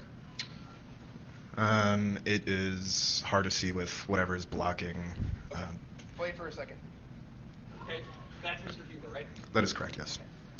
Now, this person here that's just coming into the frame, that's you. That is correct, yes. Okay. And you are running, correct? Yes, I was. Okay. Now, you had originally said that you wanted, you were going to tell Mr. Huber to stop shooting him, but now you understand that you didn't say anything. You were just running, whatever word you want. You're moving towards Mr. Rittenhouse, right? That is correct, yes. Okay. We just heard a shot, yes? Correct. Okay. And to be fair, that you put on the brakes, right? You were running, you that's almost stopping your tracks. Fair enough?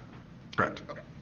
And I don't know if your arms are up at that point, but it looks like you're kind of protecting your head at that point. Is that fair? That is correct. Okay. How far do you think you are away from him at that point, to the best of your ability? I would say about there, between Me and you? You and I, correct. So 3 feet? 3'5". Okay. Now at that point, you have your hands up, right? Yes, I do. Now you probably don't notice him at the time. This guy's holding what looks like a wooden club of some type. Some sort of wooden object, yes. Okay. So your hands are up, and at that point, he has not fired at you, correct? No, he is not. Okay. It's going to be quick. You would agree at this point, you are dropping your hands, you are loading your front foot, and you are moving toward Mr. Rittenhouse at that point, true? Yes. Okay. So when you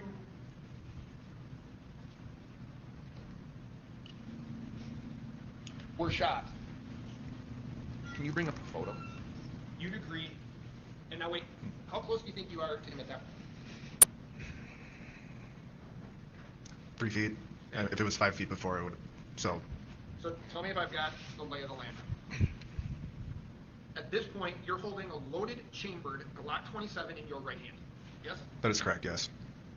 You are advancing on Mr. Rittenhouse, who is seated on his butt, right? That is correct. You're moving forward, and your right hand drops down with your gun. Your hands are no longer up, and now the gun is pointed in the direction of Mr. Rittenhouse. Agree? I'll give you a picture. Maybe that'll help.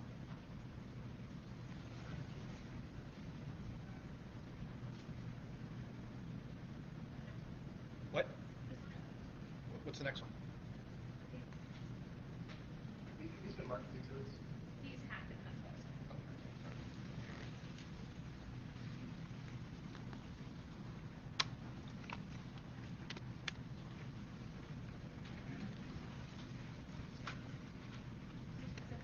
So, Mr. Grosskreutz, I'm going to show you what has been marked as Exhibit 67.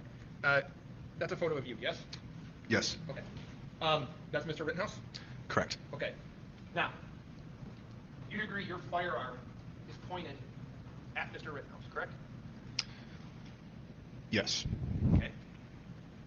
And once your firearm is pointed at Mr. Rittenhouse, that's when he fires his gun. Yes? No. Sir, look, I don't want to. Does this look like right now your arm is being shot? That looks like my bicep being vaporized. Yes. Okay. And it's being vaporized as you're pointing your gun directly at him. Yes? Yes. Okay, so when you were standing 3 to 5 feet from him with your arms up in the air, he never fired, right? Correct. It wasn't until you pointed your gun at him, advanced on him, with your gun, now your hands down, pointed at him, that he fired, right? Correct.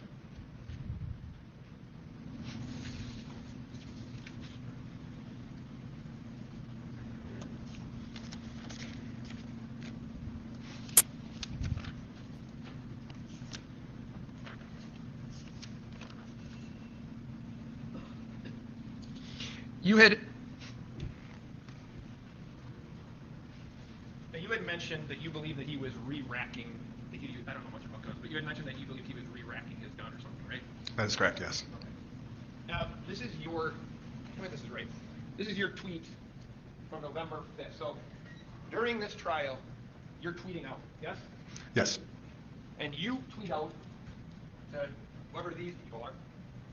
Make sure you look and listen for the defendant's firearm malfunction, and then you have a winky emoji face.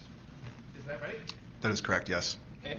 So this is the 5th was yesterday. That would have been Friday. Time slanted. So Friday at 7:45. And what's the winky emoji face I believe that was in response to whoever the original poster is on there. I don't know what the original post was, but it was more than likely in response to this person's opinion that they had posted.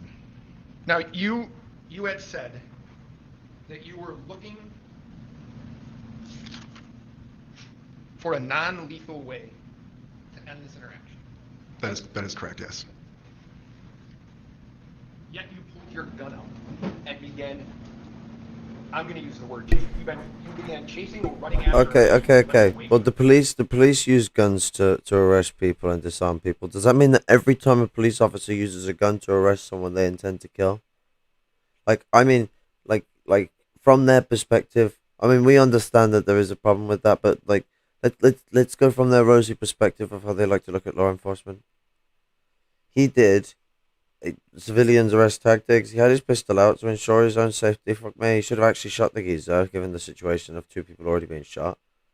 I mean, lawfully, you can shoot someone if they've started killing people because they are, a danger to the people around you. People who were getting in were trying to restrain him with no guns or knives or anything like that on them, so he was in the wrong. But the if when you look at the picture, the freeze frame, his arm is over the guy's head, trying to push the guy down and restrain him. The gun is there, pointing at safety, and from what the witness has said, a witness, the victim, is that when he got shot in the arm, it was at the same time he'd only managed to get the gun round anyway, so it was within the split moment. But then again, memory can be hazy, so let's see. We're nearly at the end. That's correct. Now, you had said, and you were asked about the do no harm and the tattoo on your arm and things like that, right? You have some regrets from that evening, don't you? No. Well, Jacob Marshall's your roommate, isn't he? No, he's not. He was your roommate, correct? He was, yes. And Jacob Marshall came to visit you in the hospital, is that right? Yes, he did. Okay. And I know he's taken it down, but not before we saw it. He posted something on either Twitter or Facebook with you, right? Correct. You remember that? Remember what? The picture that you guys took in the hospital together? Yes, I do.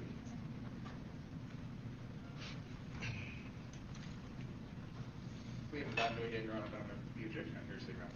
Yes,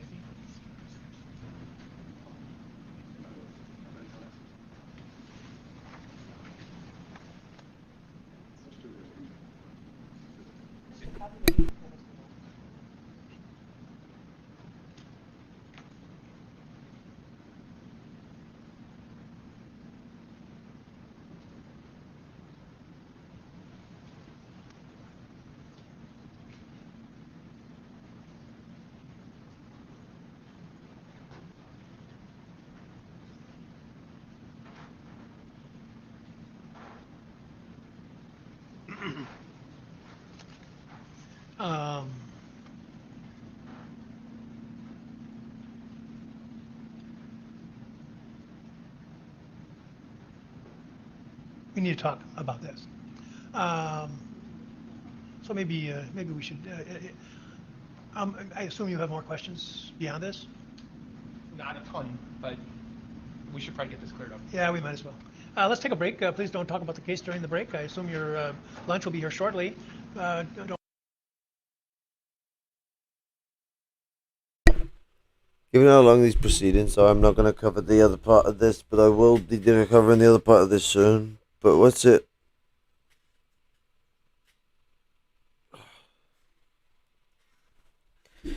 Given that I don't really have anything to do right now anyway, rather than be a spoil sport, what I'll do is I'll close this stream, and then I'll start another one, and because I've actually got Fallout 2 working now, we'll do some Fallout 2.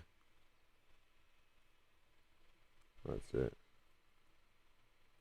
So, I'll see yous in a very short second. Just end this broadcast and start a new one.